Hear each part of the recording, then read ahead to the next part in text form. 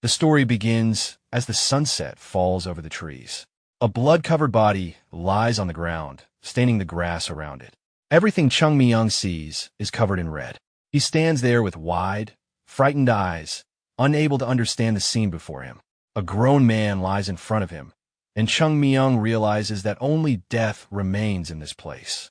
One of his clansmen is leaning against a tree, lifeless. He cannot understand why so much blood has been spilled. A bloody sword is stuck into the ground nearby. With his shoulder wounded, Chung Myung looks back at the sword and then at the man whose arm was torn away. He remembers the fatal attack on his sect leader and the moment his comrades were killed while trying to stop their enemy. He grits his teeth until blood comes from his mouth and tightly grips his knee, thinking about everyone who died. Dozens of bodies are scattered across the battlefield.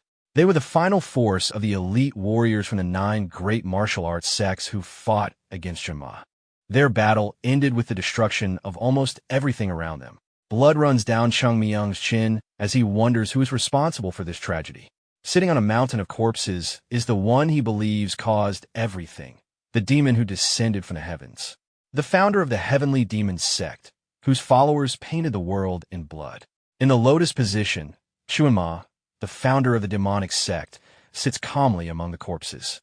He opens his mouth and speaks about the sect. Hearing words of pity from his enemy, Chung Myung only frowns. Using his knee for support, he forces himself to stand. As soon as he rises, blood comes out with a cough. Chun Ma says that if he survives this place, he will spend the rest of his life enjoying his victory. But Chung Myung believes this is the end for both of them. He grabs his trembling leg and tells his enemy to stop talking. With countless dead bodies around them, Chun Ma acknowledges Chung Myung's swordsmanship and says that his skills prove he is the greatest follower of the sect. Chung Myung grabs the sword still stuck in his shoulder and pulls it out with force. Looking at Chun Ma with anger, he refuses to surrender. He pushes off the ground and charges forward. Chun Ma's eyes glow red as he thinks it is a shame that he will never see Chung Myung reveal his true strength. Meanwhile, Chung Myung runs across the battlefield toward the mountain of corpses. Chun Ma calmly says that this is his fate and reminds the follower of the sect that this is not the end. Chung Myung keeps moving forward, ignoring the bodies beneath his feet. Chun Ma declares that when he returns, the entire world will bow before him. The sword in Chung Myung's hand begins to shine. He swings it forward, refusing to accept that anyone can stop Chun Ma's return. His blade cuts through Chun Ma's neck, and a bright light spreads through the demon's body. Chun Ma's head separates from his body and falls to the ground, rolling down the mountain of corpses. Chung Myung takes a step forward and stands among the dead. He thinks the war is finally over. Breathing heavily, with sweat running down his face, he realizes that his own death is also approaching. As dawn begins to rise, he looks ahead and wonders what will happen to the sect now. Turning around, he looks at Chun Ma's lifeless body and thinks about all the followers of the sect who died here. The old and the young were all killed. His sword remains planted in the ground as he realizes that only the weakest children of the sect are left alive. Chung Myung looked back and wondered if the lives of the sect's followers had been a meaningless sacrifice. His hair moved with the wind as he stared at the rising dawn. He thought that if he had tried harder, maybe he could have saved at least one person. But now, everything felt meaningless. Broken weapons were scattered across the battlefield, and he collapsed among the corpses again, thinking that even plum blossoms eventually fall. He let out a heavy breath. As the steam escaped from his mouth, his expression became emotionless. He remembered that he was the 13th disciple of the greatest swordsman of the sect and one of the 3 greatest swordsmen in the world. His name was the Plum Blossom Sword Saint. Looking at Chun Ma's dead body, Chung Myung remembered that after defeating the demon who had thrown the world into chaos, he had finally fallen into eternal sleep on a mountain made of the heads of countless demons. Under the night sky, those were the last words he would leave behind in this world. A child lay in a straw cradle while 2 men looked down at him.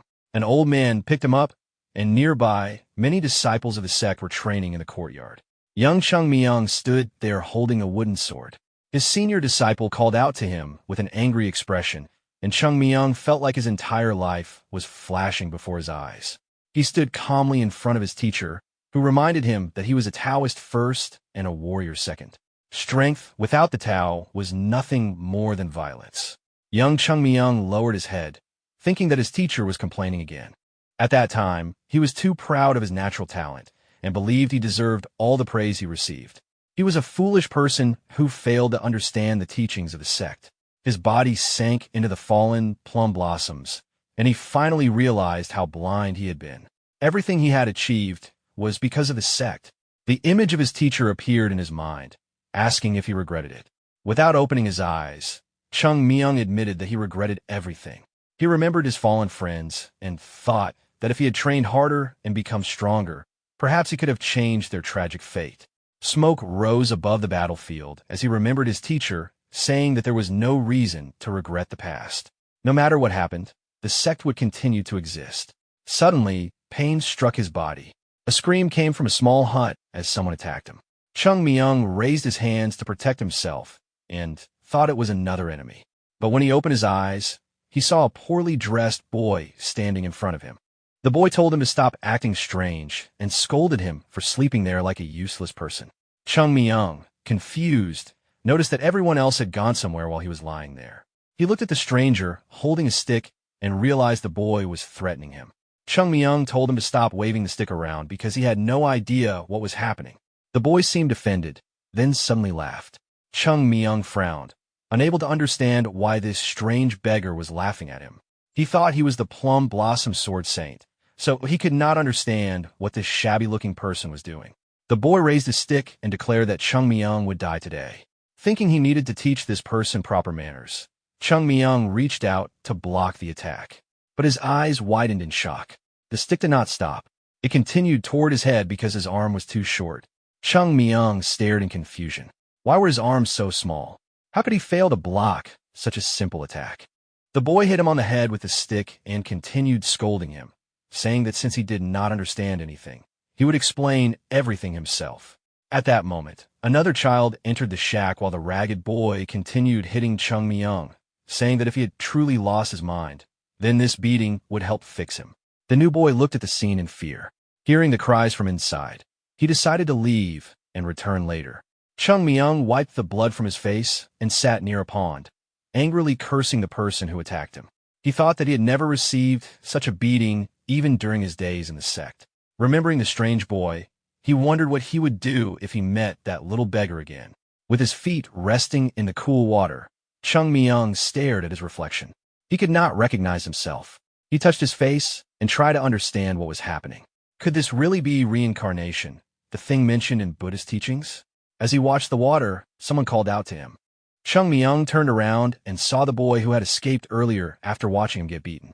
The boy asked if he was all right and explained that their leader was usually like this, but today he had gone too far. The boy raised one finger, saying he only had one question, then quickly raised another and corrected himself, saying he actually had two. Chung Myung looked at him seriously while the boy stared back in confusion. After a moment of silence, Chung Myung asked if he was a beggar. The boy calmly replied that anyone could tell by his clothes. Chung Myung lowered himself and complained that he had somehow become a beggar. Then he raised two fingers again and asked his second question. He looked at the boy and asked if he knew about Chun Ma. The boy looked at him with concern and wondered if the beating had affected his mind. Near the pond, Chung Myung became frustrated and asked him to answer properly. The boy crossed his arms and looked at the sky before saying that he knew who Chun Ma was. Chung Myung listened carefully as the boy explained that Chun Ma was the founder of the Heavenly Demon Sect, a demon who had died 100 years ago. Chung Myung froze. His eyes widened as he grabbed the boy's clothes and asked if it was really true that Chun Ma had died 100 years ago. He pulled the boy closer, demanding to know if he was lying. After realizing the truth, Chung Myung let go and stared forward in shock. 100 years had passed. It made no sense. Why had he been reborn immediately after his death? He felt completely lost, as if he was the only person left in the world. The boy grabbed his clothes and asked if he was really okay. Chung Myung only looked at him and thought about the sect. The beggar boy became surprised when Chung Myung suddenly asked what happened to the sect. Chung Myung was shocked when the boy did not understand what he meant. He pointed at him and asked if he really was a beggar. The boy confirmed it. Chung Myung frowned and thought that if he was a beggar, then he belonged to the Beggars Union. But he had never heard of one of the 10 great martial arts sects being called that. Where was the sect? The boy stared at him in confusion and asked what nonsense he was talking about. The boy explained, recalling the map of the martial world. The 10 great martial arts sects were Shaolin, Wudong, the Sect, Kongtong Sect, Qingshang Sect, the Lotus Order, Southern Island Sect, Kunlun Sect, and the Beggars Union. But there was no mention of the sect. Chung Myung stood there with his mouth open, unable to accept what he heard.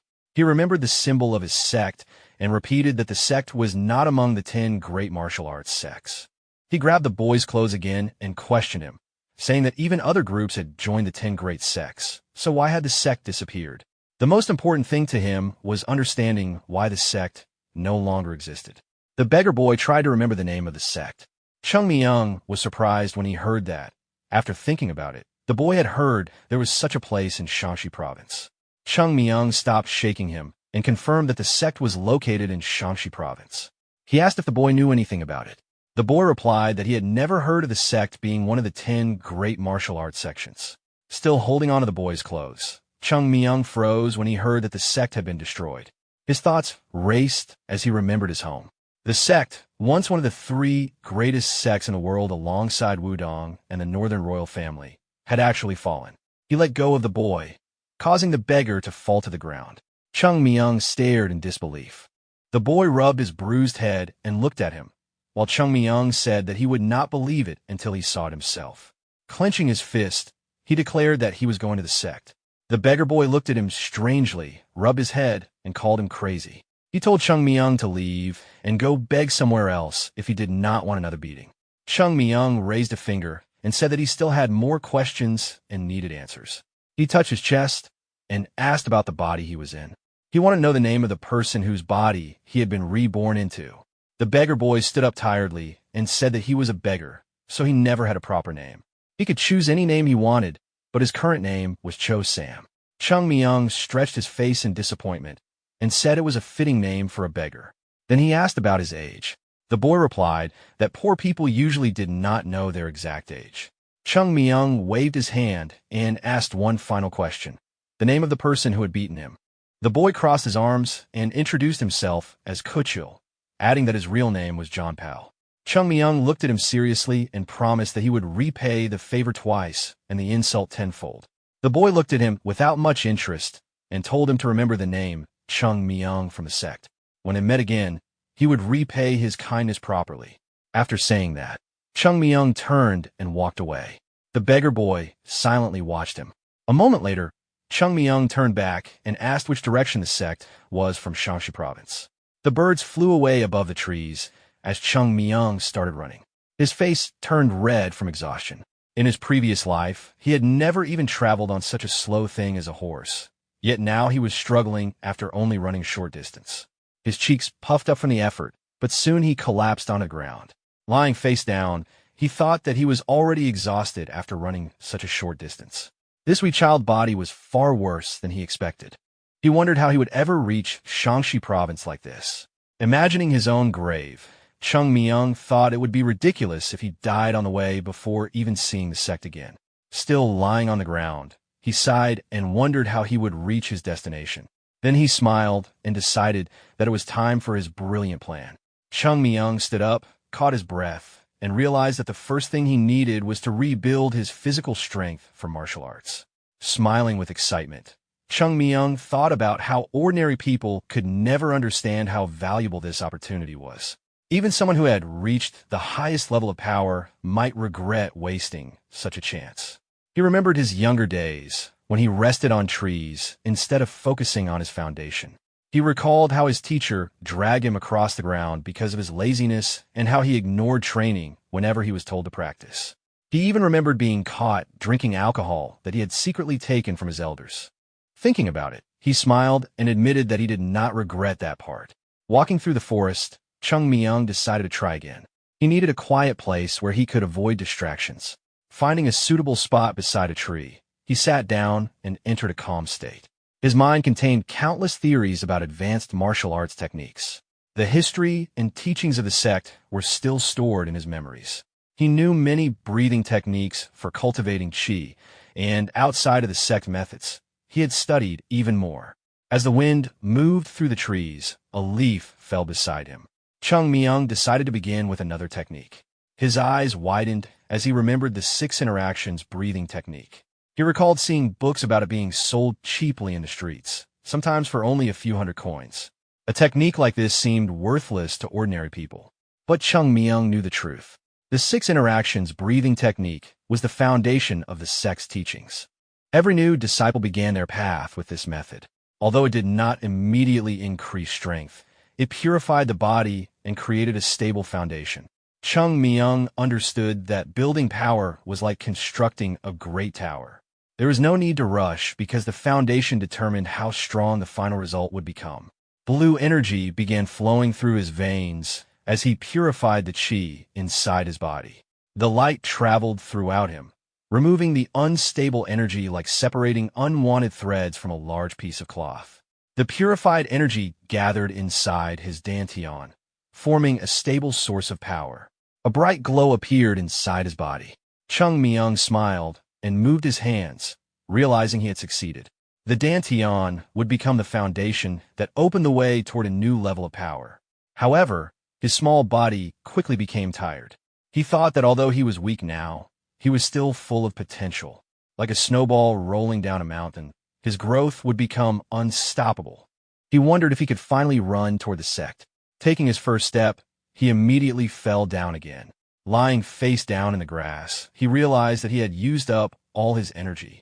He complained that the technique was useless because he wanted to use his power right away. At that moment, the image of his teacher seemed to appear in his mind. His teacher scolded him for always acting before thinking.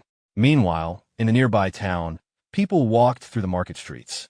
2 men entered an alley and approached another man resting there. When they called him elder, he opened his eyes. They pointed toward a child nearby and explained that a little beggar had been taking their money, leaving them with nothing. The elder slowly stood up and decided that the child needed to be taught a lesson. His followers agreed and followed behind him. Not far away, Chung Myung was eating a bun when he heard someone calling him. He ignored them and continued eating, even as the voices became more aggressive. Finally, Chung Myung turned back to the men. Still chewing his food, he asked what they wanted. The elder stepped forward and questioned his attitude toward elders. He warmed up his fists and said he did not know who allowed a child to beg in that area. However, since Chung Myung was still young, he would let it go. He only needed to hand over the food in his hand and everything he had collected that day. Chung Myung froze and looked at the bun in his hand. The men prepared themselves as he asked why they wanted to take away food that had already been bitten. He wondered if beggars truly had no shame. Standing up, Chung Myung brushed away the crumbs and prepared himself, surprising the men. He suddenly threw a punch. Afterward, he looked at his hand in surprise and realized his dantian had not fully recovered yet. Still, he believed this was enough. Turning toward his opponents, he said that he now understood how to control this body, but he was too tired to deal with them one by one, so they should attack all together. The elder trembled with anger, but also noticed Chung Myung was not in perfect condition. He assumed the boy was bluffing and ordered his men to attack. One of them rushed forward. His punch missed as Chung Myung easily dodged. The next moment, Chung Myung struck him directly in the jaw. Everyone froze as their companion fell. Chung Myung's fist still carried force as he looked at the remaining men and declared that he was the Plum Blossom Sword Saint of the sect. Soon, the beaten men were kneeling before him. Leaning against a wall, Chung Myung told them to address him properly. When they corrected themselves and called him a great beggar, he became annoyed that they were still calling him a beggar. After dusting off his hands, he asked if they knew a fast way to reach Shaanxi province. The elder looked at him in disbelief and said that if they knew such useful information, they would not still be living as beggars. Chung Myung smiled and realized they had misunderstood each other. He laughed, and the beggars nervously laughed along with him. The next moment, Chung Myung grabbed the elder by the clothes and pulled him closer. He warned him that if they met again and he asked a question, they had better answer clearly if they wanted to survive. The elder's expression immediately changed with fear. The beggars quickly stood up and ran away. Later, the mountains were covered in mist. Inside a room, a man looked out the window with a smile. When someone called him, he turned around. The door opened, and Unam entered. Unam explained that nothing unusual had happened, but a child wanted to meet him. The man was surprised and asked again about the child. Soon, Chung Myung stood before him with his hands politely folded. Smiling, he introduced himself and said that he wanted to join the sect. The man looked at him carefully and repeated that he wanted to become a disciple of the sect. He then turned to Unam and asked if he had explained that they were not accepting new disciples. Unam replied that he had tried to stop him, but the child insisted on meeting him. Both of them looked back at Chung Myung, who was still smiling politely. Although his smile looked calm, Chung Myung was actually furious. To understand why, they had to look back a little earlier. His staff hit the ground as Chung Myung leaned on it. He finally arrived. In front of him were the stairs leading toward the sect. He frowned, thinking that the shortcut shown by the beggars had not helped much, but after all the effort, he had finally reached his destination. The staff lifted from the ground, and leaning on it, Chung Myung decided to continue upward. He climbed the mountain steps, forcing his tired body forward. His breathing became heavy, but he refused to stop. Grabbing onto a rocky ledge, Chung Myung pulled himself higher. Loose stones rolled down beneath him, but he continued climbing. Looking down for a moment, he reminded himself that nothing was impossible with enough determination. He tightened his grip on the staff and reached for the next rock, thinking that he would reach the sect no matter what. Finally, Chung Myung climbed over the rocks and looked ahead. But his expression changed. The sign that should have been there was gone. He waved his hands in disbelief and wondered where it had disappeared to. He remembered how carefully the sign was maintained every morning and could not understand how it was missing. Standing at the entrance, Chung Myung complained that this situation was enough to drive anyone crazy. The gate suddenly opened. A man appeared and asked who had come. Chung Myung looked at him carefully, while the man stared at the boy in surprise. He asked if he had come alone and wondered how a child had managed to climb the mountain by himself. Chung Myung looked at him with wide eyes and said he wanted to ask something. The man watched him with interest. Chung Myung asked if he was a Taoist from the sect. The man confirmed that he was. Hearing this, Chung Myung became relieved. At least the sect had not completely disappeared. When the man invited him inside, Chung Myung followed. Near the training ground, the man explained that they were not accepting new disciples at the moment. However, since the child had managed to climb the mountain, they could not simply leave him outside. Unam explained that the mountain became extremely cold at night. Chung Myung looked around the training ground in surprise. He noticed the damaged surface and wondered why the once beautiful stone flooring had been replaced with ordinary dirt. Seeing his reaction, Unam asked what was wrong. Chung Myung smiled awkwardly, reminding himself to stay calm. Perhaps the sect had simply sold things because they needed money. But his eyes continued searching. He noticed many things were missing. He wondered where the grand golden palace had gone and why the area looked so empty. Unam admitted that there had once been a palace there. Chung Myung thought that he already knew that and wanted to know where it had disappeared. Unam looked at him carefully and said that he was too young to understand story. He admitted that it was painful to remember. The sect had suffered greatly, but what was gone could never return. Chung Myung was surprised by his words, but he did not explain. Unam simply told him to follow because he had something to show him. As they walked, Unam thought that the sect was not at fault. They were only struggling to preserve what remained of their dying sect. Soon, Unam and Chung Myung stood before the Jade Palace. Unam reached for the door and explained that the sect was a place of Taoism, so certain traditions had to be respected before entering. They entered the Jade Palace. Chung Myung looked around with disappointment. Everything he remembered was gone.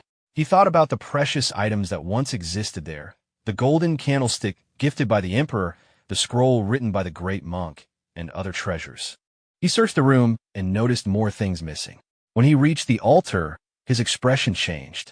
He asked if a certain flower had once been placed there and turned to Unam, asking where it had gone. Unam looked surprised and wondered how the boy knew about it. Chung Myung stared back in shock when Unam explained that there had indeed been such a flower. It was a strange plum blossom made of white metal. Unam smiled sadly and explained that they had sold it. Chung Myung's expression immediately fell. He heard that the flower had no practical use and only stood out from the rest of the decoration. Since a merchant offered a good price for it, they decided to sell it. Chung Myung slowly fell to his knees. He remembered the sect and thought about how far it had fallen. The white plum blossom, one of the sect's treasures, was not something that shined like gold or silver. It was a small relic that carried the pure spirit of the sect, and they had sold it. Unam quickly rushed toward him and asked if he was all right. He thought he needed to calm the situation as soon as possible. Chung Myung pushed himself up from the floor and bowed deeply. He asked to meet the sect leader. With another deep bow, he said that he wanted to enter the sect. Soon, Chung Myung stood before the elders. The sect leader looked at him and asked if he truly understood what the sect was. Chung Myung calmly confirmed that he did. He frowned slightly, thinking that the leader would not accept a stranger so easily. However, he already had a plan prepared. With confidence, Chung Myung introduced himself and created a story about his past. He claimed that he was a disciple who had gone missing during the war. According to his story, he had fallen from a mountain and was found by a passing lumberjack. The lumberjack saved him and took care of him while he recovered. Because of his gratitude, Chung Myung said that the lumberjack accepted him as a disciple and taught him the sect's techniques. That was how he learned their martial arts. Chung Myung smiled, satisfied with his explanation. In his mind, he calculated the relationship between himself and the leader. If this lumberjack was considered his ancestor, then his position would be much closer to the leader. It was a perfect plan. However, he wondered if the leader would question such a young person appearing suddenly. Before he could continue, the sect leader sighed and accepted him. Chung Myung looked shocked and asked him to repeat it. The leader smiled and said that if the child truly wished to enter, he would allow it. Unam looked surprised and reminded the leader of his earlier words about not accepting new disciples. But the leader replied that he had changed his mind. Fate was unpredictable.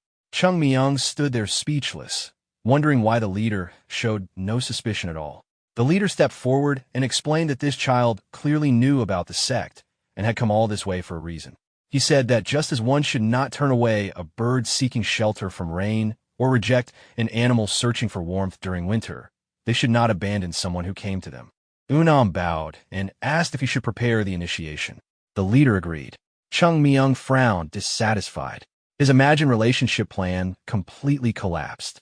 Later, Chung Myung wore the uniform of a third-generation disciple and looked at his surroundings. He wondered what had happened to him. The room seemed to be a guest room, but it appeared to be used as a temporary residence for new disciples before they completed their training.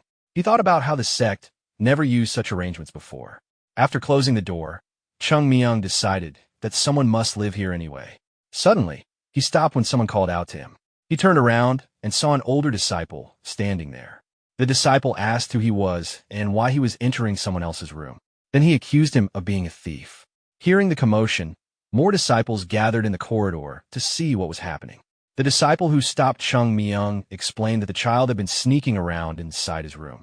The other students looked at the scene in confusion and wondered what was happening in the corridor. Just then, their teacher appeared and asked why they were making a disturbance when training was not even finished. The students immediately bowed and apologized. The teacher then looked at Chung Myung and asked who he was. Chung Myung introduced himself. The teacher frowned and realized he was a new disciple staying in the White Plum Blossom house. Turning away, he told him it was late and that he should rest. He also reminded him to attend training the next day. Chung Myung watched the students leave and heard the others being ordered downstairs. The disciple who had stopped him looked back and warned him that they would settle things later. He promised that Chung Myung would receive a proper beating from him. After everyone left, Chung Myung stood alone in the hallway. He thought that since these students were his successors, he would personally pay attention to their training. Of course, his meaning of paying attention was very different from theirs. The moon rose above the sect. The disciple who had bullied him earlier appeared again and smiled. He ordered Chung Myung to remove his clothes. Chung Myung stared at him in confusion and asked what he meant. The disciple insisted that he should not pretend and demanded that he take them off. He joked that this was how men became closer and that a beating would strengthen the bond between senior and junior disciples. Chung Myung frowned and asked if he had finished. Then he asked where Unam was. The disciple replied that Unam had already stopped training for the day. Looking down on him, the disciple decided that Chung Myung talked too much and prepared to teach him another lesson. Before he could continue, someone called out. Chung Myung looked at him and told him to prepare himself. He did not want to waste time, but a fist suddenly struck his face. The impact was powerful enough to shake the roof. The other students looked up in surprise. But instead of Chung Myung falling, the senior disciple was thrown into the air. Chung Myung looked at his fist and smiled, saying that the lesson had finally begun. The other disciples immediately became nervous. Soon, they were all kneeling before him. Chung Myung told them they needed to put more effort into their training, and said he was only helping because their senior had promised to guide them properly. Even the older disciple lowered his head. Chung Myung waved him over and asked him to come closer. He admitted that he did not fully understand what had happened to the sect during the last 100 years, so he had several questions. The disciple promised to answer. Chung Myung asked what had happened to the sect's treasures and why the sect had fallen into such a state. The disciple hesitated. Then Chung Myung asked if he knew anything about the Plum Blossom Sword Saint. The disciple explained that according to the elders, the Plum Blossom Sword Saint had played a major role in defeating Chun Ma. However, after that victory, the Heavenly Demon Sect went into chaos and their remaining forces attacked the sect. The warriors reached their mountain and destroyed it. Because of the damage from that battle, the sect was never able to return to its former glory. Chung Myung listened in shock. He realized that the reason the sect had declined was connected to him. A drop of sweat ran down his face. He looked up, feeling frustrated that everything he had fought for had led to this. The next morning, sunlight filled the mountain. A disciple explained that the sword technique they practiced lacked proper Taoist foundations and was extremely weak without them. Chung Myung listened while eating and wondered why they thought removing the sect's techniques would not cause problems. Chung Myung smiled and replied that this sword technique was terrible. It was not even worth keeping, so they should just throw it away. The elder explained that although removing it might cause some trouble, because it was an ancestral technique, there was no reason to keep teaching something that did not help the disciples. He suggested taking it out of the library. Chung Myung continued eating while the elder turned to his student and agreed that it sounded reasonable.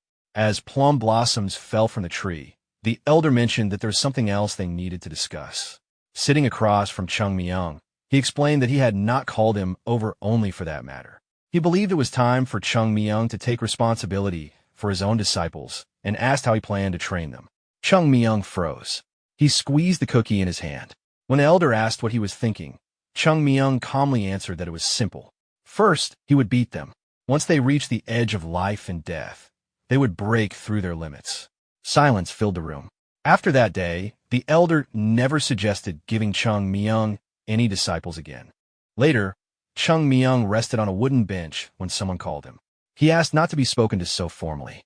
The disciple explained that Unam was calling him to the training ground and that he had to attend today's training. On the training ground, the disciples stood in rows. Their instructor shouted for them to prepare their swords. The disciples raised their wooden swords and repeated the movements. The instructor became frustrated and told them again to swing properly. Unam and Chung Myung watched from the side. Chung Myung looked confused and asked what kind of sword technique they were practicing. Unam explained that it was the balanced sword technique. Chung Myung listened as he learned that this technique was considered the foundation of the sect's swordsmanship. His expression changed. This was supposed to be the foundation? He thought that teaching this to young disciples was like making someone learn complicated books before teaching them the alphabet. It would only slow their growth. Chung Myung walked through the rows of students. He watched their movements and thought that this technique would only allow them to advance slightly.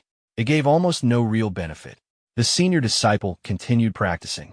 Chung Myung looked up at the sky as plum blossoms drifted down. The sky was clear and peaceful, just like the true spirit of the sect. He watched silently, wondering where he should even begin. Then he called out to the senior disciple. The disciple looked nervous as Chung Myung asked what exactly they were teaching. The disciple explained that after the balanced sword technique, they learned the seven-sword sage technique, then the plum blossom sword technique, and finally the secret techniques. Chung Myung sighed.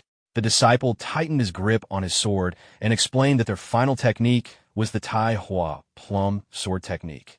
Chung Myung remembered the elder saying that this technique lacked a proper Taoist foundation and was extremely weak. Still chewing, Chung Myung said that this sword technique was not very useful and perhaps they should discard it too. His expression became disappointed. He thought that the technique they were teaching was the Tai Hua plum sword technique, but what happened to the 24 plum blossom sword technique? One of the disciples noticed the conversation and said they should report it. The night covered the sect. Later, Saji turned when Chung Myung called him. Chung Myung waved his hand and asked him not to be so formal. He calmly asked Unam for a favor. Saji scratched his head and listened as Chung Myung told him to gather everyone in front of the white plum blossom house at 5 in the morning. Then Chung Myung told him to listen carefully. Everyone needed to prepare 5 specific items. Saji awkwardly scratched the back of his head and admitted that he really needed to prepare everything. Chung Myung smiled and asked if he could handle it. Saji confidently replied that he could rely on him. As Saji turned away, Chung Myung calmly watched him leave. His expression became thoughtful. The current state of the sect worried him. They had no proper techniques, no wealth, and no talented disciples.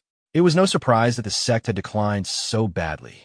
He imagined the 3 important foundations of a sect: resources, techniques, and talent. The only thing he could help with was talent. But when he looked at the current disciples, they did not seem talented at all.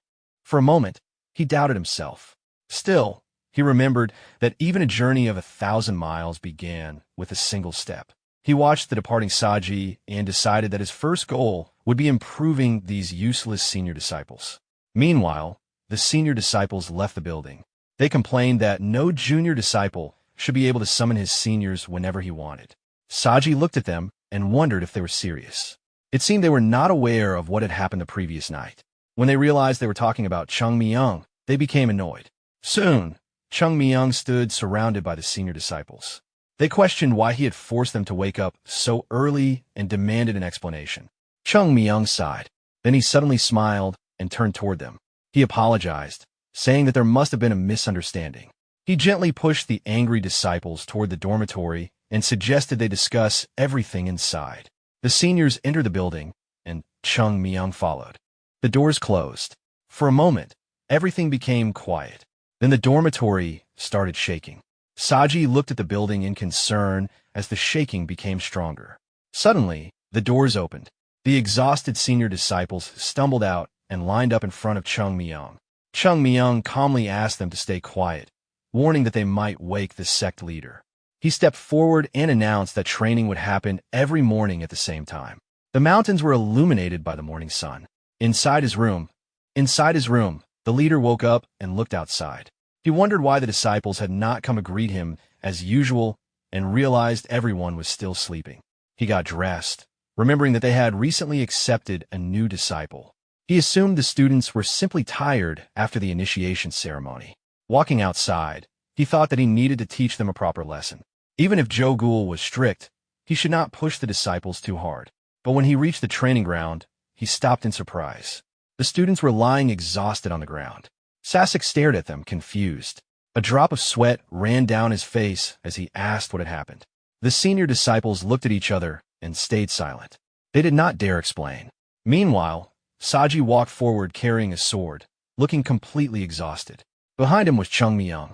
The boy had tied heavy stones to his back as training weights. He sat down with his cheeks puffed out from the effort, trembling while carrying the weight. Counting calmly, Chung Myung continued his exercise. When he reached 10,085, he noticed the leader standing in front of him. Even while carrying the heavy stones, Chung Myung greeted him politely. The great Sasek looked at the heavy stones tied to Chung Myung's back and carefully examined their weight and the boy's condition. He noticed that Chung Myung's legs were trembling simply from standing there. The leader immediately shouted at the other disciples to bring him water. But Chung Myung calmly held the training weights with one hand, scratched his head, and said there was no need to worry. When he received the water, he quickly drank it, spilling some in his hurry. The leader looked at him and asked what exactly had happened. He turned toward the training ground. Many disciples were lying on the ground, completely exhausted. Some were begging for help, while others had already passed out. Chung Myung waved his hand casually and said it was nothing special.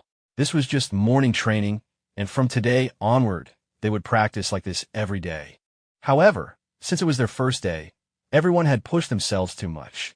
The leader looked at the exhausted disciples, wondering if they had agreed to this willingly. The disciples immediately shook their heads. Saji and Chung Myung looked at them. The leader realized the disciples were not tired because of normal training, but because they were afraid of this new disciple. He became annoyed. How could they call themselves disciples of the sect and still fear a newcomer? He cleared his throat and decided to correct Chung Myung. While the boy was still drinking water, the leader seriously asked who gave him permission to sacrifice everyone's sleep for training. Chung Myung stood there holding the cup, surprised by the serious tone. Then he smiled and promised to stop. The leader was confused because this was not the reaction he expected. He wanted to continue scolding him, but then he realized that such an approach would only make the senior disciples look worse. Covering his face, he thought that the third-generation disciples already looked ridiculous for being pushed around by a new disciple. And now he looked even more ridiculous for teaching them. Before he could say anything else, Chung Myung requested 1 month. He asked the leader to give him only 1 month of training. With confidence, he promised that the results would be obvious. Looking at the senior disciples slowly standing up, Chung Myung praised them. He said that even though the training was difficult, none of them complained. Then he turned to them and asked if he was right. The exhausted disciples, barely able to stand, agreed. The leader looked at Chung Myung and realized what he meant. They were not complaining because they respected their junior. He wondered where this child came from and how he had managed to control the senior disciples so quickly. Chung Myung smiled and explained why he wanted them to train every morning. He told the disciples that they could become stronger by learning from their masters, but they could improve even faster by putting in more effort themselves. Turning toward the leader, he explained that giving up a little sleep for training was worth it. The leader listened carefully. He understood why Chung Myung valued training so much. Looking at the boy and the disciples behind him, he asked what was the most important thing. Chung Myung answered immediately. Respect. The leader listened as Chung Myung explained that the words of elders should be treated with great importance. He was surprised. He realized that Chung Myung was not insulting the elders. He was using respect as a way to help everyone improve. The leader smiled. He realized that this child was exactly the kind of disciple the sect needed. Turning toward the exhausted students, he announced that he was impressed by their determination to participate in morning training. The disciples looked shocked. The leader declared that if they continued with this effort, they would achieve results beyond their expectations. One of the exhausted disciples tried to ask the leader for help, but the man quickly left before he could finish. The disciples stretched out their hands toward him, desperately calling for him to return. Meanwhile, Chung Myung calmly stretched his arms. Seeing their reaction, he smiled and invited his seniors to talk in the dormitory, assuring them that he had no intention of doing anything dangerous. The disciples froze and looked at him nervously. Chung Myung happily called them over for a discussion, but the only response he received was their tired groans. A few days later, Chung Myung sat in his room meditating. A faint energy surrounded his body as he focused. Although his dantian was still small and weak, it gave him a feeling of stability. During this time, he had learned more about the current state of the sect. The White Plum Blossom House was no longer like the Great Sect he remembered. It had become closer to a simple residence because there were too few disciples and masters to properly maintain the traditions. He remembered the relationship between master and disciple and the importance of that bond. However, when he compared the current masters to the past of the sect, he could only consider them weak. Their strength was nowhere near what the sect had once possessed. Thinking about the disciples, he realized the situation was even worse. Many third-generation disciples had joined only to build connections rather than truly pursue martial arts. Continuing his meditation, Chung Myung wondered if anything had really changed. Then he opened his eyes. The great Chung Myung had returned. He slowly stood up and decided that rebuilding the sect was not impossible. In the dining hall, the disciples gathered for lunch. One disciple's hands were shaking so badly that he could barely hold his chopsticks. The food slipped from his hand and fell onto the table. He complained that training should not be so extreme that they could not even eat properly. He turned toward the senior disciple, asking Gul to speak with Chung Myung because he had been unable to use chopsticks properly for 3 days because of the training. Gul closed his eyes and sighed.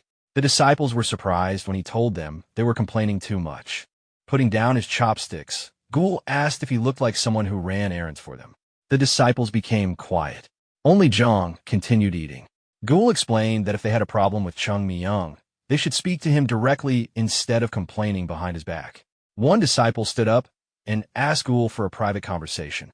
Gul agreed. Under the warm lights of the building, the two walked deeper into the Plum Blossom Garden. Zhang asked Gul if he had rested well. Gul shook his head and looked at the sky. When Zhang asked what he thought about the sect, Gul hesitated. He admitted that it was a difficult question. Gul explained that once he returned to his hometown, his time here would end, but Zhang's situation was different. Zhang nodded. He planned to spend his entire life in the sect. After a moment of silence, Gul lowered his gaze and admitted that he once thought the sect was finished. Zhang immediately told him to show more respect and not say such things so casually.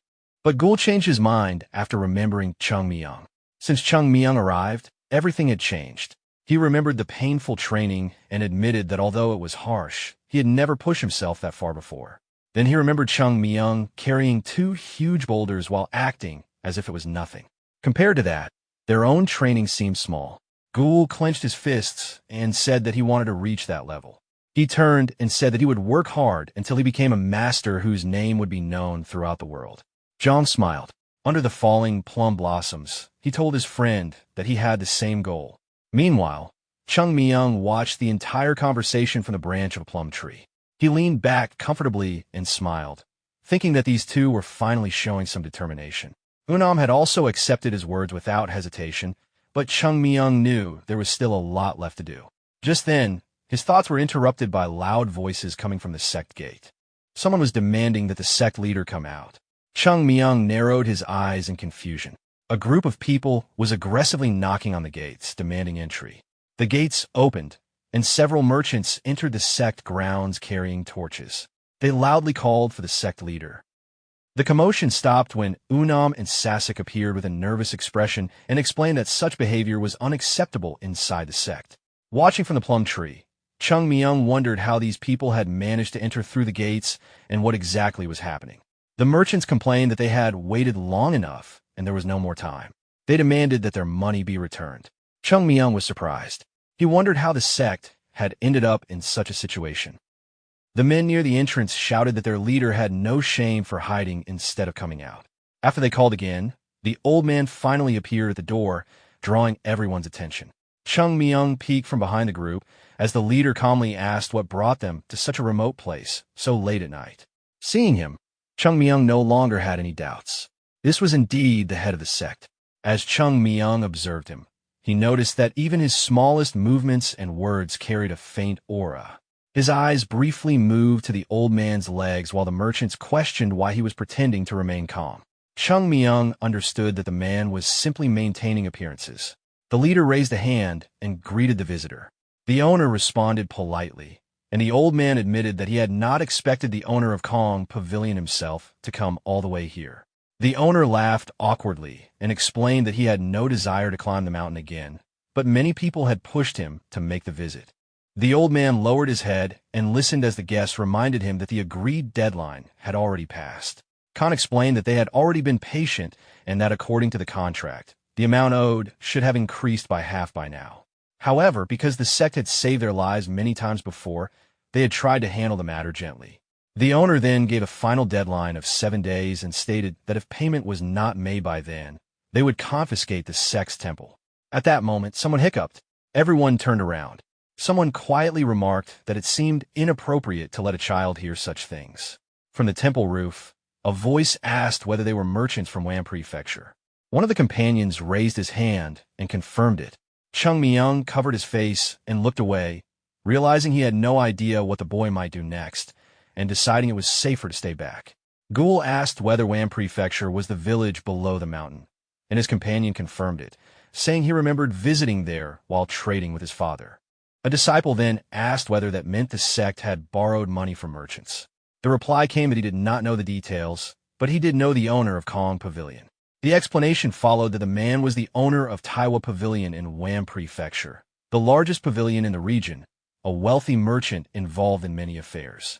Hearing this, Chung Myung asked if that meant the man truly owned Tua Pavilion. The disciples were stunned. One companion tried to calm everyone down, but the reaction only became stronger. Chung Myung suddenly remembered that the pavilion actually belonged to the sect. Without hesitation, he grabbed one of his companions by the clothes and asked whether that merchant truly owned the pavilion and whether he intended to seize the sect's temple simply because of a loan. The companion confirmed it. After letting go, Chung Myung felt that something about the situation did not make sense. Standing among the others, he realized it was strange that Kong had been the first to offer money to the sect.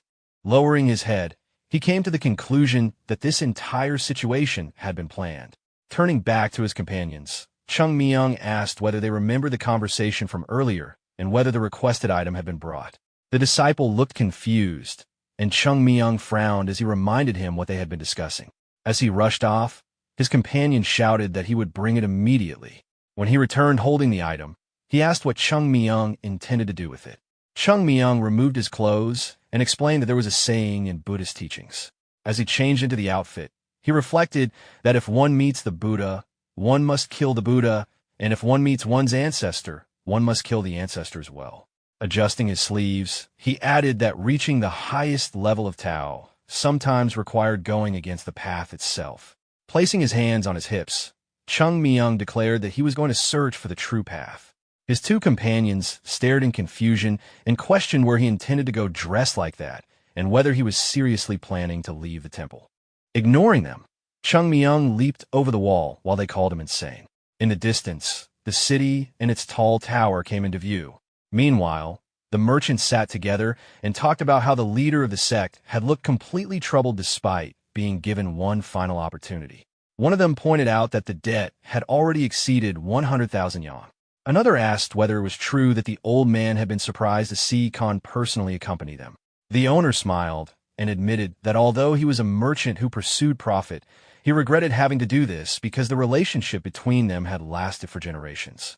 Another merchant praised him, saying he had already done more than enough and had made countless concessions to the sect, so people would only admire his generosity. Khan lifted his drink and said he hoped that would be true. As he drank, he thought about how carefree the others around him were and how surprising it was that people could live so simply. Setting down his cup, he reflected that the sect's strength should never be underestimated. Its real value was not its martial power, but its long history.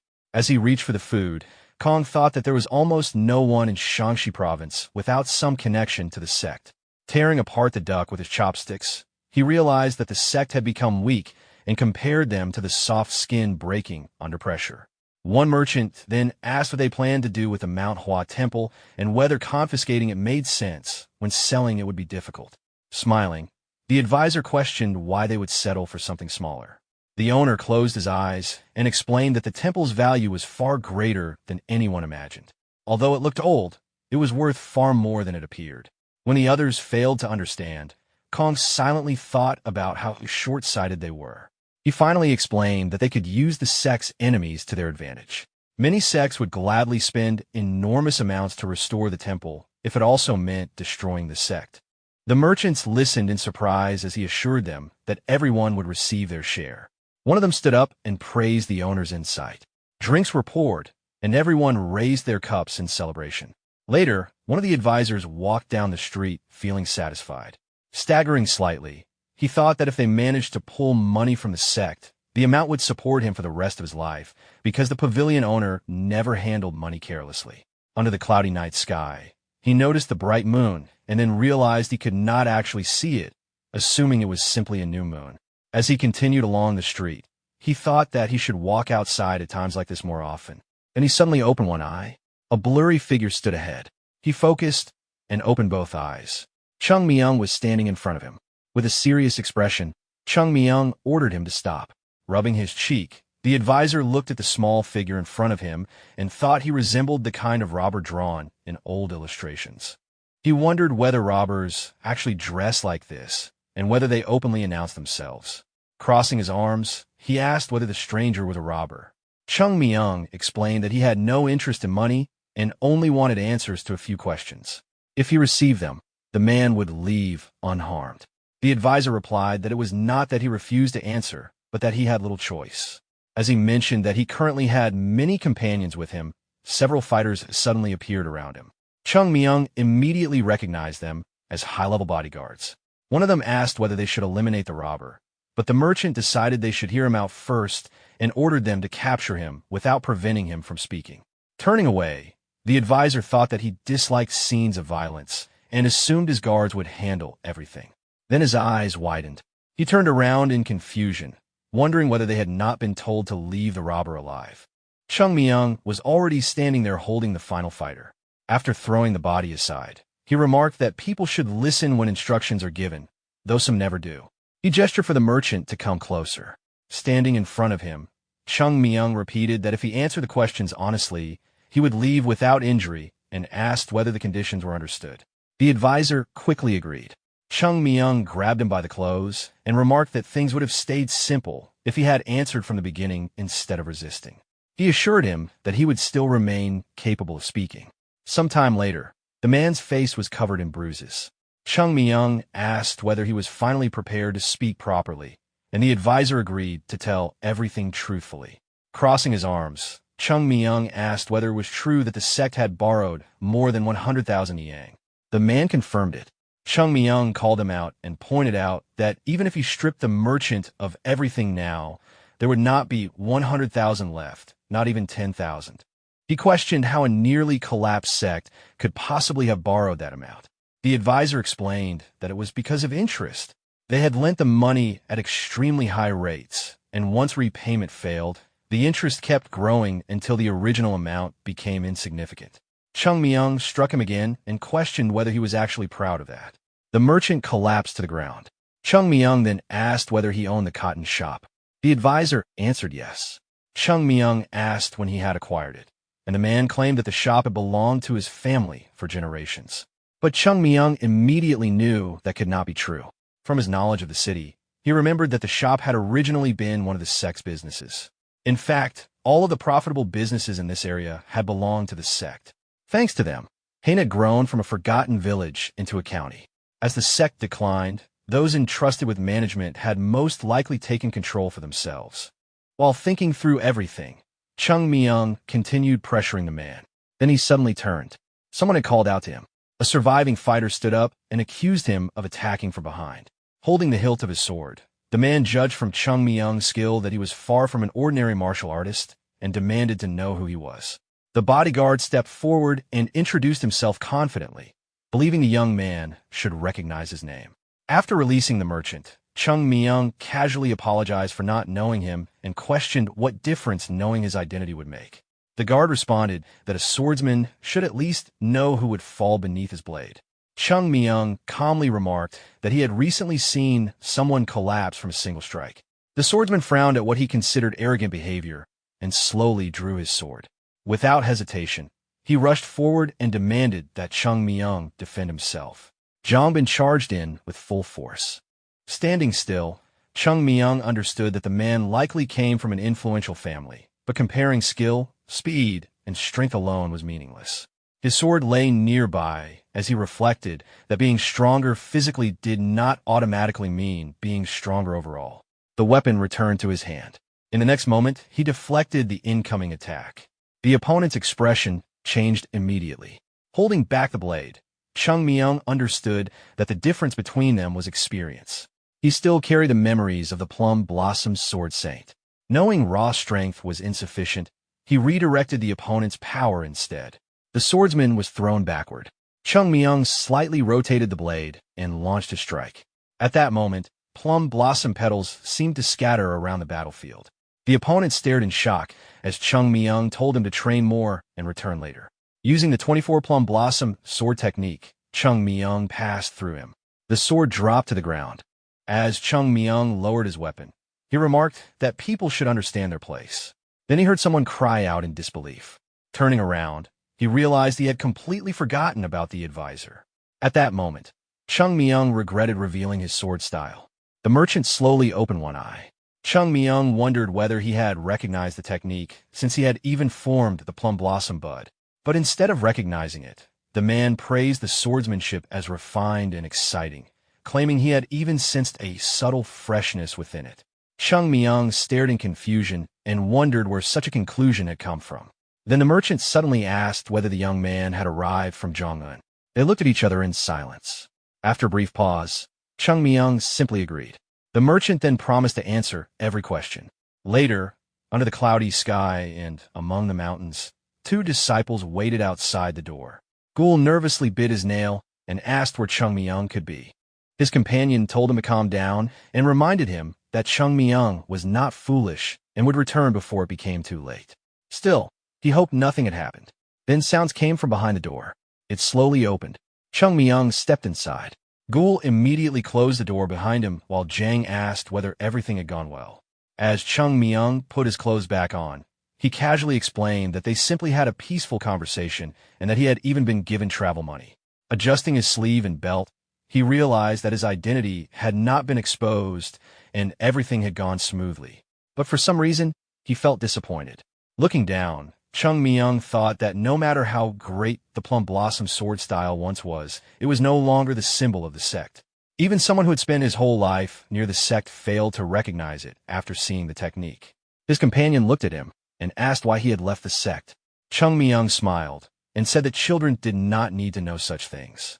Gul pointed out that he was still a child himself, but Chung Myung dismissed it and told him to gather everyone because training would begin. His companion hesitated and asked whether training was really necessary today. Chung Myung told him to listen carefully. Clenching his fist, he declared that from this day onward, no training session should ever be missed. Rain, snow, wind, severe frost, or even the collapse of the sect would not become excuses to rest. Gul smiled and agreed to gather everyone, realizing how serious Chung Myung was. Then Chung Myung explained that he personally would not participate because he still had something else to do. Zhang pointed out that only the youngest disciple could lead the training. He added that if Chung Myung expected real results, then it would be better for him to supervise personally. Chung Myung agreed. As his companion left, he asked whether Chung Myung would really conduct the training later, and Chung Myung confirmed it. After everyone left, Chung Myung lay down on the bed and began thinking. Remembering the merchants, he realized that the former trustees had gradually taken control of every business. Then another memory returned. When the enemies invaded the sect, the fire had destroyed all of the accounting records, which had been the only proof of ownership. If those records had survived, none of this would have happened. For a moment, he imagined simply storming in and dealing with the merchants directly. But he quickly dismissed the idea. If he acted recklessly, everyone would only believe that the sect had pushed a child into committing crimes. What he needed was a solution that would free the sect from the debt completely. He needed proof that those businesses had belonged to the sect from the beginning. Closing his eyes, Chung Myung searched his memories. Then he remembered an elder secretly writing something down. Whenever Chung Myung approached, the elder would immediately hide a thin book. His eyes opened. That book. Chung Myung suddenly sat up. That could only mean one thing. The real ledger had been stored somewhere else. There were countless businesses under the sect's control, and no small notebook could contain records for all of them. He pictured an old corridor. Then the answer became clear. There had to be a hidden storage facility accessible only to the sect leader. Remembering the leader's residence, Chung Myung recalled old rumors mentioning such a place. It had to exist, and it was most likely somewhere near the leader's house. Holding his head, he realized the house still remained where it had always been. He imagined the surrounding area and concluded that the storage could not be obvious. The most likely location was the hill behind the house. A smile appeared on his face.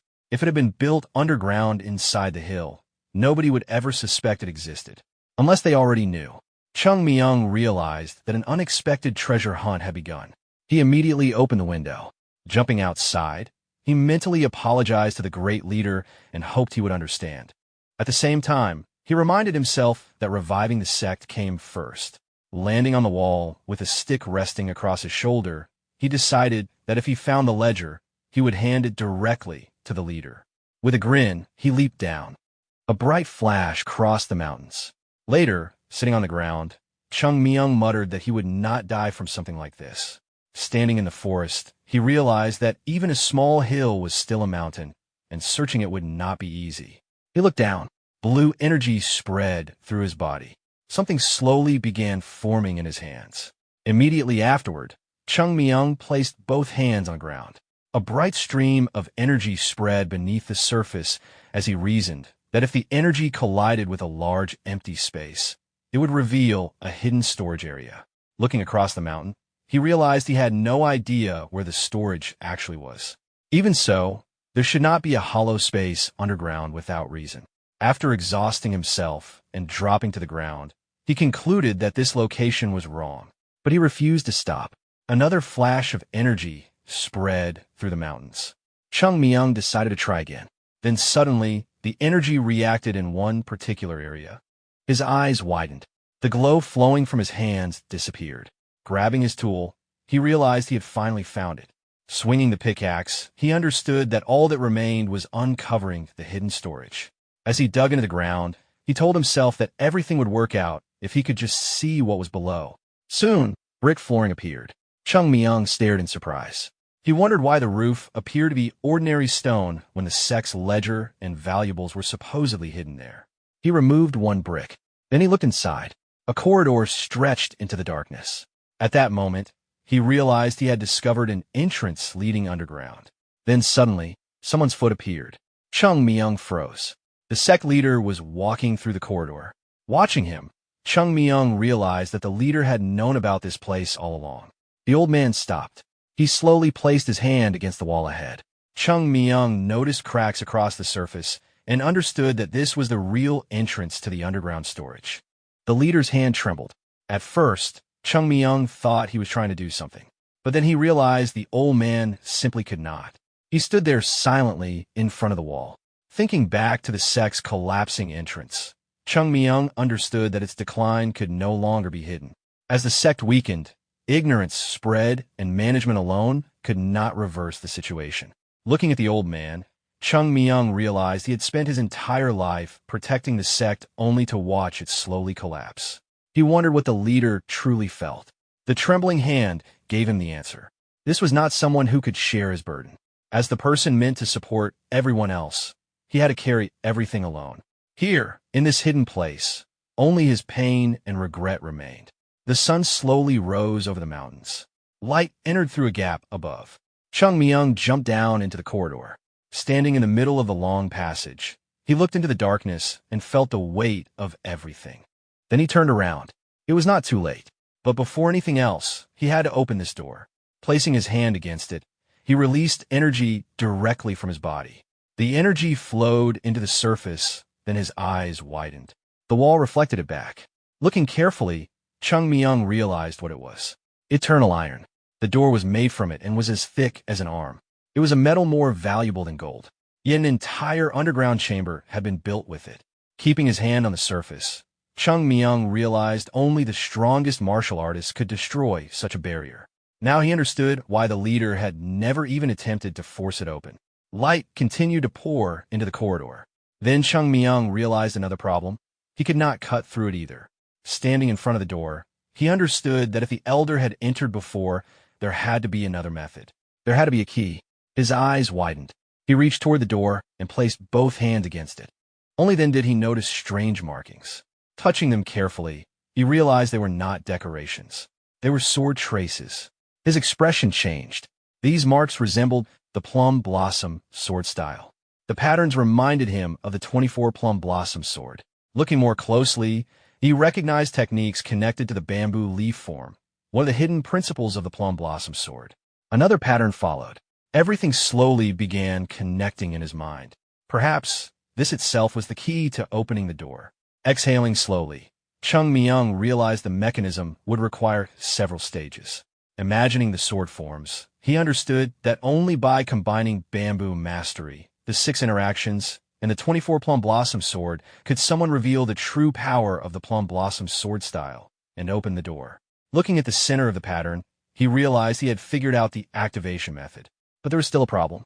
Tilting his head, he understood that his current body could not handle it. If he still had his previous body, there would be no issue. The technique remained in his memory, and he knew how to reproduce it, but his current body was only that of an ordinary teenager. It simply lacked enough energy to execute every stage continuously. Holding his head, he admitted that he did not want to resort to this. But there was no other option. Placing a hand on his stomach, he accepted that recovery would take at least a month. Energy began gathering inside him. Soon, a purple aura emerged and illuminated the corridor. Chung Myung recognized it as the circulation of natural qi, the life force every person carries from birth. Using it meant paying a heavy price. But he had no alternative. His qi gradually turned bright pink. The same glow spread across his blade. Gritting his teeth, he reminded himself that he only needed to do this once. Wiping blood from his face, he forced himself to believe it would succeed despite still being unfamiliar with this reborn body. He stepped forward. Moving quickly, he realized there would not be a second attempt. He swung the sword. Blood spilled from his mouth. Holding the blade tightly, he realized everything was still too slow and that both his body and mind were already reaching their limit. He tightened his grip. Then he shifted backward and launched 4 rapid strikes, flowing from the 6 interactions into bamboo mastery. Without breaking the connection, he followed with 4 more attacks and transitioned into the 24 Plum Blossom Sword. His body spun as strike after strike connected. Bright streams of energy rushed into the patterns carved across the wall. Blood spilled from his mouth again. The markings gradually glowed pink. Drops of blood scattered across the floor. Wiping his mouth, Chung Myung stared ahead and wondered whether it had worked. If the door failed to open after this, everything would collapse. Then every groove in the wall filled with light. He remained seated in front of the door. Suddenly, a small crack appeared. Then a narrow opening formed. Chung Myung smiled. The door had opened. Blood flowed from his mouth once more and dripped onto the surface. Breathing heavily and dropping to one knee, he realized recovery would now take at least 2 more months. Reviving the sect was proving far more difficult than expected. After resting briefly, he slowly stood. Standing before the open entrance, he wiped the blood from his face and decided it was finally time to see what the elder had hidden so carefully. He pushed the door open. It continued opening until the entire room was revealed. Looking inside, he was surprised to find only 3 bookshelves. He had expected far more. Then he remembered, only the most valuable things deserved a storage room built entirely from eternal iron. He picked up one of the books. The elder had complained every day about having no money, yet had spent everything protecting this place. Turning the book in his hands, Chung Myung suddenly froze. Opening it, he realized he had found the sect's ledger. Along with the original stored in the finance pavilion, the elder had also preserved a copy here. Reaching for more books, Chung Myung realized that this would become the end of those merchants. His clothes quickly filled with books. Then he looked back at the shelves and wondered whether this place truly contained nothing except paper. Putting his hand to his side, Chung Myung thought it would have been convenient if the elder had hidden away some wealth as well. It would have helped with food, daily needs, and creating the foundation for reviving the sect. Picking up another book, he wondered what else the elder had prepared and turned toward the second cabinet. Opening it, he found records of unfamiliar secret techniques and questioned whether any of them were still practiced. Then his eyes widened. These are not current teachings. Standing before the shelf, he realized these were forgotten teachings, arts that had nearly disappeared from the sect. Remembering the elder, Chung Myung thought it must have been difficult for him to destroy techniques, even those that were never meant to reach future generations. Closing the book, he understood that the elder had hidden them here in case they might one day become necessary for the sect. Looking at the shelves, Chung Myung realized something. The first cabinet proved that the elder had fulfilled his responsibility as the leader of the sect. The second revealed his concerns and his affection for it. Holding the book, Chung Myung silently decided that the elder no longer needed to worry. He would restore the sect. Then he corrected himself. No, the sect would rise even higher than before. His attention shifted to the third cabinet. Unlike the others, it contained only a single package. He picked it up. Inside was a document personally signed by the sect leader. Opening it, Chung Myung read that if someone was reading this letter, then that person had already been recognized by the next generation's leader. The letter stated that sometimes a single line written on paper could carry more meaning than 100 spoken words. Standing in the center of the storage room, Chung Myung continued reading. The elder wrote that being the head of the sect did not mean controlling it with force, and that whoever inherited the position should already understand this. According to the letter, those who truly carried the sect forward were its students, the children who continued striving to improve. The leader's role was simply to guide them, protect them, and help them reach their potential. The elder wrote that the successor should not worry too much about controlling the sect, because the sect itself was not something that could be forced into shape. It was a spirit, an energy, something no one could truly command. The letter continued. Whether in decline or in prosperity, the sect would continue to exist. The ancestors protected its aspirations, raised successors, and passed their will forward. As the previous leader, he now passed that burden to the next generation. Chung Myung looked at the document for a moment. Then he folded it carefully and quietly dismissed the old man's habit of speaking at length. Standing in the room, he realized he had not found what he originally hoped for. Still, what he had found was enough. The important thing was the ledger. Turning away, Chung Myung knew that with it, he could recover the businesses that originally belonged to the sect. But as he started to leave, something suddenly bothered him. He stopped and looked around again. The structure of this storage felt strange. Remembering the previous leader, Chung Myung recalled how meticulous he had been. Even the oil lamps had always been placed symmetrically so the room would be lit evenly. His eyes moved back to the third cabinet. Unlike the others, it was almost empty.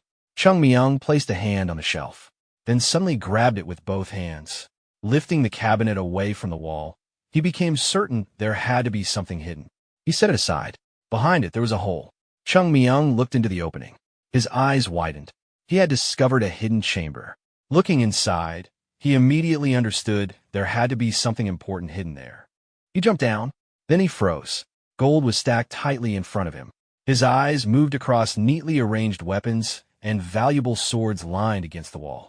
Sitting on the floor, Chung Myung realized he had found an entire mountain of wealth along with secret techniques he had never seen before. Picking up jewelry in his hands, he laughed. His voice echoed as he realized he had suddenly become rich. Elsewhere, the leader stood by the window of his residence and quietly exhaled. Morning had arrived.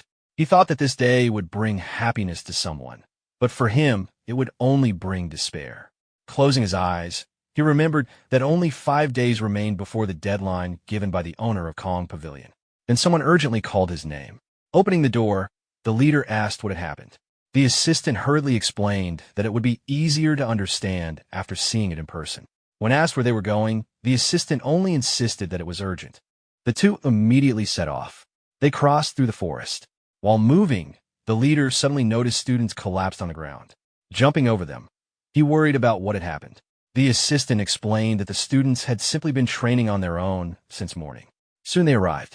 Chung Myung was sitting there. When called, he looked over. The assistant quickly asked where he had been. Standing nearby, Chung Myung told them to come closer. The leader looked around in confusion and asked what had happened. Exhausted, Chung Myung pointed ahead and explained that something important had been found. The leader still cared more about the student's condition, but eventually looked where Chung Myung indicated. A bright light reflected across his face.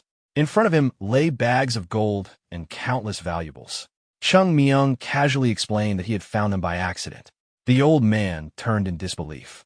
Chung Myung simply claimed he may have overdone his training.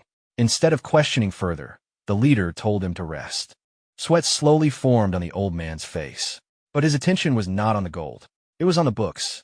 With trembling hands, he realized they were far more valuable than everything else. Reaching toward them, he recognized records connected to the enterprises of the Great Huashan domain in Hain. Then he suddenly pulled his hand back. He became careful. If he damaged the pages by opening them carelessly, he felt he would never forgive himself. Slowly, he reached again and opened the book. His eyes widened. The next moment, his head tilted back and he collapsed. The assistant rushed toward him.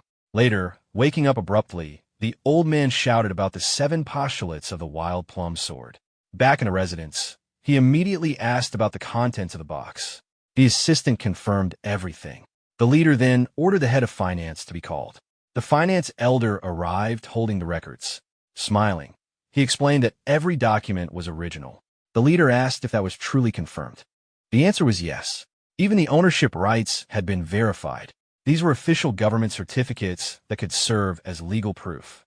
The finance elder explained that they could immediately reclaim all of the sect's businesses, including Taiha Tower. Combined with the treasure, everything was more than enough to cover the debt of 100,000 yang. The old man lowered his head. For the first time in a long while, he was hearing only good news. Then he suddenly remembered Chung Myung. No one had expected that a single child, the one who insisted on changing everything, would become the person to pull the sect back up. The old man quietly clenched his fists. Rising from his chair, the leader realized that if the ledger was genuine, there was no time to waste. He immediately decided to summon the necessary people. Raising his hand, the sect leader gave the order that everyone connected to the enterprises recorded in the sect's Huan prefecture should be gathered at once. The records had finally resurfaced. Now it was time to bring in everyone whose names appeared in them. A few days later, the merchants climbed the mountain together. Someone behind complained about being pushed, and the owner turned around and told everyone there was not much farther to go and that they only needed a little more patience. As they continued upward, the advisor thought that once he received his money, he would forget this unpleasant place entirely. He already felt tired of even looking at it. One merchant asked why the leader had suddenly called them to the mountain, while another wondered whether he had truly prepared the money. Someone pointed out that 100,000 yang was not a small amount, and assumed the old man had called them only because he had nowhere else to get that kind of money. Remembering the entrance to the sect, the owner thought there was no point in begging once the final day arrived, and assumed the leader had gathered them beforehand for that reason. Ahead of them, some merchants quietly complained that calling them all here just to ask for more time was shameless. Others responded that regardless of debt, the old man was still the leader of a great sect and deserved some respect. Even so, everyone hoped they would not leave empty-handed. As they climbed higher, the advisor thought about the appearance of someone from the Southern Edge sect and concluded that others already had plans involving the sect's estate. He calculated that his own share would be around 5,000 yang, enough to live comfortably for the rest of his life without returning to trade. Eventually, they reached the entrance. The owner raised his head and realized they all carried similar thoughts. The merchants breathed heavily. The leader understood that they all felt uneasy about the future of the sect because the place that had protected Huam for centuries now stood on the edge of collapse. The advisor also realized that if no concessions were made today, the sect might not survive another 7 days. Still, they had climbed the mountain intending to collect the debt that had continued growing over time. A faint smile appeared. Then someone approached. The assistant bowed and greeted them before informing everyone that the leader was already waiting. The merchants gathered in front of the residence. The leader stood there with his hands behind his back and welcomed them. He acknowledged the difficulty of climbing such a dangerous path. The visitors replied that they all had responsibilities, though the leader surely carried even more. Hai and Jiang offered them tea and suggested they rest after the climb. Everyone remained standing. One of them politely declined and explained that resolving urgent matters was more important than comfort. The old man remained silent for a moment. Then he admitted that he had acted selfishly. The owner narrowed his eyes as Hai and Jiang explained that he had gathered everyone to discuss the sect's position. The old man said he had spent a long time searching for every possible way to repay them. But despite all efforts, he could not repay everything on time. The owner listened quietly. The owner reminded him that enough time had already been given and everyone also depended on that money to live. The deadline could not continue moving. After a pause, Hai and Jiang admitted that he could not repay everything, but he could repay part of it. Holding his hands together, he asked whether anyone present would be willing to wait a little longer. Then he lowered himself and asked them to help the sect. The merchant stayed silent. The advisor's eyes widened. The leader remained bowed. From behind, Chung Myung watched everything. Resting his head on one hand, he realized this was probably the decision the old man had reached. But he still did not fully understand the intention. Was this an attempt to pressure them, or was it mercy? As he continued watching, Chung Myung became certain of one thing. Hai and Jiang was far more calculating than he appeared. The entrance to the sect's territory came into view as Chung Myung reflected that secrecy was an essential quality for someone leading an entire sect. His eyes moved across the weapon racks, and he realized that even though disciples still lived here, the current state of the sect had become little more than a fading name. Lying on the roof, Chung Myung understood why the leader had to accept both profit and loss without losing control. Looking down, he tried to understand whether the old man was feeling anger. The owner smiled and reminded everyone that they had already agreed there could be no more delays because extending the deadline previously had already caused problems. Then his expression changed. The old man explained that this request was not directed only at the owner. Narrowing his eyes, the leader stated that the sect's debt totaled 100,000 yang and that everyone present was owed a different amount. He calmly explained that he was asking only those willing to delay repayment. The merchants looked at each other in surprise. The owner frowned and considered it a desperate attempt. Someone asked whether those unwilling to make concessions would still receive immediate repayment. Standing before them, the old man admitted that the sect was no longer what it had once been. But that did not mean nobody would extend a helping hand. Although he had failed to gather the full 100,000, part of the amount had already been prepared. That was exactly why he asked for understanding and promised that anyone who supported the sect today would be repaid. The owner questioned the logic behind those words. Another advisor asked whether gratitude alone would be enough if they postponed repayment. The old man confirmed it. Then the advisor raised his hand and asked for complete honesty. Everyone knew the sect could collapse tomorrow. The crowd began discussing among themselves. Some wondered whether postponing payment meant losing everything. Others questioned what reason they had to trust the sect at all. The old man exhaled. Then he opened his eyes. He asked whether the name and history of the sect truly meant nothing to them. The owner suddenly smiled. Then he laughed. Chung Myung continued watching from above. The owner kept laughing and questioned whether the old man was pressuring them. The leader calmly asked whether this truly counted as pressure. Then he asked a question in return. What did the sect mean to them? Did the name and history of this place truly have no value? Images of the past seemed to overlap with the present. The old man admitted that the sect was currently in decline. But for generations, the sect had remained inseparably connected to Huam and had shared its spirit and strength with the people there. He asked everyone standing before him to think again about what this place had meant to them. The owner closed his eyes. Then he made a proposal. Pointing to one side, he suggested that anyone willing to postpone repayment should move there. Those who wanted immediate payment should remain where they stood. He added that responsibility for the decision would belong entirely to them. No one should expect the trade alliance to rescue them if they later lost their money. The time to choose had come. The merchants looked away. No one moved. A smile appeared on the owner's face as he spread his arms and declared that nobody intended to delay repayment. Then, someone stepped forward. One advisor quietly separated from the group. The owner immediately called out to him. The leader silently watched. The owner asked what he thought he was doing.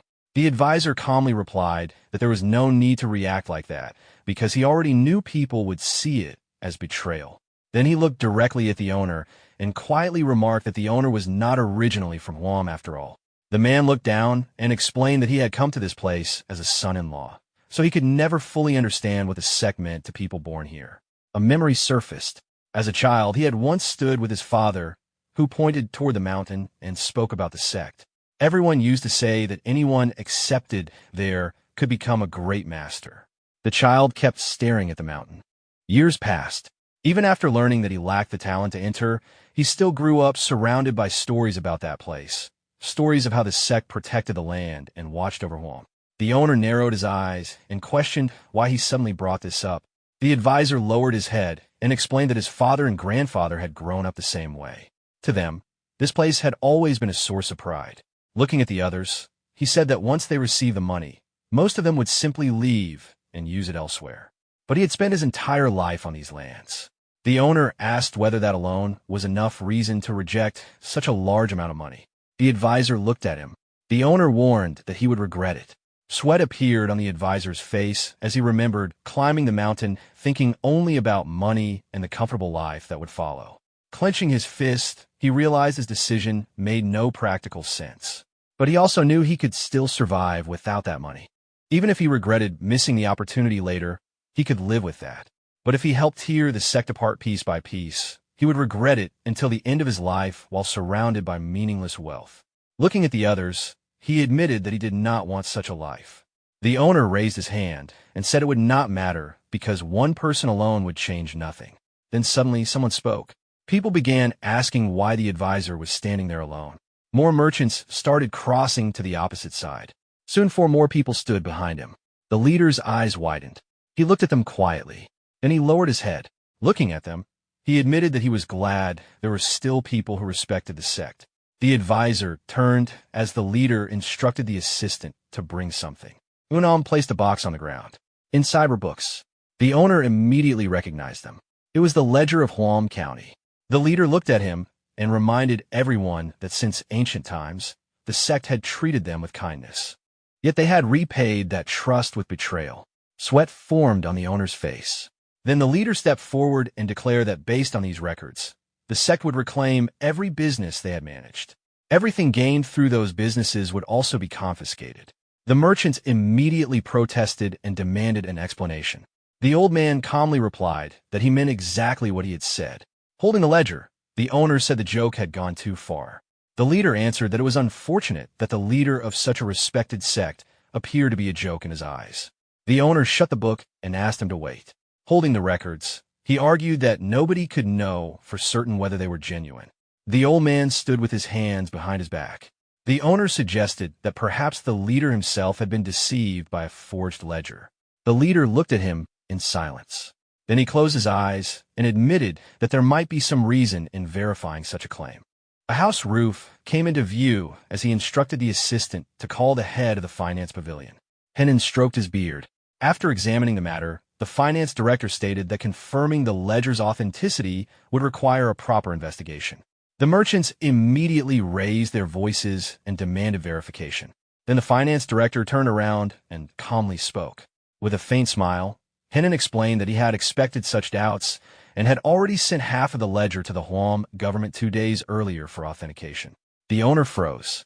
Thinking back to the city, he immediately understood the situation. If officials had already begun investigating the enterprises while all the merchants remained gathered at the sect, there would be no chance to resist. The real goal had been to draw them away from the city. His expression stiffened. Looking at the records, he realized 2 days was more than enough to complete the inspection. Clenching his fists, he understood that the documents in the box had already been verified. Grinding his teeth, he realized government forces were probably already waiting at the foot of the mountain to seize everything. Then someone called out. The old man stepped forward and ordered them to control themselves because they no longer had the right to protest. Standing with his hands behind his back, Huashan-Sekte said they had rejected the hand of an old friend in hardship. Not only that, they had betrayed that friend. Because of that, they no longer deserved to call themselves allies. Looking at them, he told them to return. Everything would become clear once they reached Huam. Grinding his teeth, the owner listened as Huashan-Sekte explained that his original intention had been to confiscate everything. But considering their years of effort, they would still be allowed to keep 1 cart of goods. The owner frowned and quietly declared that he would not forget this debt. Then he turned around and began leaving. The merchants silently followed. One advisor turned back and listened as Huashan-Sekte added that at least they had not completely abandoned their humanity. The old man continued and explained that the enterprises would still return to the sect. That part would not change, but the sect would also restore everything it had lost. Closing his eyes, Huashan-Sekte announced that those willing could continue managing the businesses locally and continue earning profits. He invited them to discuss future cooperation and asked them to come inside. Looking down, the advisor realized this arrangement was far better than remaining dependent on the owner.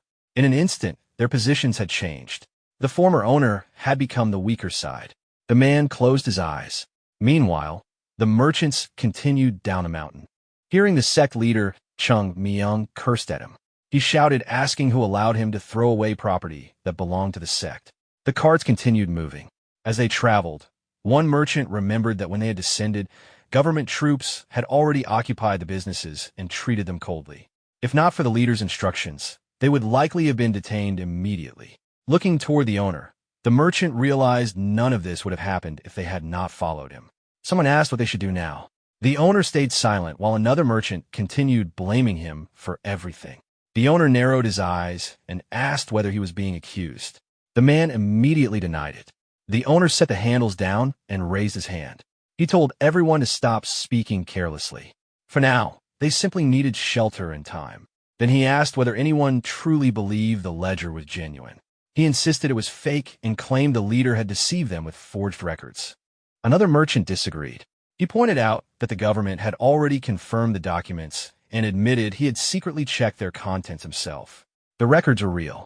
Spreading his arms, the former owner argued that everyone had conspired together with the leader to divide the property. Frowning, he declared that they needed to head to Loyang. Clenching his fist, he insisted that if those people intended to pressure them through authority, then they only needed to find a way to fight back. Suddenly, someone appeared in front of the group and dismissed everything they had just said. It was Chung Myung. The owner looked at him and asked whether he had spoken. Chung Myung casually asked whether there was anyone else standing there. Squinting, the owner wondered why someone was dressed like a robber in broad daylight and assumed he was dealing with some strange old-fashioned person.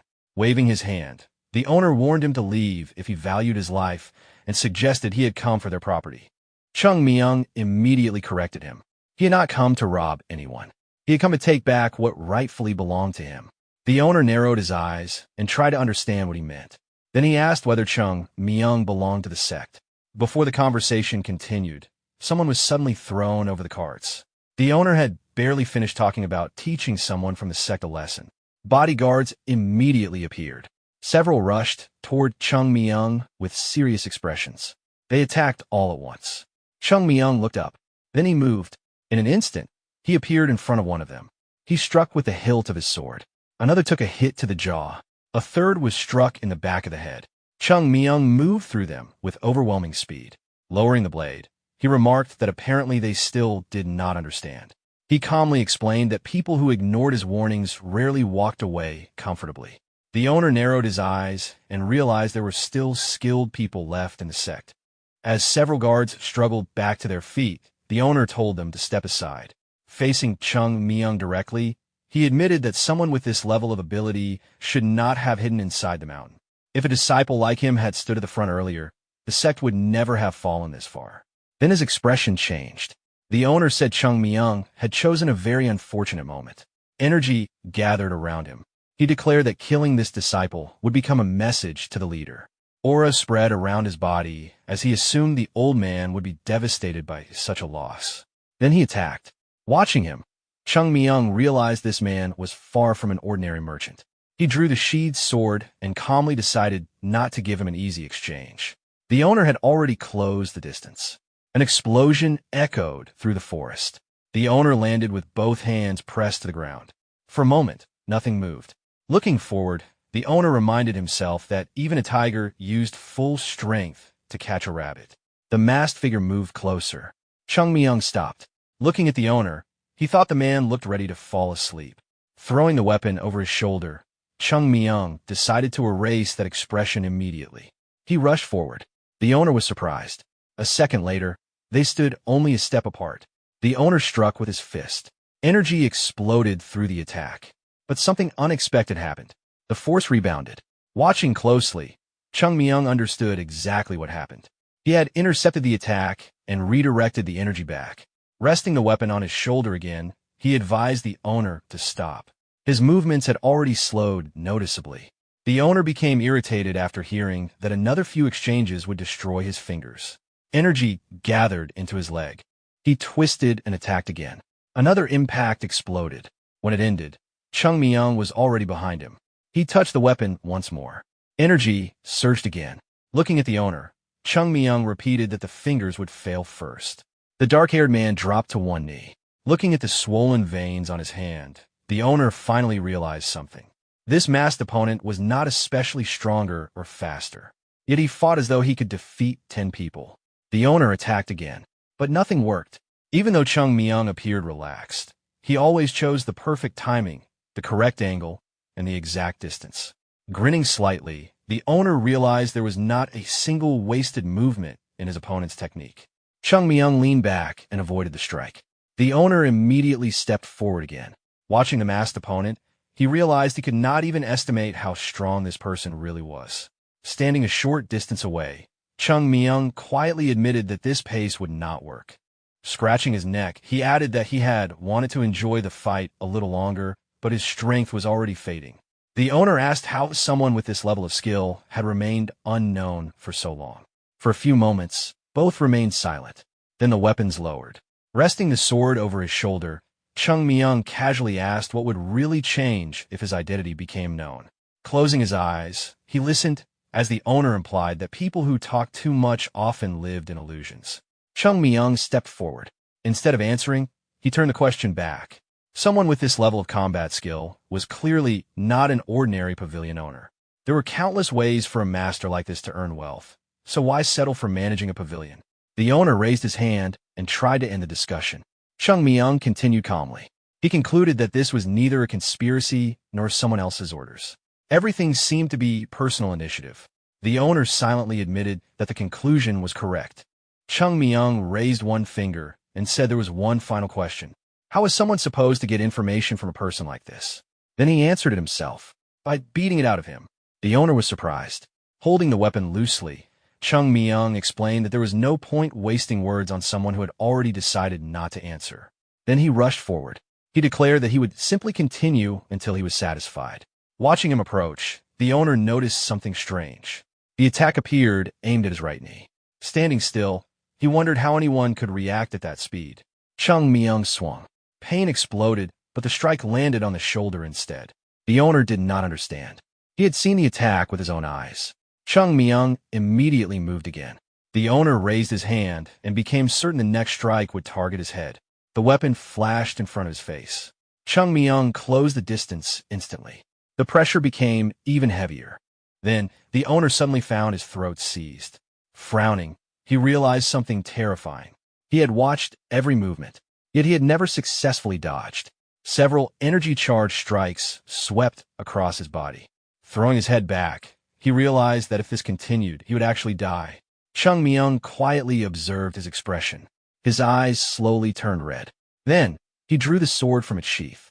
Fear immediately spread across the owner's face. Bending from pain, he realized he did not want to die. Chung Myung stepped forward. The blade moved. Out of instinct, the owner threw up his hand. Blue energy exploded through the forest. Smoke rose above the trees. The owner extended his hand and tried gathering energy again. Then he froze. Chung Myung asked about the palm of the Lord of Tai.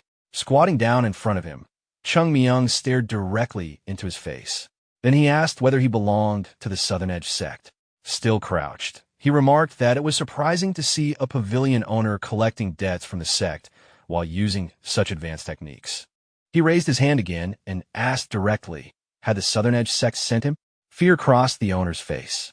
At that moment, he realized he should have stayed silent, even if it meant enduring everything. Biting his lip, he understood that he had made a fatal mistake.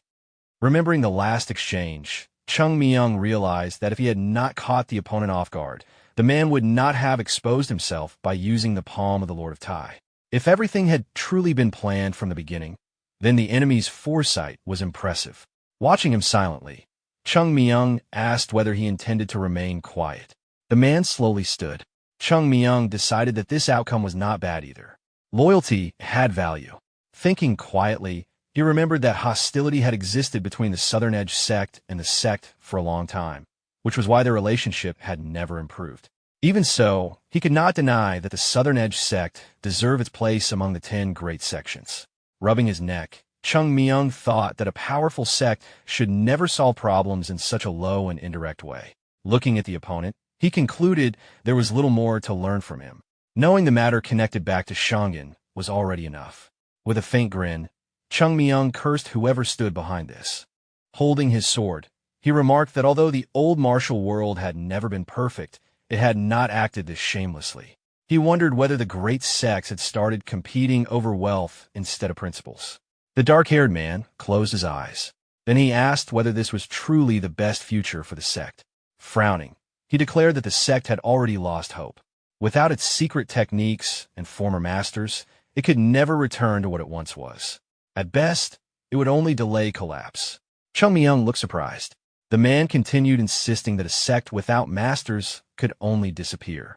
Raising his hand, he asked whether Chung Myung truly could not see it. Chung Myung rested the sword on his shoulder and calmly asked, who said the sect had lost its techniques? Swinging the blade once, he mocked the logic of people who talked too much. If they wanted to destroy the sect, they should simply admit it instead of hiding behind excuses. As the opponent watched, he realized something. The two sects shared similarities. Even their sword styles felt connected. Two blades crossed through the air. The man fell face first. A memory surfaced in Chung Myung's mind. When two great sects with similar paths stood too close to one another, one would eventually struggle. The treetops swayed. The owner shouted that he was not from the Southern Edge sect and demanded to know what nonsense this was. Then his eyes widened. Chung Myung placed the sword near his face and said that, in return for revealing that technique, he would show him something interesting. The owner slowly raised his head. Fear appeared on his face. Chung Myung remarked that it would be amusing if the people behind him learned about this, but unfortunate if they never did. Looking directly into his eyes, he told him to report everything exactly as he saw it. Chung Myung lowered his eyes toward the blade. The owner's expression twisted. Then, the image of the sword multiplied. The owner raised both hands to defend himself.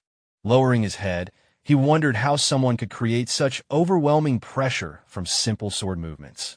But despite the countless blades, none touched him. Confused, he could not understand what Chung Myung was trying to do. Then he heard the words, "When plum blossoms bloom in winter, their fragrance becomes strongest." Chung Myung swung again. Winter may have arrived, but the sect's season had not ended. He turned his back and took several steps away. The owner remained frozen in defense. Then he slowly looked up. His hands lowered. His eyes widened. Chung Myung still stood there holding the sword. Around him, petals drifted downward. Chung Myung quietly said that soon, plum blossoms would cover the entire mountain. The owner raised his head. Thousands of falling plum blossoms seemed to fill the sky. His expression froze. Then he realized there had been no attack. It was only an illusion. Slowly, the owner dropped to his knees. Chung Myung returned the sword to its sheath. Then he collapsed. Blood spilled from his mouth. Adjusting the mask on his face, he realized that continuing like this would eventually kill him because his current strength was still far from enough. Closing his eyes, he remembered that in his previous life, something like this would have been insignificant.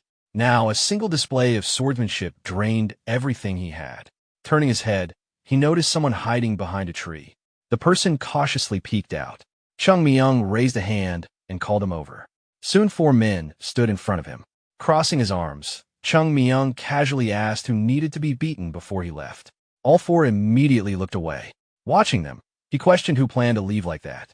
At once, they all insisted they had no intention of leaving. The dark-haired man closed his eyes. Even those who had already started moving froze in place. Then Chung Myung stopped everyone.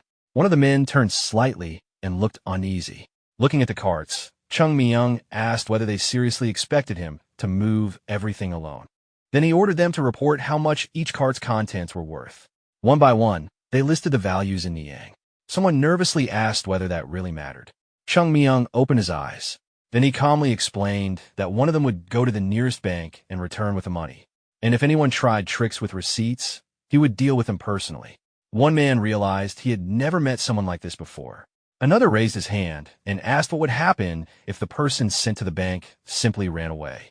Smiling, Chung Myung asked what exactly they thought remained for them besides the confiscated property.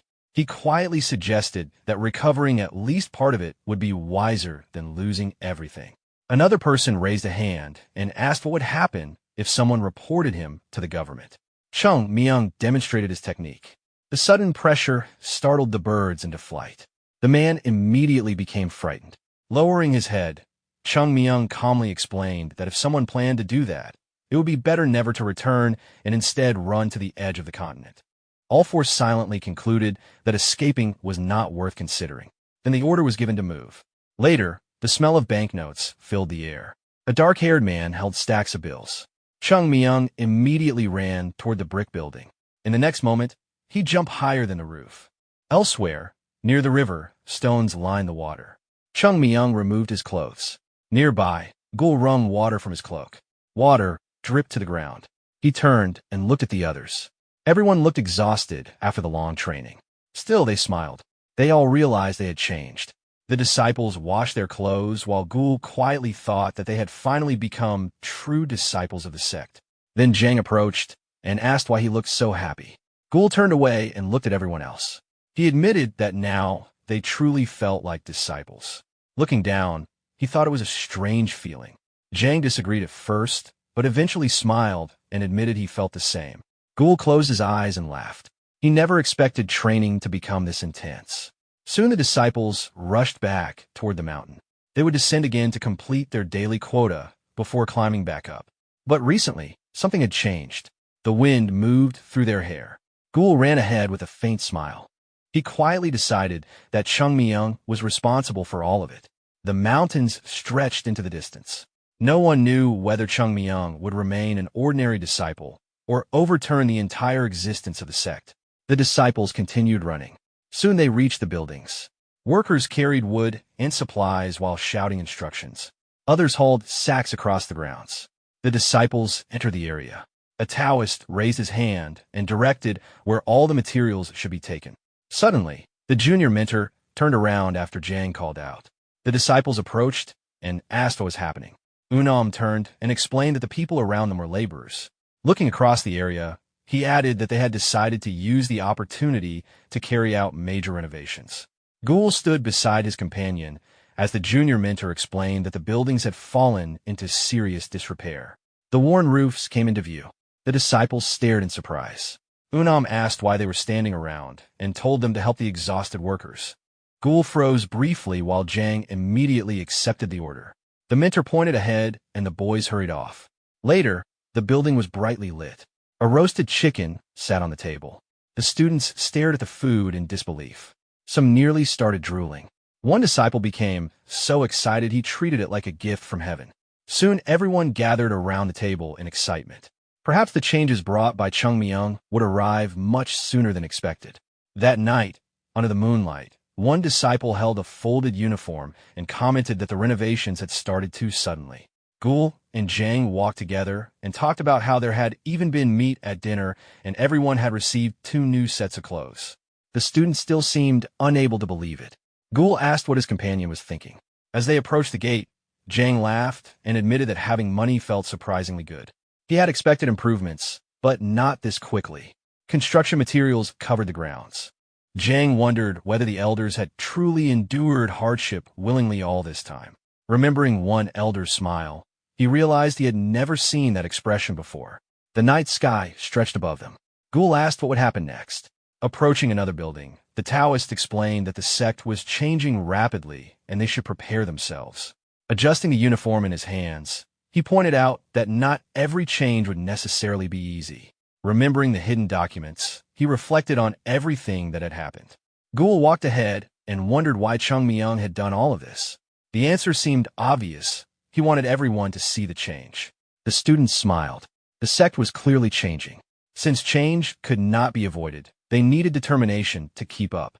Imagining Chung Myung standing in the middle of the wind, the Taoist thought that anyone acting carelessly could easily be swept away by the storm this boy had created.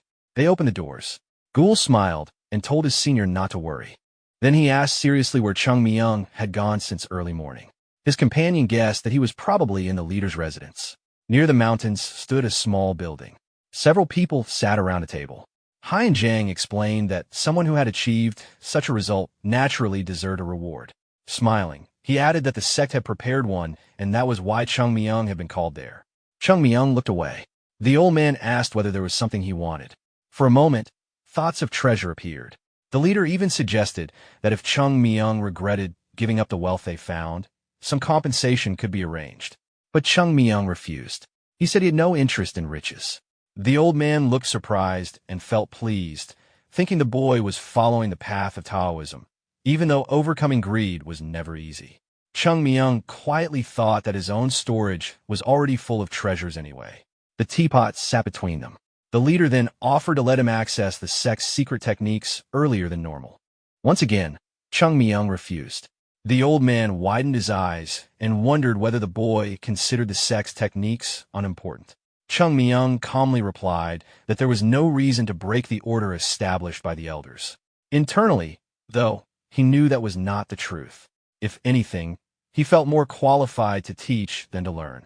Thinking about the books and everything preserved in storage, he realized there was still much to teach the Taoists. The difficult part would be doing it without anyone noticing. Resting his head on one hand, Chung Myung decided not to worry about it yet. The room remained brightly lit. Looking quietly ahead, he thought they could even hand him the sect itself, because right now, all that remained was its name. The sect leader smiled as Chung Myung looked like he had finally made up his mind. Placing a hand on his chest, Chung Myung asked Henan to allow him to go down to Huam whenever necessary. He believed that broader movement would create more opportunities. Looking at the sect leader, he explained that constant training in a confined place limited his growth, and that moving freely would help him discover new limits and improve faster. The sect leader crossed his arms. Henan understood Chung Myung's intention, but explained that such freedom went against the sect's discipline. Chung Myung looked away. The sect leader added that although he had achieved something worthy, granting special treatment could create dissatisfaction among the other disciples. They remained seated. Hai and Jang asked whether there was anything else. Chung Myung thought that if they would not even let him travel freely, there was not much else to request. Then he touched his hair and leaned forward. He explained that his body was currently in terrible condition. Smiling slightly, he mentioned that the physician said his natural chi circulation had been damaged. The sect leader nodded and said he already knew. Placing a hand on his chest, Chung Myung asked whether he could receive some healing pills to restore his body. They sat facing each other. Then Henan called the attendants. Chung Myung's face immediately brightened. The sect leader calmly drank from his cup. After setting it down, he officially granted Chung Myung permission to go down a huam. The people nearby nodded. Chung Myung looked at the sect leader in surprise.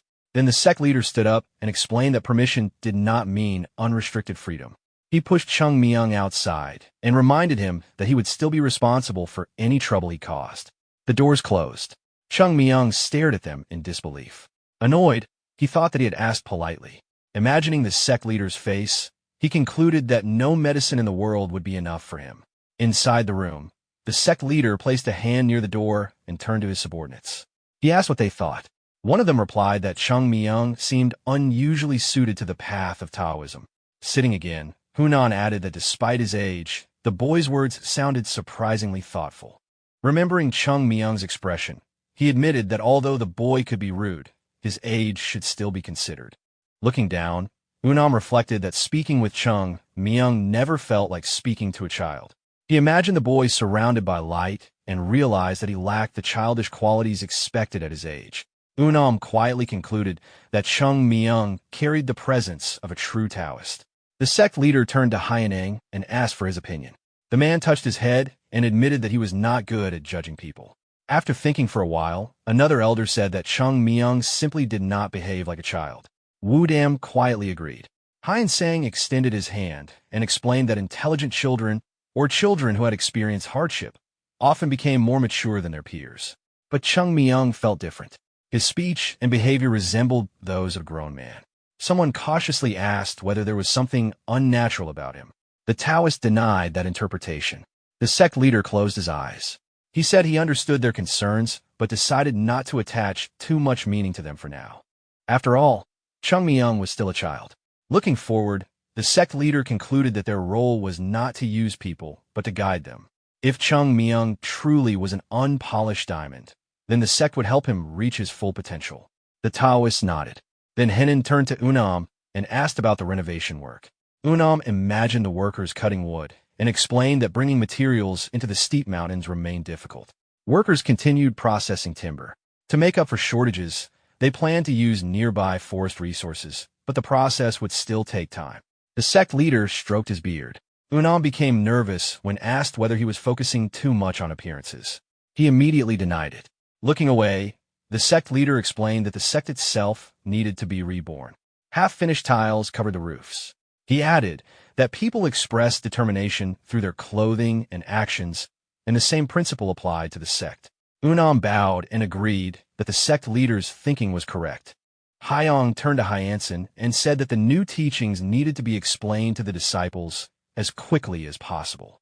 Presenting the books, he emphasized that there could be no carelessness because the future of the sect depended on how well the students mastered these techniques. The Taoist respectfully accepted the responsibility and promised not to overlook anything. Standing near the doorway, Henyong said he could only trust his subordinates. The Taoist closed his eyes. As he examined the books, he noticed something strange. For teachings that were supposedly over 100 years old, they looked unusually new. Opening one of them, he realized that some sections even showed traces of fresh ink, as though someone had copied parts of them in a hurry. He shook his head and dismissed the thought. The contents still matched the originals. Looking down, he quietly wondered whether someone had been helping the sect while keeping their identity hidden. Meanwhile, Chung Myung walked into the forest, complaining to himself that the sect leader refused to give him the pills. Sitting on the ground, he grumbled that he had even copied the teachings for them. Writing on paper, he joked to himself that not even a beggar would willingly come to this place. Imagining the sect leader's face, he realized that not only had they lost their money, they had also lost the recipes for many elixirs. Standing up, he admitted that everything had become one giant problem. Purple energy flickered around him. He already knew the consequences would be serious. Touching his forehead, he realized the situation had turned out worse than expected. Standing in the open field, he concluded that if things continued this way, he might freeze and die within 6 months because his body was not recovering. Thinking about the growth of a child's body, he realized that stopping training for half a year would be extremely dangerous. His chi continued flowing through him. This period was the best time to build internal energy. If he missed it, there would not be another chance. Frowning, Chung Myung decided he needed another solution. He remembered 2 methods. One was medicinal pills that restored natural chi circulation. The other was receiving energy from another practitioner. Then another memory surfaced. In the past, there had been countless pills. He remembered casually taking them after drinking and recovering without effort. Looking down, he wondered whether he should do something similar now.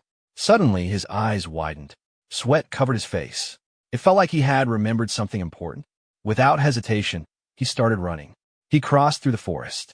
Under the dark sky, he thought that even a troublesome mind could occasionally become useful. The moon illuminated the mountain. Then he stopped. Ahead stood an enormous obstacle, Dwanch Cliff, the highest and most dangerous place on a mountain. Halfway along the cliff was the location he had been searching for. A hidden cave. Chung Myung realized that in all of the sect, only he knew this place existed. Crossing his arms, he remembered that training near the cliff had always been forbidden. But because of that, there was no better place to hide from the sect leader's attention. His face reddened as he remembered hiding meat there and sleeping while avoiding the elders. Standing silently, he wondered how they had never killed him for it. But none of that mattered now. Looking at the cliff, he decided to climb. Then he stopped. In the past, reaching the cave would have taken 2 jumps.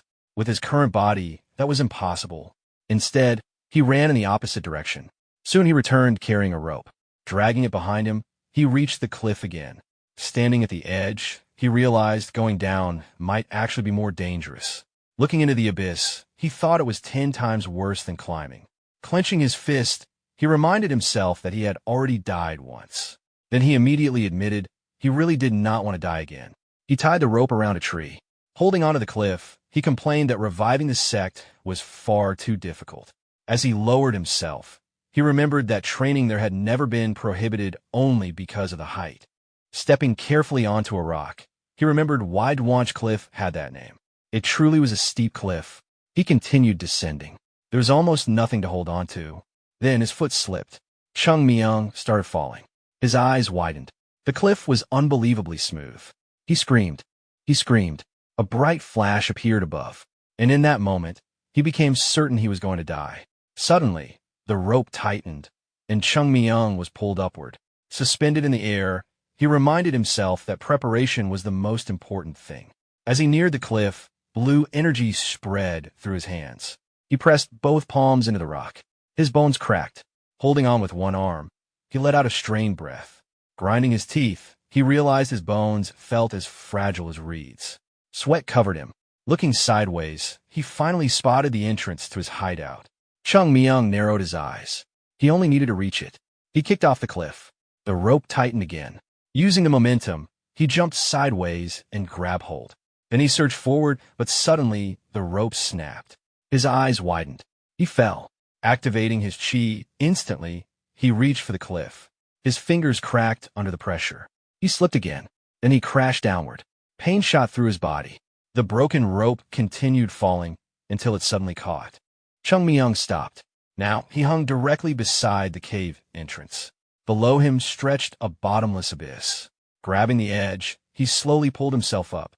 Breathing heavily, he cursed the madness of the Plum Blossom Sword Saint. Fog drifted around the cliff. He stepped into the cave and reminded himself that he had only trained here in his previous life.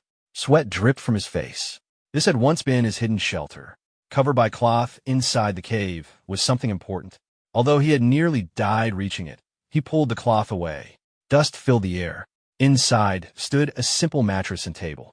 Even the small glowing light remained. Its soft glow illuminated the cave. Nearby sat a chest. Chung Myung opened it. Inside was another box. His eyes lit up. He remembered hiding something here. Inside, the plum blossom pills. The medicine he had saved for healing. Bright pink light shone from the box. A sharp wind passed through the cave. Chung Myung frowned. Suddenly the air filled with the scent of plum blossoms. Several glowing pills rested inside. Holding them, he smiled widely. For a moment, he imagined the unhappy face of the sect leader and realized that the truly valuable ones had survived after all. He sat on the mattress. First, he needed to recover completely. His fingers trembled as he picked up a pill. Then he swallowed it and closed his eyes. The medicine moved deep into his body. Its shell dissolved. Light spread inside him. He remained seated while the energy began restoring his body. Pressing his lips together, he focused. He could not allow himself to lose concentration. Pink energy flowed around him. Grinding his teeth, Chung Myung realized he could not allow the snow plum pill's effects to escape. He clenched his fist tightly and tried to hold the energy in place. Pink light continued shining. Closing his eyes, he realized this alone would not restore his natural chi. Two streams of energy appeared in his mind. No matter how famous the snow plum pills were, their energy contained too many impurities. He would need to filter them. He concentrated and began separating the energy. The pill glowed brighter. He reminded himself that building the perfect foundation required patience. The choice was difficult, but rushing would only ruin everything. Imagining countless crystals, he decided to preserve only the purest energy. Everything else would be discarded. Eventually, only a tiny fragment remained. The crystal shone intensely. Using all his strength, he guided it. The energy entered his dantian. The sphere inside was covered in cracks. Chung Myung carefully directed the refined energy toward the deepest point, the core of his natural chi. The crystal approached. Then, it entered the crack. A brilliant flash erupted. The chi core shone intensely. Wind burst from the cave. A blue spark appeared. Lightning-like energy spread through the shelter. The floating light dropped to the floor. Chung Myung slowly rose into the air. Bright energy surrounded him. Sweat poured down his face. He gritted his teeth, then suddenly opened his eyes. His body trembled. His hands shook from the strain. He clenched his fists. Blue light filled the cave. Closing his eyes once more, he opened them again. His hair rose. His bones began rebuilding. His eyes widened. He realized his body had become stronger. Chung Myung looked down at his hands. He had not expected the pill's effects to be this powerful. Sweat poured down his skin, but he immediately realized it still was not enough. The remaining impurities inside his body were spreading through every part of him. The symbol of the sect rested on his clothes. His entire body felt as though his veins and cells were being stretched apart. His eyes widened. Something felt wrong. His heart was beating too fast. A sharp pressure formed in his body. Yellow energy flickered above him. Chung Myung realized that the energy erupting from the lower dantian had already broken through and reached the upper dantian. Energy flooded his body. He had completely lost control. Raising his hand, he instinctively tried to stop the flow. He grabbed his uniform and gritted his teeth. Then his expression changed. A memory surfaced. He remembered someone from the past. The bearded elder smiled and explained that a warrior tries to suppress and control, but a Taoist allows things to flow naturally. The river reflected sunlight. The waterfall surged endlessly. The elder once said that not everything in this world could be solved through logic. Under the red sky, he had told Chung Myung to stop resisting and allow everything to move naturally. People were also part of nature. Chung Myung slowly released his grip. He chose to trust the current. Blue light spread across his body. Floating in the air, circles appeared beneath his feet like ripples on water. He looked up. Before him stretched something that resembled enormous tree roots. Moving forward, he thought about the upper dantian. He walked across the water instinctively. Then he understood. Clenching his fists, he realized that the cracked wall ahead represented the entrance. He placed his hand on it. Closing his eyes, he listened. The crack glowed. Behind it pulsed overwhelming energy. Waves crashed endlessly. Sooner or later, they would break through. Touching the surface, he realized the situation was far more dangerous than expected. If he resisted, the wall would collapse. If he opened it forcefully, the waves would consume him. He looked forward, then remembered the elder's words. Trust the flow. Water only overflowed when someone tried to block it. Light gathered in front of his hand, then spread across the entire wall. Water moved beneath his feet. What once sounded like nonsense finally became clear. He looked upward. Water poured from an opening overhead. After 100 years, he finally understood the meaning behind that teaching. Every channel inside his body began shining. The orange sun rose. Chung Myung slowly opened one eye. He was floating inside the cave. Then he dropped to the ground. Looking around in confusion, he wondered why he had been suspended in the air. He stretched out his hand. Remembering the light, he clenched his fist. Every vital point in his body had opened completely. Looking at his palm, he realized something surprising. Even with this young body, he had survived. He could have gone insane. He could have died. Instead, he endured. Thinking of his teacher, he realized he had escaped disaster only because of that lesson. He stood, then concluded it had been worth it. Clenching his fist again, he smiled. His internal energy had grown. Standing in the middle of the cave, he looked ahead. Birds crossed the sky outside. He quietly thought that sometimes a person only understands after dying once. Walking forward, the words that once sounded meaningless now carried a different weight. He remembered his master's smile. The wind moved through his hair. He realized something. He had always thought of himself as only a swordsman, never a Taoist. Stepping out of the cave, he reflected that the essence of the sect had always been the coexistence of the sword and Taoism. Scratching the back of his head, Chung Myung quietly wondered, could someone like him really revive the sect? Chung Myung looked ahead. A yellow sky stretched above him. He decided that at this point, he needed to use every possible method. Opening the box again, he realized the remaining pills were no longer useful to him. Still smiling, he thought they could become valuable to someone else. Standing at the cave entrance, the Taoist decided it was finally time to return. Then he suddenly ran back inside. A moment later, he came out again. Several bottles of alcohol hung from his belt. Licking his lips, Chung Myung wondered what liquor preserved for 100 years would taste like. Standing there quietly, he realized how much the sect had changed. Only this place remained exactly as before. Turning around, he felt as if he had returned to the old days. He imagined his teacher smiling. The memory lingered. Bending his knees, he decided he should visit again. Then he leaped. His body shot into the air. Heading toward the cliff, he landed smoothly. Pushing off again, he rushed upward. A satisfied smile appeared. Jumping from one point to another, he climbed toward the summit. Pressing his foot against the rock, he launched himself into the air. Turning around, he saw the bright sun behind him. Then he dropped down. After brushing off his clothes, he realized his body felt unexpectedly light. Turning around, he quietly admitted this was not bad. Closing his eyes, he breathed in deeply. Then his eyes opened. His expression changed. Looking at the trees nearby, he suddenly shouted that he smelled something rotten. Later that night, the disciples finished training and opened the doors to leave. Most only wanted to collapse in a bed. Walking into the courtyard, some wondered how much longer this routine would continue. One rubbed his shoulder and complained that Chung Myung had been acting strangely lately. Another thought about it and realized he had not even appeared at training recently. Nearby, another disciple overheard the conversation. He mentioned that people had started saying Chung Myung looked thinner every day and seemed seriously unwell. Some believed he had become sick enough to stop training. Everyone turned. Looking toward the gate, someone quietly wondered if he was absent. Could training be skipped? Another disciple narrowed his eyes. His nervous companion asked whether there had ever been any other reason they obeyed him. After imagining Chung Myung's usual terrifying presence, they admitted the truth.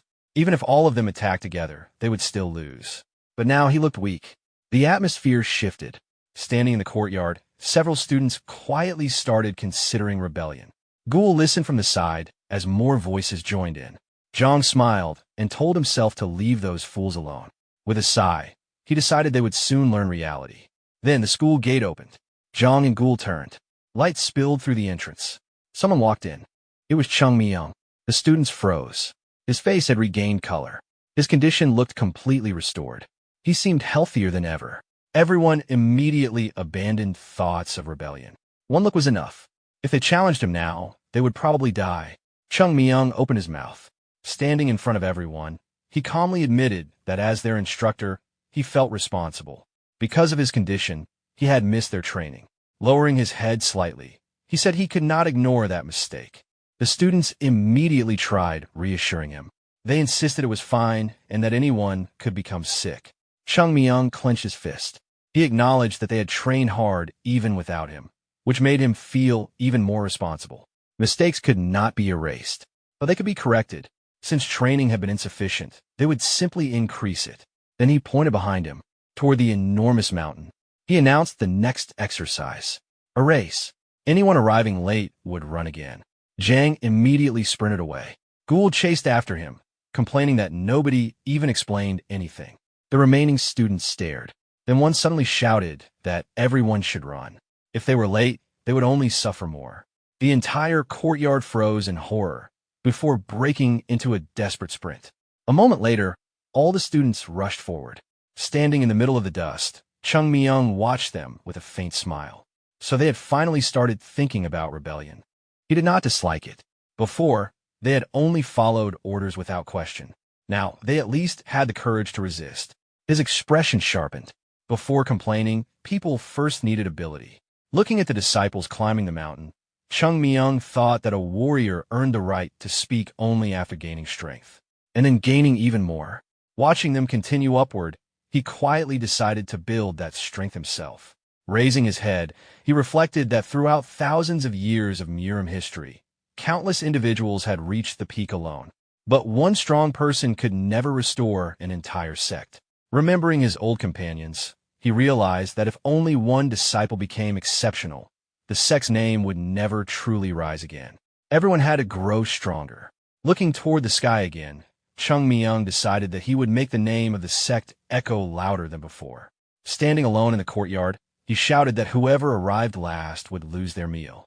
Soon, the sun rose. Students collapsed across the yard.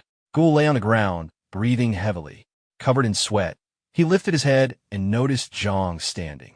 Even after that training, he remained upright, quietly wiping away sweat. Ghoul finally understood why Zhang was recognized as the eldest. It was not talent, it was will. Even Zhang himself trembled while standing. Then, a huge boulder dropped into the yard. Chung Myung appeared carrying more. He told everyone to hand over their sandbags. Seeing nobody move, he questioned why they were all lying down. Had they really exhausted themselves over something so small? Ghoul stared at him. Monster. Chung Myung narrowed his eyes and commented that the current generation seemed weak. Things had not been like that in his time. Jang, standing nearby, looked speechless. After dropping the boulders, Chung Myung announced that training would stop for now. Everyone should eat, then continue after lunch. Throwing aside the sandbags, he warned that if anyone skipped effort, the workload would increase tenfold. As he walked toward the gate, he ordered them to clean everything. Looking toward the mountain, many silently cursed him. Later, during breakfast, everyone sat around the table. Zhang looked around and asked why nobody was eating. One disciple raised his head and admitted that eating felt impossible. Another stood and asked whether training had become excessive. Even Zhang's hands were shaking. Everyone looked at their trembling hands and quietly admitted that they might actually collapse if this continued. Barely lifting his chopsticks, Zhang turned to Ghoul and asked what he thought. Holding a piece of meat, Ghoul thought quietly. Every day, the training became harsher. Their bodies might eventually fail. Many students nodded. Then Ghoul looked at Zhang. People were like iron. Iron only became stronger after enduring repeated strikes. Closing his eyes and imagining Chung Myung, he concluded that someone like him would never overlook such a basic truth. Opening his eyes again, Ghoul suggested they endure a little longer. If nothing improved, then they would speak up. Zhang nodded. The others looked relieved. He promised that when that day came, he would not stay silent. That night, Ghoul collapsed on his bed. He sighed and closed his eyes. Thinking about tomorrow's training, he wondered whether his body would give out first. Until now, he believed he could endure anything. But now he was not sure anymore. His eyes slowly closed. Then someone woke him. He opened his eyes. Chung Myung sat beside him with a faint smile and quietly told him not to make noise. Sitting there, Chung Myung explained that obtaining it had not been easy, but he would give it to him. Ghoul stood up in confusion. Then he looked at Chung Myung's hand. His eyes widened. Resting in Chung Myung's palm was a pill. Chung Myung raised a finger to his lips. Still shocked, Ghoul asked where he had gotten something so valuable and whether he really did not intend to use it himself. Ghoul froze when Chung Myung explained that he needed it more. Smiling, Chung Myung told him to keep everything secret from the others. Sitting behind him, he explained that after swallowing the pill, he would help circulate the energy. Ghoul closed his eyes. Quietly, he felt embarrassed remembering that he had once truly believed Chung Myung was a complete devil. Chung Myung placed his hand against his back. His storage of pills was now empty. But he already knew, if water was given to a thirsty person, that gratitude would remain forever. Grinning to himself, he imagined the elders' reactions and thought it might be interesting to watch. Night passed. The next morning, the students trained with their swords. Each swing came without complaint. Watching them, the instructor realized something had changed. His eyes widened. Their sword techniques had become stable. Every lunge matched perfectly. The students moved together. Looking carefully at their sword tips, he noticed sharper movements and greater confidence. Each step carried power. Their balance remained steady. Even the swords seemed heavier. The change was unbelievable for such a short time. As the students continued practicing in perfect rhythm, the teacher remembered Chung Myung asking him for only 1 month. Back then, he had confidently promised results. The teacher smiled. At first, he assumed this was simply the effect of morning training. Then his attention shifted.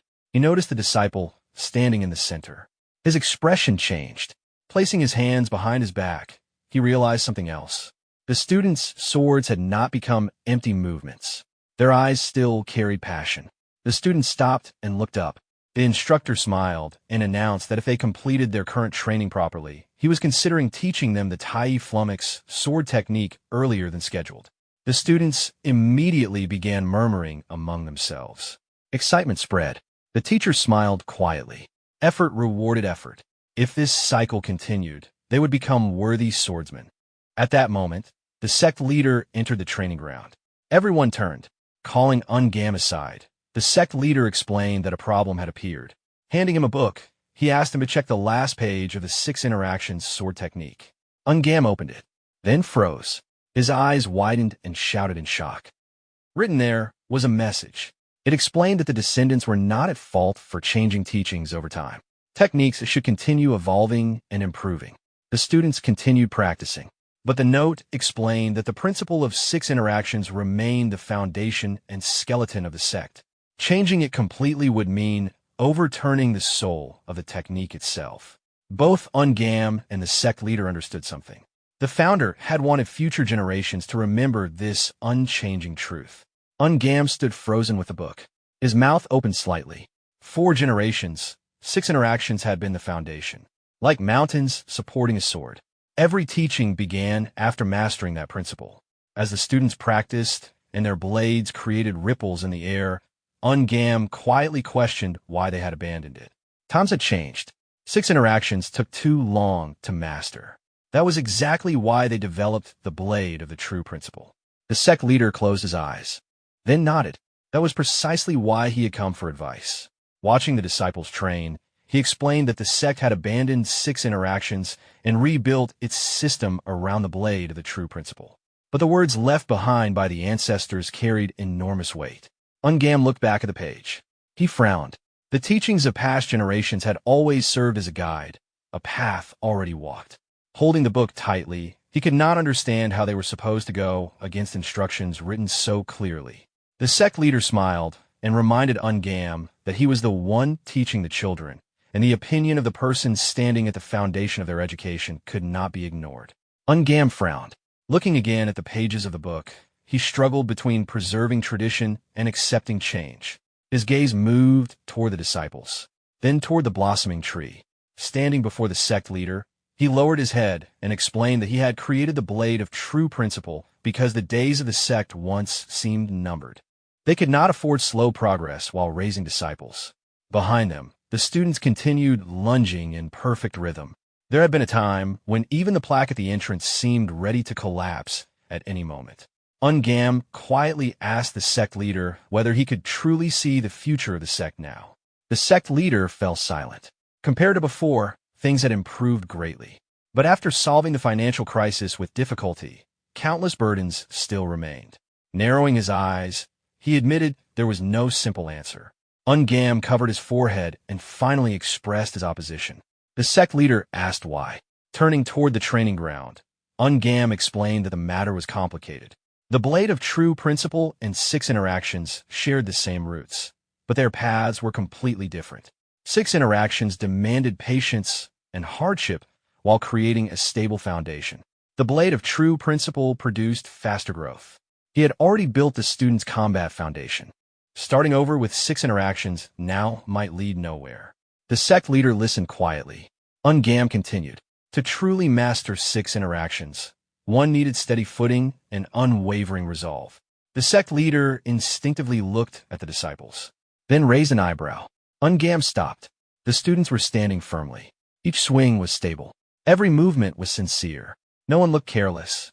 The sect leader smiled. Their training had not been wasted. Ungam scratched his neck awkwardly. He knew the result was not entirely his doing. Then his eyes shifted. Right in the middle of training, Chung Myung stood lazily picking his nose. Ungam closed his eyes.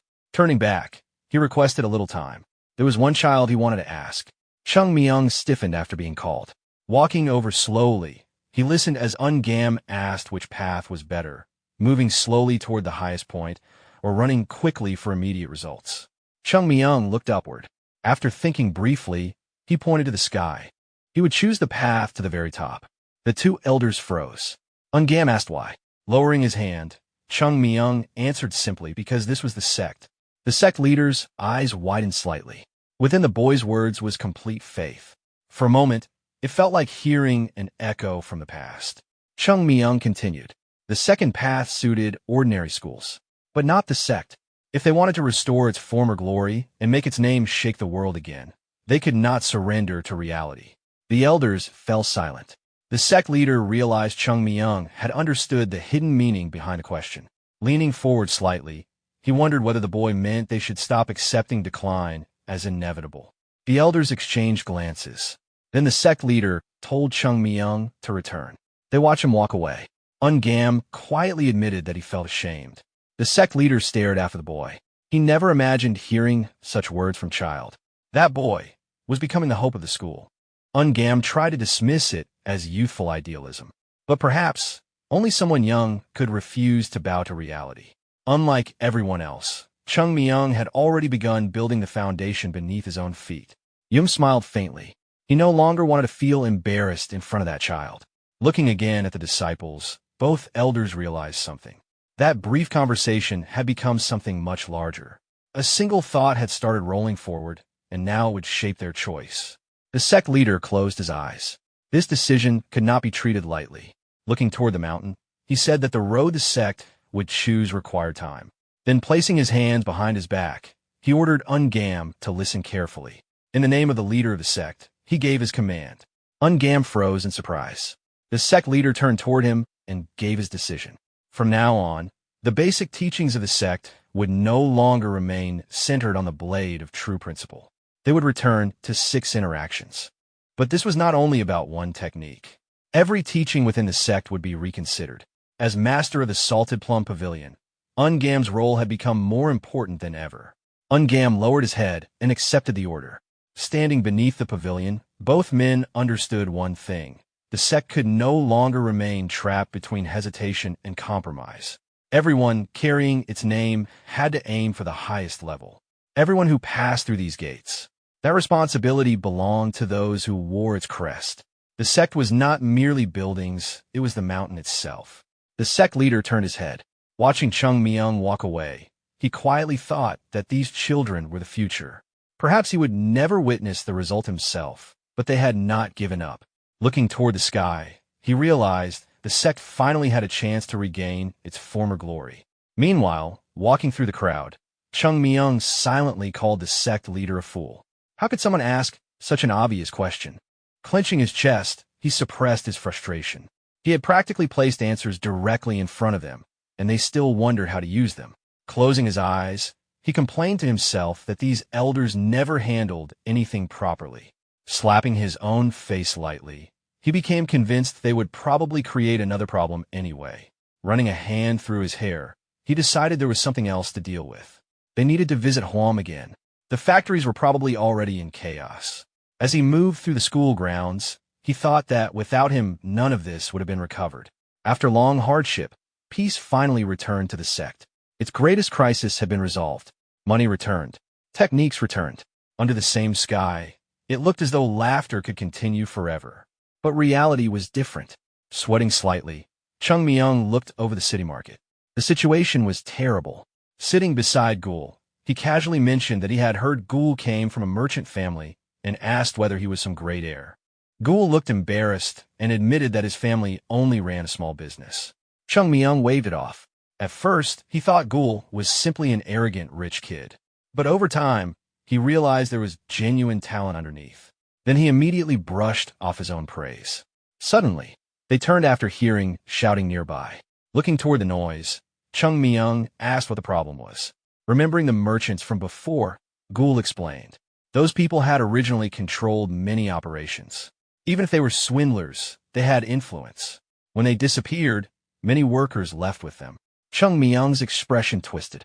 He could not understand how swindlers had influence. Ghoul explained that authority was not the issue. Connections were. Schools, officials, influential families. Many workers were relatives or acquaintances connected through those networks. Chung Myung finally understood. So the issue was manpower. Ghoul lowered his head. That was only one problem. Looking toward the elders of the sect, he explained that the larger problem was simple. They did not know how to run businesses. After observing the market, Chung Myung realized something unpleasant. The sect simply lacked the ability to manage commerce. Nearby, two disciples argued. One had prepared the wrong tea and mixed orders. Chung Myung and Ghoul watched. Management was harder than it looked. Products had to be selected carefully. Raw materials had to be purchased wisely. One bad choice ruined profits. But using poor ingredients drove customers away. Hiring outside merchants brought another problem. They could easily drain the business and leave workers with nothing. Chung Myung widened his eyes. Was it really too late to learn all this? Ghoul turned and told him to imagine forcing 40-year-old Taoists to suddenly become businessmen. Sighing, he added that the problems did not stop there. Even buying goods would become a disaster. What would happen if a simple-minded Taoist who knew nothing about trade entered the market? Chung Myung imagined it immediately. They would lose everything. Ghoul corrected him. Not only would they lose their money, they would probably be stripped clean and left with nothing. For a moment, Chung Myung pictured himself and the others becoming beggars. And suddenly, the situation no longer seemed funny. Closing his eyes, Chung Myung admitted to himself that this had been a mistake from the beginning. It should have been obvious that things would not work so easily. His eyes drifted toward the elders. Looking at the sky, he imagined them finally realizing his brilliance. Then he closed his eyes again. Back when the previous leadership handled things, business somehow continued. Now, he let out a heavy sigh and decided he would eventually have to deal with everything himself. Opening his eyes, he asked what they were supposed to do. Ghoul immediately reacted and asked why he was even asking him. Lowering his head, Ghoul admitted that if he had the ability to solve problems like this, he would have already inherited his family business and lived surrounded by wealth. Even his father had never found an answer. Raising his head, he quietly concluded there was no solution. Looking around the city, Ghoul explained that managing enterprises required capable merchants who understood goods, supply, and trade. The sect simply had nobody like that. Then he remembered someone. If Mr. Huang were still active, they would not have to worry. Chung Myung turned immediately. Ghoul explained. Mr. Huang was a merchant, one of the most influential figures in the region. Under his management flowed not only goods from Shanghai, but also trade from Yunnan and the western regions. After thinking for a moment, Ghoul explained that Mr. Huang had supported the sect for years. Without him, they probably would not have endured. Chung Myung asked why. Was he a disciple? What reason did he have? Ghoul frowned slightly. He explained that Mr. Huang also supported several other places. He mainly offered advice and financial assistance. There had never been serious problems with him. Hearing this, Chung Myung stood up. If that was the case, they could simply ask him for help. But Ghoul immediately objected. Mr. Huang had been bedridden for nearly a year. Rumors even claimed he never regained consciousness. Chung Myung sat back down. Then, someone called for him. Both he and Ghoul stood and greeted the mentor. Unam handed him a letter and told him to deliver it to the sect leader or the finance pavilion immediately. It was urgent. The sender, the Yunhe Trade Guild. Ghoul froze, then quickly whispered that this was the guild connected to Mr. Huang. Chung Myung's eyes widened. Without hesitation, he grabbed the letter. He promised to deliver it immediately. Soon, he was already running through the mountains. Then suddenly he stopped. Turning back, he pulled out the letter. If Mr. Huang's condition had truly worsened, then this was probably written by his son. Chung Myung examined the envelope. His eyes narrowed. Then he stared at the seal. Licking his lips, he quietly wondered who could resist reading a letter that had fallen directly into their hands. He imagined his master getting angry and scolding him for this habit. Turning the envelope over, he noticed the words, "Personally delivered to the head." Concentrating chi into his finger, he convinced himself, if an urgent message had been sent from a veteran man, something serious must have happened. His fingers slipped through the seal. He opened the envelope. Skipping formal greetings, he read. The letter explained that it had been written by the son because his father's condition had suddenly worsened. Chung Myung's expression changed. The symptoms had changed. Mr. Huang's pulse had become unstable. His body had started turning red. He remained unconscious, unable to move, and a black mark had appeared on the bridge of his nose. After reading the letter, Chung Myung recalled the terrifying gaze of the demons. The letter explained that renowned doctors from Zhongyuan had already been invited. Each examined Hang's pulse. None could make a clear diagnosis. With his final hope fading, the son began sending letters everywhere. Anyone who recognized the symptoms or offered treatment would receive a massive reward. That was why the seal of the trade guild appeared on what should have been an ordinary message. Holding the sealed letter, the son still carried hope. After finishing it, Chung Myung cursed quietly. Ordinary doctors would never solve this.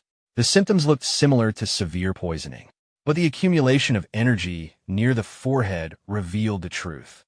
Only one treatment existed, neutralizing the poison with needles. His pupils narrowed. The reason he could not stay calm was simple. These symptoms matched devil flower, a condition created by a special technique of the heavenly demon sect. Chung Myung immediately imagined Chun Ma. Those terrifying eyes returned to his memory. His jaw tightened. Clenching the letter, he suppressed his anger. He had believed he had nearly erased everyone in the Chilean mountains. Yet somehow their legacy remained. Looking toward the mountains, he realized the problem was bigger than surviving followers. Something felt wrong. It felt like forces were gathering again inside Zhongyuan. Like an unseen army was forming. His expression hardened. Those people had always carried hatred toward the sect. Throwing his arms out in frustration, he wondered why trouble always found its way back to his school. Among countless people, why did it have to involve Mr. Hang? Looking at the letter again, he calmed himself. The contents alone were not enough to confirm Devil Flower. He needed to see personally. Then his eyes practically turned into coins. According to Ghoul, the guild possessed absurd wealth. He began wondering how large this reward actually was. Besides, after a century without open wars between the Heavenly Demon Sect and Zhongyuan, very few people still recognized Devil Flower. Carefully restoring the seal with chi, Chung Myung remembered the battlefield. Most people capable of identifying those symptoms had died at the hands of Chun Ma that day in the Huashan-Sekte Basin. After restoring the envelope perfectly, he muttered that the world remained unpredictable. Maybe someone survived. Maybe someone else would recognize the letter. His forehead tightened. Then he immediately rejected the thought. No useless person was going to steal his opportunity. Turning, he ran. His eyes became coin-shaped again. Morally speaking, he decided this matter should obviously be handled by him. Leaping across the mountains, he declared to himself that he would take everything personally. Soon night arrived. The students climbing the mountain complained and wondered why they could not simply stay at an inn. Zhang breathed heavily. Then he heard someone shouting. Ghoul ran toward him. Zhang narrowed his eyes. This boy became more reckless every day. What emergency justified running around like that? Ghoul finally arrived. Out of breath, he announced that something terrible had happened. Zhang frowned immediately. He already knew this involved Chung Myung. The two rushed back. Ghoul slid the door open. They searched Chung Myung's room. Empty. Zhang frowned and wondered where that bastard had disappeared to. Then Ghoul pointed toward a letter. Zhang picked it up. His body trembled. The brat had left instructions asking them to hide his disappearance for a few days. Zhang gritted his teeth. He was furious. Ghoul nervously asked what they should do. After calming himself, Zhang decided they first needed everyone to stay quiet. But another thought followed immediately. If the truth came out, everything could become much worse. Clenching the paper tightly, Zhang decided that revealing everything now would only make things worse. Looking at his trembling hand, the head disciple concluded that they had to hide Chung Myung's absence at all costs. Then he frowned. If nobody had gone looking for him today, the elders probably would not have paid much attention to the youngest disciple of the third generation. Ghoul frowned and asked what they would do if someone discovered the truth. Zhang turned sharply. That part did not matter. What worried him more was what Chung Myung was doing that required disappearing for several days. The two exchanged uneasy looks. Both immediately realized the same thing. That boy was definitely about to cause trouble again. Meanwhile, deep inside a dense forest, Chung Myung moved like an arrow. He flew over the treetops, landing briefly on a branch. He launched himself forward again. Jump after jump, he crossed the forest at incredible speed, only occasionally touching the branches, only to gain momentum again. Then he leaped higher. Sliding across the ground after landing, he finally stopped. Sweat poured down his face. Hands resting on his hips, he decided to take a short break. After covering nearly 300 li without stopping, his body had reached its limit. The mountains were already far behind. Looking upward, he quietly wondered what he had been like in the past. Back then, crossing mountains took a single step. Crossing rivers took two. Bending slightly, he admitted he would gladly trade everything for a cup of cold water. Wiping away sweat, he realized it had been a long time since he had returned here. Then he noticed the city. Bright lights spread through the night. Standing on the cliff's edge, Chung Myung looked over Sien. A smile appeared. Too many memories remained here. He remembered drinking sake, walking through these streets, escaping his elder's eyes, enjoying himself, a little drunk. Then his shoulder collided with someone. The gourd slipped from his hand. He turned immediately. The container struck the ground. The stranger rubbed his shoulder and complained about the smell of sour plum, then mocked the sect. Chung Myung's expression became blank. Sake slowly spilled onto the ground. His hair covered his eyes. Quietly, he demanded the gourd back. The group looked surprised. One laughed. They mocked the sect again. One of the 10 great sects, yet its disciples lacked manners. Another sneered that people from the sect still came to Sien despite looking miserable. One of them declared that the great Zhongin school should teach him a lesson. At that moment, Chung Myung's eyes became visible. He stepped over the fallen gourd, then picked it up.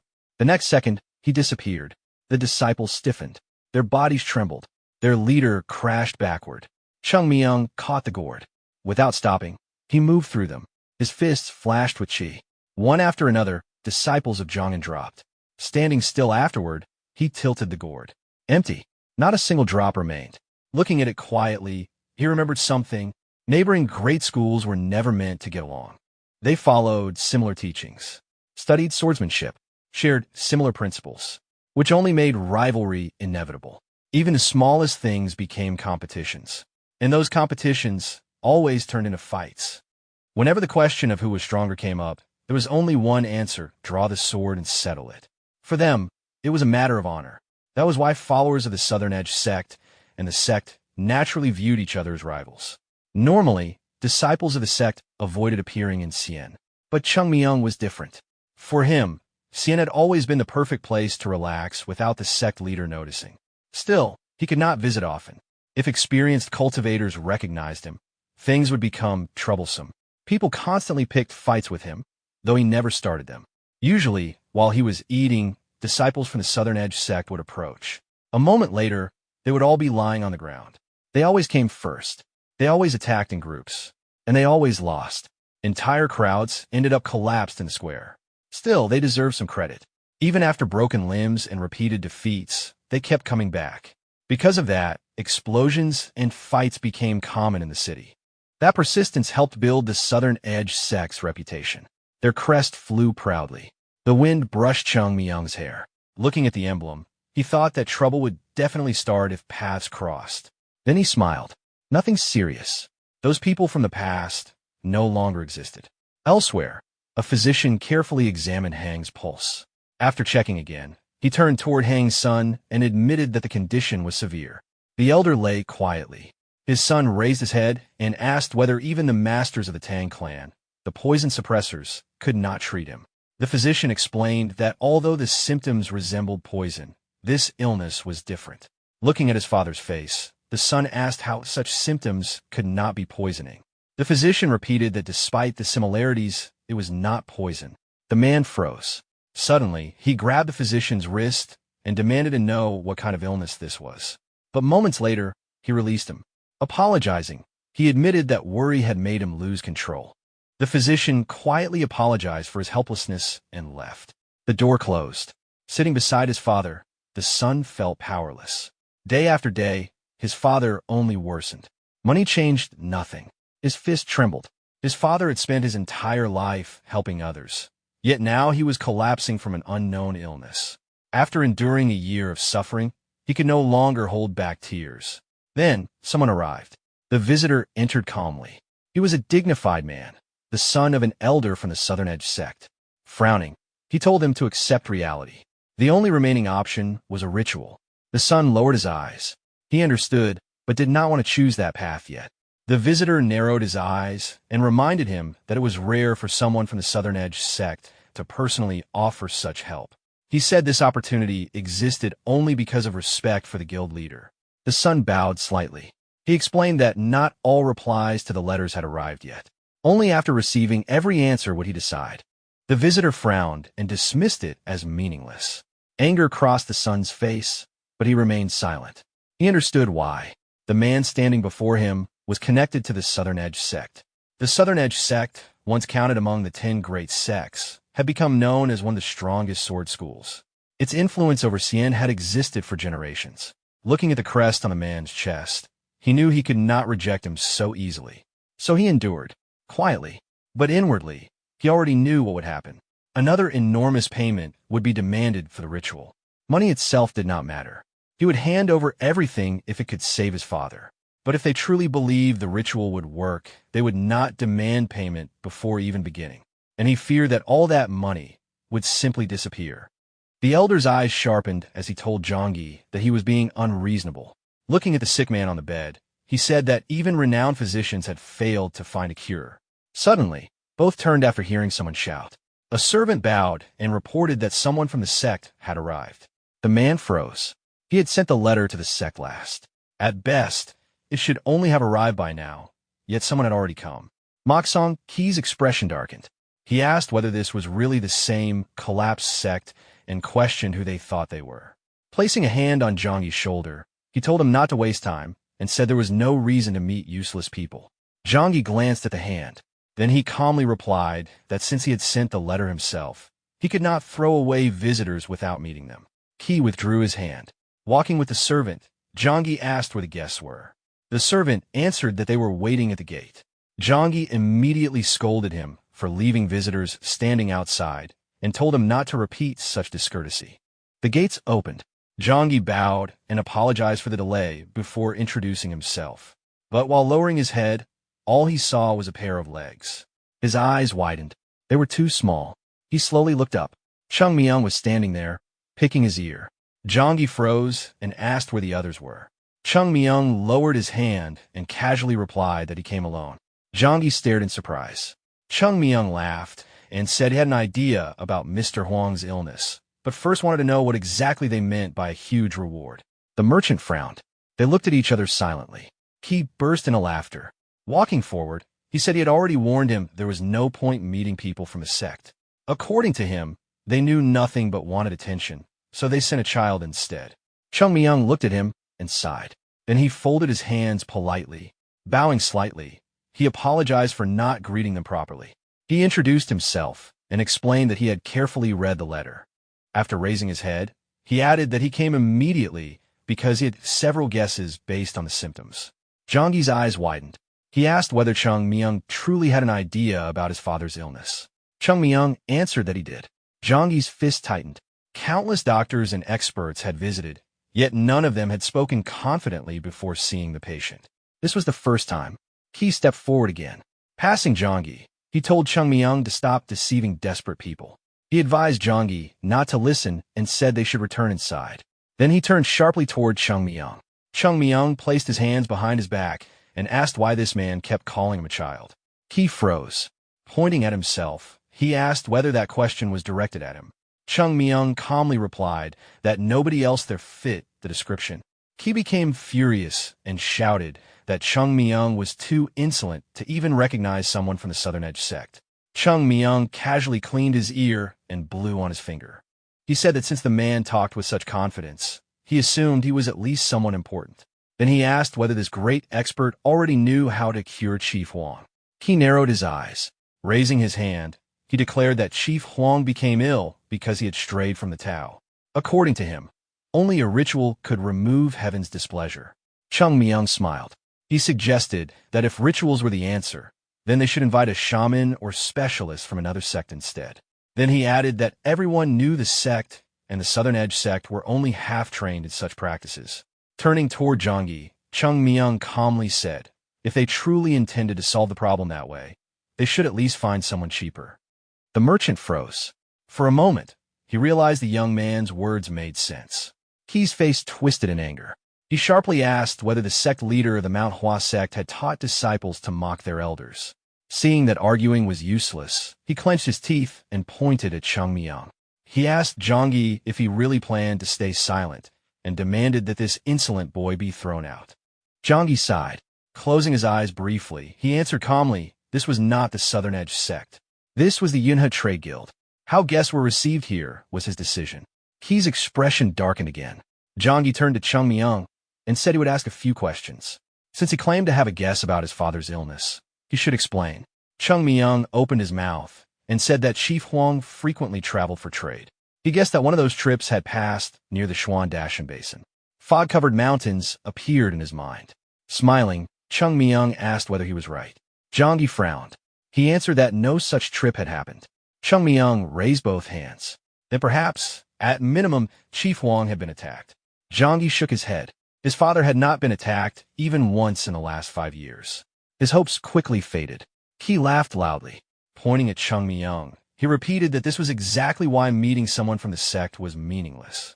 Jonggi closed his eyes. Then he politely told Chung Myung that he understood the intention to help, but his father's condition was too serious. Any mistake could make things worse. The gates slowly began closing. Jonggi told Chung Myung to return and thanked the sect leader for his concern. Chung Myung froze, then frowned. Placing a hand against the gate, he calmly said, Chief Huang's body turned red but felt cold. Jonggi stopped. Chung Myung continued. If pressure was applied to the skin, the red faded white, then returned. Before losing consciousness, Chief Huang suffered intense cold, like being trapped inside an ice cave. And the black discoloration was not only on the bridge of his nose, but also the crown and back of his head. Jonggi abruptly pulled the gates open. He stared at Chung Myung and demanded to know how he knew that. Chung Myung smiled. He asked whether he should continue. Jonggi immediately bowed and invited him inside. He objected at once. He argued that the boy was simply repeating symptoms of energy deviation. Jonggi closed his eyes, then asked why, if Qi knew that much, he still could not cure his father. Qi froze. Straightening himself, he warned that if they continued interfering carelessly, the Southern Edge sect would officially step in. Chung Myung only laughed. Qi turned and left. Inside the mansion, Chung Myung removed the blanket. Standing beside the unconscious old man, he examined him. His expression became serious. The condition was worse than expected. Running his fingers across the chest, he concluded that the symptoms matched devil's flower. But the technique itself had been poorly executed. Straightening up, he remarked that if someone at his level had used it, Chief Huang would not have survived a year. Chung Myung raised his hand. Qi flowed into Chief Huang's body. Slowly, the dark energy began disappearing. Jonggi quietly asked whether treatment was impossible. Chung Myung opened his eyes. He casually answered, it was not difficult. He had already taken measures to prevent death. Jonggi froze. Chief Huang's face slowly lost its redness. The accumulated energy around his forehead disappeared. Jonggi trembled. He could hardly believe it. Standing beside the bed, Chung Myung explained that full recovery would still require time and preparation. Jonggi quickly asked what needed to be prepared. Chung Myung looked at the ceiling, then said he would not mind having breakfast first. Not long after, every bowl on the table was empty. Chung Myung kept stuffing food into his mouth. Sitting opposite him, Jonggi asked what preparations he meant. After swallowing the meat, Chung Myung smiled and said treatment consumed a lot of energy, so eating properly came first. Besides, their chef was excellent. Jonggi narrowed his eyes. After everything he had witnessed, it was difficult not to believe him. Taking another bite, Chung Myung added that curing his father was not the main issue. First, they needed to find out why he became ill. Crossing one leg over the other, he said he needed to ask a few questions. After finishing another mouthful, he asked who had stayed closest to Chief Huang. Someone who observed him daily. Someone who accompanied him from his room to expeditions. Someone nobody would ever suspect. Except himself, of course. Zhangyi frowned and asked why. Chung Myung simply replied, because treatment required it. Zhangyi crossed his arms and thought. After a moment, he admitted there were too many assistants. At least 5 people matched that description. Chung Myung bit into another piece of meat and said that made things troublesome. Soon, only clean bones remained. Zhangyi asked what exactly he was searching for. Chung Myung thought briefly before saying, he should already understand. Zhangyi froze. Chung Myung calmly explained that based on the details, the person responsible was probably not an outsider. Pointing with his chopsticks, he said it looked like an inside job. Zhangyi stood up immediately and demanded he watch his words. Everyone in the guild had lived together like family. They respected Chief Huang deeply. Chung Myung put down his chopsticks. If that was true, then things became easier. It would be even better if nobody needed to be suspected. Picking his teeth, he told him not to worry. The investigation would reveal everything. Judging by Chief Huang's condition, the person using the demonic technique had done it repeatedly and carelessly. Dark energy had built up over time. Running his hand over the old man earlier had already confirmed it. Now he had a plan. Zhangyi asked how he intended to investigate. Chung Myung smiled. The investigation had already started. The moment they began talking in this room, it started. Now they only needed to watch. Zhangyi stared at him. Chung Myung smiled wider and said, the fun would begin soon. Then he asked for one thing. Zhangyi placed a hand on his chest and said he would prepare anything. Chung Myung grabbed the bottle by the neck. Grinning, he asked for alcohol. Elsewhere, he sat at a table with a clenched fist. His chopstick snapped. His hand trembled. Not only had a disciple from Mount Hua Sect entered Xian with full courtesy, his name was also the same as that impossible bastard. His eyes narrowed. He remembered the Plum Blossom Sword Saint. Songbeak asked who he meant. He slammed the table. He shouted that such a title did not suit a brat like that. Songbeak sighed. He already knew. Mentioning Mount Hua Sect always ruined Ki's mood. 100 years had passed since the Plum Blossom Sword was buried, yet people still remembered it. Song imagined that legendary swordsman and wondered how great he truly was. Ki frowned. He could not ignore this situation. That boy had already stirred the entire estate by claiming he could cure Chief Huang. He remembered Chung Myung's smug expression. Song asked whether it was actually possible. Ki answered that people were already talking about improvement. Song's eyes widened. He understood immediately. Chief Huang's support was invaluable. If Chung Myung truly cured him, Chief Huang would never turn away from Mount Hua Sect again. Instead, he would return to support the sect that saved his life. He lowered his eyes. Chief Huang would probably devote enormous effort to rebuilding the sect. Thinking this, he decided to stop it. Song opened his mouth and asked if the boy was causing so much trouble. Could they not simply throw him out? Smiling, the disciple said that if the elder personally intervened, it would damage the Southern Edge sect.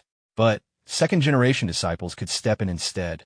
If a second-generation disciple of the Southern Edge sect crossed swords with a third-generation disciple of Mount Hua Sect, nobody would question it. The elder lowered his head and asked whether people would accuse them of bullying children. The disciple calmly answered that everyone knew the Southern Edge sect and Mount Hua Sect had exchanged combat experience for generations. If they happened to clash during a demonstration and someone went a little too far, that would not seem strange. Songbeak chuckled and added that the Zhonghua assembly was approaching anyway. That alone would serve as an excuse. He tapped the table. After thinking, he said he understood, but he could not approve it. Songbeak's smile faded. He explained that Chung Myung was still a third-generation disciple. If anything happened to him, the Southern Edge sect's reputation would suffer. The disciple laughed softly, grabbing his sword. He said he understood and would not insist. Then he stood and bowed. He quietly added, if a disciple made a mistake, he would accept punishment. He smiled and said he would personally punish whoever touched that child. Song smiled. That answer was enough. Soon they left. After the door closed, Ki drank tea in silence. He understood why younger disciples looked down on Mount Hua Sect. By the time they were born, the sect had already begun declining. Setting his cup down, he quietly said, in his youth, Mount Hua Sect was never a school the Southern Edge sect could suppress. If the Heavenly Demon sect had not destroyed its foundation, the Southern Edge sect still would not have surpassed it. Only war and bloodshed had changed that. The disciple beside him frowned and said those days were gone. No matter how one looked at it, The Plum Blossom Sword Saint had once left Hua Sect and reached the Southern Edge Sect. In a sense, they all returned to their roots. The cup cracked. He frowned deeply. He decided to speak with the sect leader after everything ended. Meanwhile, the disciples walked outside. Wigo asked what they planned to do with the boy. Song walked ahead and answered simply they would beat him. Looking ahead, he admitted he disliked targeting a child, but it would be worse if elders became involved. Passing the pond, Wigo asked whether Manhwa Sect truly sent him alone. Song answered that every sect had different circumstances. There had to be a reason. As they continued talking, Song reminded him not to forget they were helping the elder. Wigo turned, then grinned. They would not even need a search. Someone was already approaching. Chung Myung walked ahead, whistling and enjoying the weather. Then he turned after hearing someone greet him. Song immediately stood straight and greeted him politely. Introducing himself, he said he was glad to meet a disciple of Manhwa Sect. Chung Myung nodded. Smiling politely, Song asked where he was heading. Chung Myung answered that he wanted to check Chief Huang's condition. Song narrowed his eyes. Neither famous physicians nor elders could help, yet a child claimed success. Looking carefully, he began suspecting something strange. Smiling again, he asked for a moment of Chung Myung's time. Chung Myung agreed. Looking toward the residence, Song explained that since ancient times, the Southern Edge Sect and Manhwa Sect had exchanged martial experience. Even now, the Zhonghua assembly existed to share knowledge. Chung Myung opened his mouth and admitted he did not know. He had only recently joined the sect. Song narrowed his eyes. Touching the hilt of his sword, he thought that this answer proved the boy had never attended such an event. Then he raised his head. Experiencing the sword style of Manhwa Sect would surely help his training. Chung Myung's eyes widened. He immediately understood. The wind blew. Song smiled and asked, would Chung Myung honor him by showing the technique of the Great Manhwa Sect? His smile remained calm. But inwardly, he was already thinking about how to make the boy accept. Chung Myung frowned and asked if they were really asking him to fight. Song Beek looked surprised and clarified that it was not a fight, only an exchange of knowledge. Chung Myung looked at him and calmly replied that this was clearly a challenge. Still, there was no reason to be nervous. He never refused one. Song Beek froze. Chung Myung lowered his head and quietly warned him not to regret the challenge later. Leaves drifted through the air. The disciples of two sects stood facing each other. Holding his sword, Song Beek asked for his opponent's rank. Chung Myung placed his hands behind his back and answered that he had none.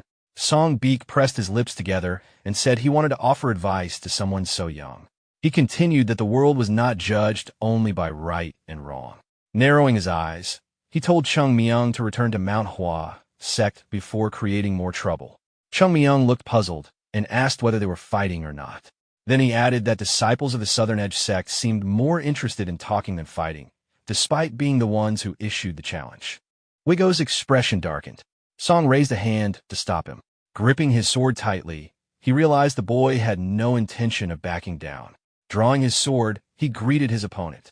Then he called for the Manhwa Sect disciple to draw his blade. Chung Myung paused and asked for a moment. Song frowned and asked what now. Chung Myung pointed at Wigo. Then, smiling, asked to borrow his sword. Everyone froze. A swordsman's blade was never casually lent. Someone shouted, how could a disciple not even carry his own sword?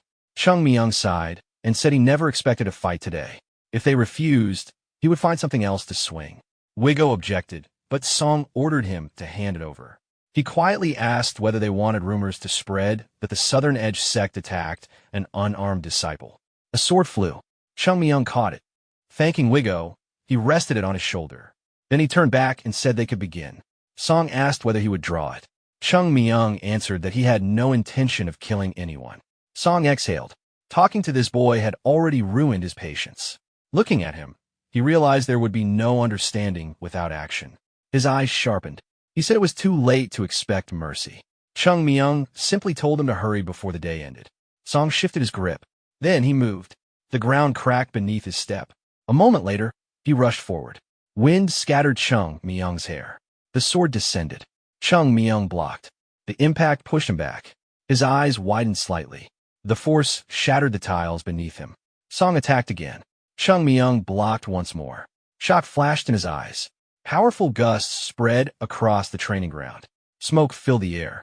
Watching from the side, Wigo quietly said that the elder was angry. He watched Chung Myung retreat while parrying. To outsiders, it looked like the child was barely holding on. Crossing his arms, Wigo thought Song Beek could have ended it immediately if he wanted. But then rumors would spread that they bullied children. So he was suppressing his strength, only blocking and pressuring, trying to teach a lesson. Song Beek gripped his sword with both hands. Then he rushed in again. The blade tore through the air. Chung Myung clenched his jaw. A moment later, a powerful gust of wind erupted. Chung Myung slid backward, his borrowed sword smoking from the impact of the block strike.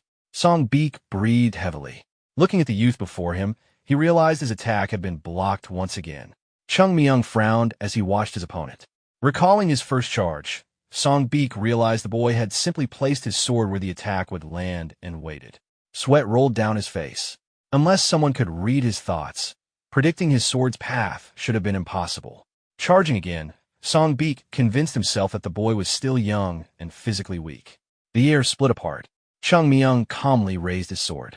Song Beek stepped hard enough to crack the tiles beneath him before bringing his blade down. Chung Myung shifted one step to the side, twisted his body, dodged the strike, and effortlessly redirected the attack. Song Beek stared in disbelief. Every one of his attacks had been neutralized. He jumped back and widened the distance between them. His eyes filled with shock. The sword art of the Southern Edge sect, praised as the finest, was being countered with ease. Gritting his teeth, he gathered chi into his hand. Chung Myung's eyes narrowed. Wind swirled around Song Beek as he gripped the sword with both hands and poured even more chi into it. His eyes flashed with anger while violent currents rushed around him. He lowered his blade, continuing to channel power into it. An instant later, he appeared before Chung Myung. Wigo's face turned pale as he shouted for him to stop. Song Beek's eyes widened. Realizing what he had done, he immediately dispersed the chi and changed the attack into an ordinary strike. For a brief moment, everything fell silent. Song Beek breathed heavily. A little more, and he would have truly killed the boy. Suddenly, Chung Myung's body bent backward. The impact hurled him through the air. He slammed into the wall with a thunderous crash. Blood burst from his mouth. Song Beek froze. Wigo stood horrified, his pupils shrinking. Chung Myung collapsed to the ground as small streams of wind scattered around him. Blood continued pouring from his mouth. Song Beek broke into a panic. Lowering his sword, he stared as the dust settled. Then someone called his name. Wigo rushed over and asked what had happened to the child. Still stunned, Song Beek tried to explain himself. Sweat streamed down his face. He knelt beside Chung Myung and lifted him up. Blood stained the boy's chin. Song Beek clearly remembered dispersing his inner strength before the final strike. Blue chi flashed through his memory as his sword collided with Chung Myung's. Even his strongest attacks had never managed to injure someone like this. How could a strike without inner strength send him flying? Blood continued flowing from Chung Myung's mouth. Song Beek stared at it in horror before shouting in disbelief. Wigo anxiously asked what they should do. Song Beek realized this disaster had happened because of his own mistake. At that moment, footsteps approached. Both disciples looked up in alarm as someone entered the training ground. The newcomer looked across the spacious courtyard and angrily demanded to know what had happened. The doctor narrowed his eyes and declared that Chung Myung was in critical condition. After checking his eyes, he ordered his assistant to move the boy immediately. They carried Chung Myung away from the training ground. Song Beek frowned, desperately wondering what excuse he could possibly give. A blood-stained scabbard lay on the ground, covered in scratches. He realized that no explanation could fix the situation. The sect leader lowered his head before asking how anyone could dare attempt to assassinate his disciple. Walking to the pool of blood, he said he believed the disciples of the Southern Edge sect possessed honor. Looking at the blood-stained ground, he condemned them for committing such an act in front of everyone. His expression hardened. Looking at Song Beek, the sect leader declared that he would never forget what had happened. He then ordered the Southern Edge sect disciples to leave the guild immediately. Just then, someone asked what all the commotion was about. A bead of sweat rolled down Song Beek's face. He approached and asked what had happened. He immediately noticed the pool of blood, the shattered wooden fence, and disciples from different sects standing nearby. Frowning, he silently cursed his disciple for creating such a disaster. Raising a hand, Qi suggested that perhaps it had all been an accident. The sect leader looked at him in disbelief and asked whether an attempted assassination could truly be called an accident. He sternly explained that the child treating the guild leader had nearly died at the hands of disciples from an influential sect. Qi replied that an accident meant there had been no malicious intent. Song Beek quickly insisted he had never crossed the line. The sect leader angrily asked whether the problem was simply that Song Beek had used excessive force. Turning to Zhangyi, he questioned why a Southern Edge sect disciple had raised his sword against a child from Mount Hua Sect in the first place. Standing before the bloodstains, he reminded everyone that sparring was meant to be an exchange between opponents of similar strength. Then he asked whether they truly considered fighting a child barely half their age to be sparring. Song Beek placed a hand on his chest as Qi tried to defend him. The sect leader demanded whether this was the famed honor of the Southern Edge sect. Finally, he ordered Qi to gather his disciples and leave the guild that very day. Qi pursed his lips as the sect leader stated that he was speaking on behalf of the heir of the Yunhe Trade Guild and its acting leader. Unable to argue further, Qi accepted the decision. Before leaving, he wished Chief Huang a full recovery. The sect leader stepped forward. Zhangyi silently walked past Qi and quietly warned that, from an outsider's perspective, the incident looked completely different. Qi clenched his teeth, but remained silent. The two groups went their separate ways. Wiggle looked on in surprise. Song Beek lowered his head in disappointment, wanting to say something. Before he could speak, Qi announced that they would soon return to the main mountain.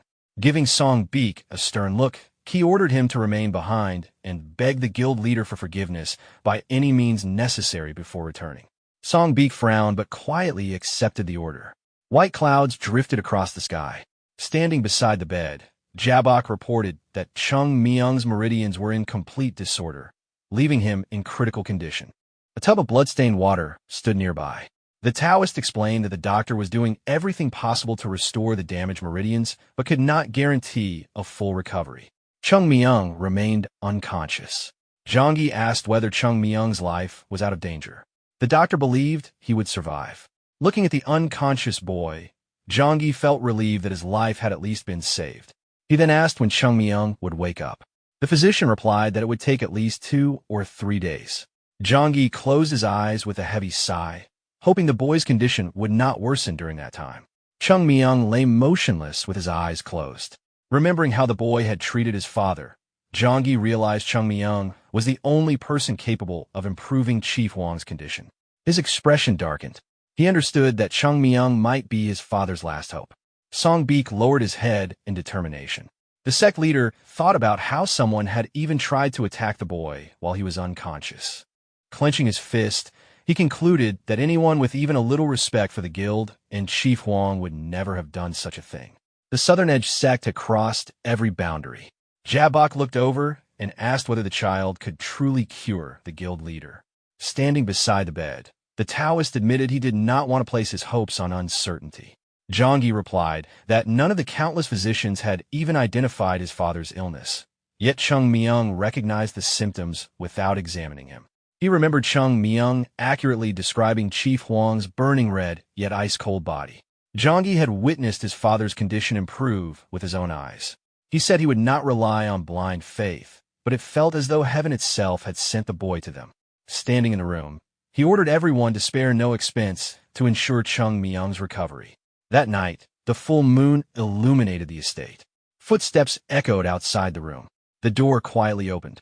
A hooded figure entered and looked at the sleeping boy. Raising 2 fingers, the intruder calmly said he held no personal grudge. His fingertips ignited with energy. He told Chung Myung to consider this payment for interfering in his affairs. The assassin struck, but his fingers pierced only the pillow. His eyes widened in shock. At that moment, Chung Myung opened his eyes. A faint grin spread across his face. Grabbing the assassin's wrist, he sat upright and calmly declared that he had finally caught his enemy.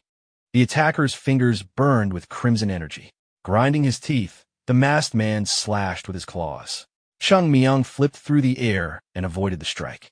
Using the attacker's back as support, he pushed off and landed behind him. The assassin turned with a snarl. A red glow gathered beneath his cloak. He swung again, releasing a powerful sphere of energy. Chung Myung leaped into the air and dodged. Dark energy gathered in the assassin's hand. Certain he had cornered his target, the attacker unleashed another strike, believing Chung Myung had nowhere to escape. Instead, Chung Myung kicked the attack aside. The assassin froze in shock, landing lightly. Chung Myung placed one hand on the ground. The impact destroyed the entire room. Removing his hand, he calmly said that the assassin had misunderstood. No one had caught him.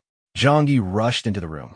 Hearing footsteps, the assassin looked around in horror. Representatives of the sects stood at the doorway. Smiling, Chung Myung announced that they had caught the intruder. The sect leader frowned and demanded to know what had happened. The light revealed Jabaka's frightened face.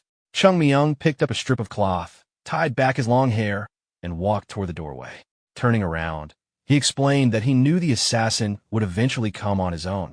The sect leader said he had never doubted him. Jabak clenched his fist, calling it shocking that the culprit was someone they had trusted the most. He then asked how Chung Myung had figured out. Chung Myung smiled and admitted he had never known the assassin's identity. He had simply expected that someone would try to kill the only person capable of treating Chief Huang. Jabak stared at him in surprise. He asked what would have happened if they had not arrived. Chung Myung placed his hands behind his back and answered that he had no other choice. Pointing to where he had been lying, he explained that the assassin would never have missed the chance to kill him and shift the blame onto the Southern Edge sect. The assassin frowned, assuming Chung Myung had planned everything together with the Southern Edge sect. Chung Myung immediately denied it. He explained that those disciples had simply challenged him at the perfect moment. Jabak then asked about his internal injuries, reminding everyone that the doctor had declared his meridians completely ruined.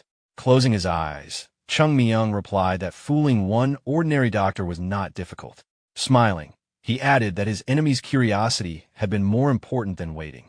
Confidently, he declared that the person who tried to kill Chief Huang had walked straight into his trap. The assassin laughed loudly while standing beside the crater left by the explosion. Everyone watched in surprise. He argued that attempting to kill a child proved nothing about the attack on Chief Huang. According to him, there was no evidence connecting the two. Zhangyi frowned in confusion. Spreading his arms, Jabak insisted he would never harm the guild leader, who had always treated him well. The sect leader's expression hardened. He demanded to know why Jabak had hidden his martial arts and attempted to kill Chung Myung. Jabak raised a hand and asked whether Chung Myung had bewitched everyone. He angrily questioned how a mere child could accomplish what even the greatest physicians could not. The sect leader replied that all he needed was proof, and the truth would become clear. Standing before him, Jabak insisted that anyone under Chung Myung's influence would refuse to listen to reason.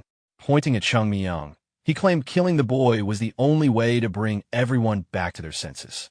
Chung Myung frowned in annoyance and mocked Jabak, asking how much longer everyone would have to listen to his excuses. Jabak looked at him in confusion and demanded to know what he meant. Chung Myung stepped forward as blue aura wrapped around his fist. He lunged at Jabak, saying they could settle everything with a single blow. Jabak slashed with his burning claws. Because Chung Myung had closed the distance, the attack grazed his hand, leaving a red mark. Landing on one knee, Chung Myung raised his hand for everyone to see. His palm had turned red. Everyone stared in shock. Looking at the mark, Chung Myung explained that it was the cinnabar hand of the monster. He said the technique left a crimson mark on its victim and could kill an ordinary person within hours. Jabak stared at the wound in disbelief. Chung Myung calmly added that he was not in danger, but an elderly person with no martial arts training could easily die from it. He smiled and said he would believe Jabaka's innocence only if someone else had been secretly injecting the cinnabar hand's energy into Chief Huang's body all this time. The sect leader's expression hardened. He immediately ordered his men to seize Jabak and gave them permission to kill him if he resisted. The guard charged. Jabak raised his burning hands and cursed them.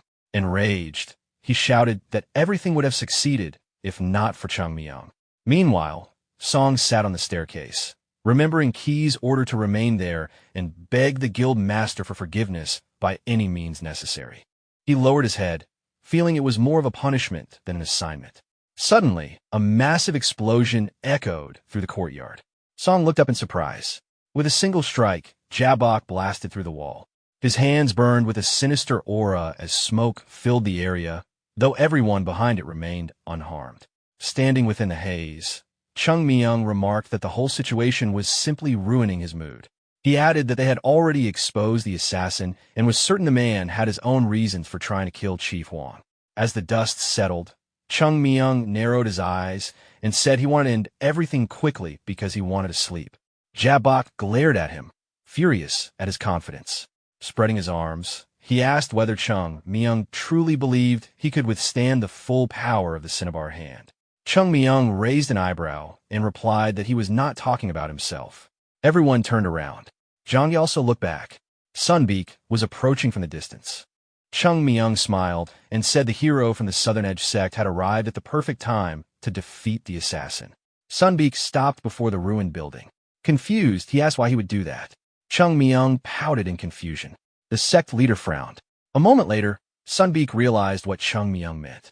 Holding his scabbard, he understood this was the perfect chance to make up for his earlier mistake. Gripping his sword, he rushed forward and declared that the assassin would face the sword of the Southern Edge sect. He charged past Chung Myung and engaged Jabok. Leaning back slightly, Chung Myung smiled and remarked that one problem had already been solved. Zhangyi asked whether that was all. Jabok answered with another punch. Chung Myung explained that someone from a renowned clan could not lose to a person who had never truly mastered the martial art. The sect leader asked what he meant. Chung Myung showed everyone his hand. The crimson mark had already begun to fade. He explained that although Jabok had learned the Cinnabar hand, he had lied about his level of mastery. The sect leader stared at the fading mark in amazement and asked whether Chung Myung was really just an ordinary swordsman. Looking puzzled, Chung Myung pointed at himself and casually declared that he was the greatest swordsman in the world. As Sunbeak and Jabok continued fighting, Chung Myung sat on the steps, opened his mouth, and let out a long yawn. The boy narrowed his eyes and looked up at the sky while a fierce battle continued behind him. Glancing back, Chung Myung complained that they had been fighting for hours and said he could have defeated the villain himself. Jabok finally collapsed on his back. Sunbeak stood over him with his sword in hand. Covered in sweat and bruises, Sunbeak declared that the villain had been defeated. Zhangyi nodded and praised him, saying he would never forget the Southern Edge sect's help. Exhausted, Sunbeak dropped to the ground. Chung Myung folded his hands behind his back, relieved that everything was finally over. The sect leader wondered how he should react. He was amazed that Chung Myung had solved a mystery that had lasted for more than a year in only 2 days. He could not understand how the answer had been so simple or why no one had ever suspected the trusted manager. Looking at Chung Myung, the sect leader felt as though an old, wise master was hidden inside the young boy. Zhangyi then asked why Jabok had tried to kill his father. Surprised, Chung Myung admitted he had no idea. When asked if he had any guesses, he simply shook his head. Smiling, he explained that his job was to solve the problem and collect a reward, not investigate people's motives. Rubbing his fingers together, he reminded everyone that the reward had better be worthwhile. The sect leader smiled and assured him it would be. Then he pointed out that Chung Myung had forgotten something. Jabok was still lying among the rubble. Zhangyi explained that capturing the culprit was never his main concern. All he wanted was for his father to recover. The sect leader asked whether Chung Myung could truly heal him. With complete confidence, Chung Myung replied that he could. Zhangyi extended his hand and promised that if his father recovered, the Unitrade Guild would fully support the sect and devote all its strength to helping it. Chung Myung stared at him in surprise before shaking his hand. Zhangyi considered it only a small repayment. Chung Myung immediately complained that the debt should be repaid to him personally, not the sect, making Zhangyi realize his greed far exceeded what he had imagined. Later, Chung Myung sat beside Chief Huang's bed. Satisfied that he had pushed all the troublesome work onto the Southern Edge sect, he focused on the final task. Looking at the old man's body covered with crimson marks, he admitted to himself that he was not completely confident. He remembered that he was not the legendary Plum Blossom Sword Saint. One mistake could trigger a surge of demonic chi and kill the chief instantly. Even so, he decided to proceed. Closing his eyes, he silently hoped no one would blame him if something went wrong. Blue aura gathered around his hands as he poured his energy into Chief Huang's body. His consciousness entered the man's spiritual world. Before him stood a massive wall of demonic energy. Above it, the dark chi twisted into countless black snakes. The serpents hissed and rushed toward him from every direction. Seeing the overwhelming number of them, Chung Myung doubted whether his current strength would be enough. A sword appeared in his hand. The snakes charged. Surrounded on every side, Chung Myung gritted his teeth and swung his blade. With a single strike, he severed the heads of several snakes. At the same time, the crimson marks covering Chief Wang's hand slowly began to fade. Chung Myung kept his eyes closed and took a fighting stance, convinced he could finish it. A gap had already been torn through the wall of demonic chi.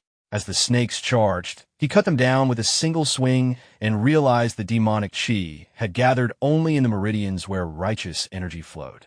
Striking again, he concluded that without the chief's righteous nature, the accumulated demonic chi would have been 10 times stronger. The crimson mark on Chief Huang's chest disappeared. Chung Myung realized the task was simpler than he had expected. Chief Huang remained unconscious as Chung Myung understood everything now depended on how long he could endure. Another slash erupted in brilliant light, reducing the snakes to dust as pieces scattered across the ground. He urged the chief to hold on a little longer and confidently promised to finish everything at once. Suddenly, the remaining snakes merged into a single writhing mass. Their heads aligned in one direction before the entire cluster retreated. Watching them, Chung Myung realized they were trying to escape. His expression changed as he noticed all the demonic chi rushing toward Chief Wang's head. He immediately understood that every attack now had to be precise, since one mistake could cause a fatal hemorrhage. Unable to retreat because the infection would spread again, Chung Myung decided he had no choice but to act. Blue energy gathered in his glowing hand as he placed it on the chief's forehead. His body began turning red while he declared he would give the demonic chi an escape route through himself. His trembling hand glowed with purple light as bolts of energy tore through his body. A violent surge struck his chest, forcing him to one knee. His body shook violently, but he scraped the ground and refused to lose consciousness over something so minor. Frowning, he swore that his pride as the Plum Blossom Sword Saint would never allow him to faint. His vision blurred, his eyes turned bloodshot, and he realized his new body might not survive the strain. A bright light flared from his dantian, shining through his clothes. Knowing he had no time left, Chung Myung stepped forward and resolved to end everything at once. Thousands of red-eyed snakes stared back before rushing toward him with their fangs exposed. He leaped into the air, landed on one serpent's body, and sprinted along its back before launching himself forward. A brilliant arc split the darkness as a single slash cleaved the massive wall of flesh in two. Before he could react, the giant serpent swallowed him whole. An instant later, countless cuts erupted from inside its body. The monster exploded into pieces as Chung Myung burst free with another swing of his sword. Landing lightly, he turned around in confusion, wondering how it had happened. The remains of the giant serpent crashed behind him. More snakes attacked from every direction. Their speed had increased dramatically. Chung Myung spun around, severing their heads one after another, but the endless swarm continued advancing. Realizing he could no longer follow all of their movements, he was surrounded. A brilliant flash illuminated the darkness as several more powerful strikes destroyed the approaching reptiles. Breathing heavily with sweat pouring down his face, Chung Myung realized this battle was far more dangerous than when the demonic chi had remained inside Chief Wang's body. The demonic chi had become desperate now that it had nowhere left to escape. He looked ahead and understood that if the fight continued much longer, his energy would run out first. Veins bulged across his face as he jumped back to evade another strike. At that moment, a giant snake lunged and bit into his side, lifting him high into the air. Clenching his sword tightly, Chung Myung swung his blade. Before the strike could finish, another snake slammed into him, knocking the sword from his hand. Chung Myung's sword slipped from his hand. With no weapon left, the snakes swarmed and devoured him. Grinding his teeth, he realized this could be the end. Surrounded on every side, he understood there was only one option left. He had wanted to avoid using it because a single mistake could cost him both his body and his mind. Closing his eyes, Chung Myung made his decision. A white haze spread around him as waves of energy burst outward. He remembered the only method capable of destroying all the demonic qi inside the body at once. Pouring every ounce of energy from his dantian into every cell, he released it all in a single explosion. The snakes rushed toward the light, but exploded the moment they touched it. Brilliant flashes erupted from Chung Myung's body. He clenched his teeth against the unbearable pain as his body felt like it was falling apart. The skin on his hands peeled away with the crimson marks while the demonic qi evaporated from his fingers. The crimson aura finally left his body. Collapsing to the ground, Chung Myung lay there as white smoke rose from him. Sweat poured down his face. After a long moment, he gasped for air and clutched his chest before slowly forcing himself back up. Frowning, he admitted he had truly believed he was going to die. Grabbing his robe, he swore never to use that method again. Looking at Chief Huang lying on the bed, Chung Myung realized the demonic qi had been far beyond what his current level could safely endure. A moment later, Chief Huang opened his eyes. Surprised, Chung Myung looked at him. The old man turned his head and asked who he was. Smiling, Chung Myung asked if he was feeling all right. Chief Huang could barely make out the boy and wondered if he was a celestial being. Looking up at the drifting clouds, he assumed he had already died and reached the afterlife. Outside, the sun shone over the Yuna Trade Guild. After Chief Huang regained consciousness, the guild quickly restored order. Jabok confessed everything. Without Chung Myung exposing him, he would have taken control of the guild's entire fortune. Standing before Chief Huang, he admitted he was the son of a business rival and told a long, tragic story to explain his actions. Scratching his ear, Chung Myung dismissed it as boring and decided that a crime still deserved punishment. He also concluded that if the Heavenly Demon Sect had truly been involved, they would never have remained so quiet. With the crisis resolved, Chung Myung became the benefactor of the Yunha Trade Guild and was treated as an honored guest. At dinner, he happily stuffed himself with countless delicious dishes while drinking from a bottle. Behind the door, Zhangyi tried convincing his father to remain in bed. Instead, Chief Huang walked into the room, declaring that he felt stronger than he had before falling ill. Chung Myung turned toward them with a smile. He joked that they had already met when Chief Huang first woke up and guessed the old man had not recognized him because he had eaten too much. Chief Huang silently noticed that his guest seemed to have doubled in size over the past 3 days. When Chung Myung asked whether they needed something, Chief Huang stepped forward. Lowering his head, he bowed deeply before Chung Myung. He declared that Chung Myung had saved his life and that such a debt could never truly be repaid. Still eating, Chung Myung casually told him to stand up. Chief Huang explained that Zhangyi had told him everything and that he wished to repay his benefactor in any way possible. He sincerely asked Chung Myung to name any reward he desired without hesitation. Chief Huang raised his head, but Chung Myung quickly stopped him, saying a Taoist could not accept payment for saving a life. He added that if the sect leader found out, he would be in trouble because he had come without permission. Surprised, Chief Huang asked if he had really left the sect without informing the sect leader. Chung Myung nodded and explained that the situation had been too urgent to wait for permission. Chief Huang lowered his head once more and replied that this only increased the debt he owed. He promised not to tell the sect leader anything. Hearing that, Chung Myung immediately smiled and asked him to promise again. Chief Huang readily agreed. Chung Myung then took out a notebook, tapped his forehead, and joked that he had become forgetful with age, so he had written everything down before coming. Curious, Chief Huang asked what he had written. Opening the notebook, Chung Myung grinned and announced that he would now review everything he wanted. Some time later, the sun began to set. Zhangyi stood beside his father as Chief Huang marveled that his body felt completely restored, almost as if he had become 10 years younger. Zhangyi noticed his father's unusual excitement. Chief Huang then told him he had not called him there simply to discuss his recovery. Lowering his head, Zhangyi asked him to explain. Chief Huang reminded him that he had ordered the guild to reduce its dealings with the Southern Edge sect and had promised tremendous support to the sect. Zhangyi frowned. He pointed out that the Southern Edge sect was the dominant power in Xian and one of the strongest sects in Huang. In contrast, the sect was far away and had fallen into decline. Chief Huang quietly took a sip from his cup. Zhangyi continued, saying that while they were certainly grateful, his father had promised far too much. He believed it was dangerous to strengthen ties with the sect while weakening relations with the Southern Edge sect. He suggested maintaining their previous agreements instead. Chief Huang stared at the reflection in his cup before asking his son what the primary duty of a merchant was.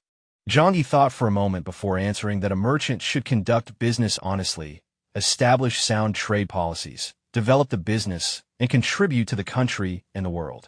Chief Huang burst into laughter. He said the answer sounded impressive, but only because Zhangyi had polished it well. Since he knew his son better than anyone, he told him there was no need to pretend. Picking up a coin, Chief Huang explained that a merchant's true duty was simply to make money. Sometimes merchants even crossed legal and moral boundaries to earn it. Holding the coin between his fingers, he said that money was the tool that allowed a merchant to follow the right path and help others. Looking through the hole in the coin, he declared that business had no room for emotions or virtue. Only efficiency mattered. A bead of sweat rolled down Zhangyi's face. He asked whether his father truly believed investing in the declining sect would be profitable. Chief Huang asked if his son had forgotten how he had built the Yunhe Trade Guild into the greatest merchant guild in Huam. Raising the coin, he explained that true merchants invested in things everyone else overlooked or considered worthless. Whether it was a sect or another merchant guild, value existed wherever others failed to see it. Even after hearing that, Zhangyi admitted he still could not see any reason to invest in the sect. Chief Huang quietly sipped his tea and asked Zhangyi if he had truly not seen it for himself. Zhangyi looked silently at his father. Closing his eyes, Chief Huang said that the current sect could not compare to the Southern Edge sect. Looking at his reflection in the tea, he continued that if his judgment was correct and the sect rose again, establishing a strong relationship with them now would bring benefits beyond anything they had ever imagined. Zhangyi stared at his father in disbelief. He replied that he understood even less now. If the sect failed, the Yunhe Trade Guild would suffer enormous losses as well, and there was no guarantee the sect would ever rise that high. Chief Huang dismissed the concern, saying Zhangyi was thinking like an ordinary man. A true merchant does not wait for the right opportunity to appear. He creates it. Placing his hand on the table, Chief Huang said he had no intention of waiting for the sect to rise on its own. He would help make it happen. Remembering Chung Myung, he said that throughout his life he had met countless merchants and craftsmen, yet no one had ever impressed him like that child. He had spent his entire life searching for a python, only to discover that a dragon ready to ascend had been right before him. Standing beside his son, he explained that such things could not be understood through ordinary reasoning. Instead of trying to understand immediately, Zhangyi should simply follow his orders, and in time everything would become clear. Chief Huang imagined binding Chung Myung to the Yunhe Trade Guild with favors that could never be forgotten. If today's rewards created a lifelong friendship, then they had paid a very small price. Zhangyi looked at his father in surprise and asked if he truly believed that. Chief Huang suddenly exploded in frustration, admitting the rewards had actually cost him 5 times more than he had originally planned. Clenching his fist, he called Chung Myung a clever little snake. Zhangyi smiled faintly. Seeing that his father had already made up his mind, he said he would trust his judgment. Even so, he admitted that doubt still remained in his heart. He promised to personally help support the sect and overcome those doubts. Chief Huang silently watched him. The evening sun illuminated the building as he smiled, saying it had been a long time since he had heard words that pleased him so much. The scene shifted to a small pond. Chung Myung lay on the ground, convinced that the merchant had his own motives. Crossing his legs, he thought that no one would spend such an enormous amount of money purely out of gratitude. Whatever Chief Huang wanted, it had nothing to do with him. Smiling, Chung Myung thought that if necessary, he could simply refuse. Looking up at the golden sky, he reflected that an ordinary child might have felt responsible.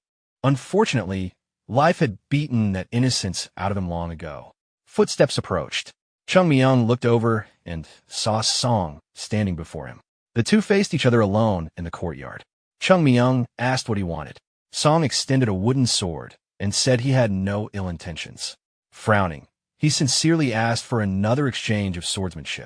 Holding out the wooden sword, Song admitted that he now understood Chung Myung had deliberately used him as part of his plan to uncover the truth. Since everything had worked out, he no longer held any resentment. Chung Myung stood up in confusion and asked what Song was talking about because he knew nothing about any trap. Song simply stared at him in silence. Chung Myung asked if they were not the ones who had tried to set him up in the first place. The young man smiled. Song asked if that was why Chung Myung no longer held a grudge against him. The Southern Edge Sect disciple looked at Chung Myung in silence. Chung Myung then asked what any of that had to do with exchanging swordsmanship. Holding out the wooden sword, Song admitted that it did not matter whether he had been humiliated, manipulated, or used as a pawn. Everything had happened because of his own ignorance. Frowning, Song said the only thing that still bothered him was their duel. Looking at Chung Myung, he admitted he still could not understand what had happened during that fight. Chung Myung looked away and asked if that was why he wanted another match.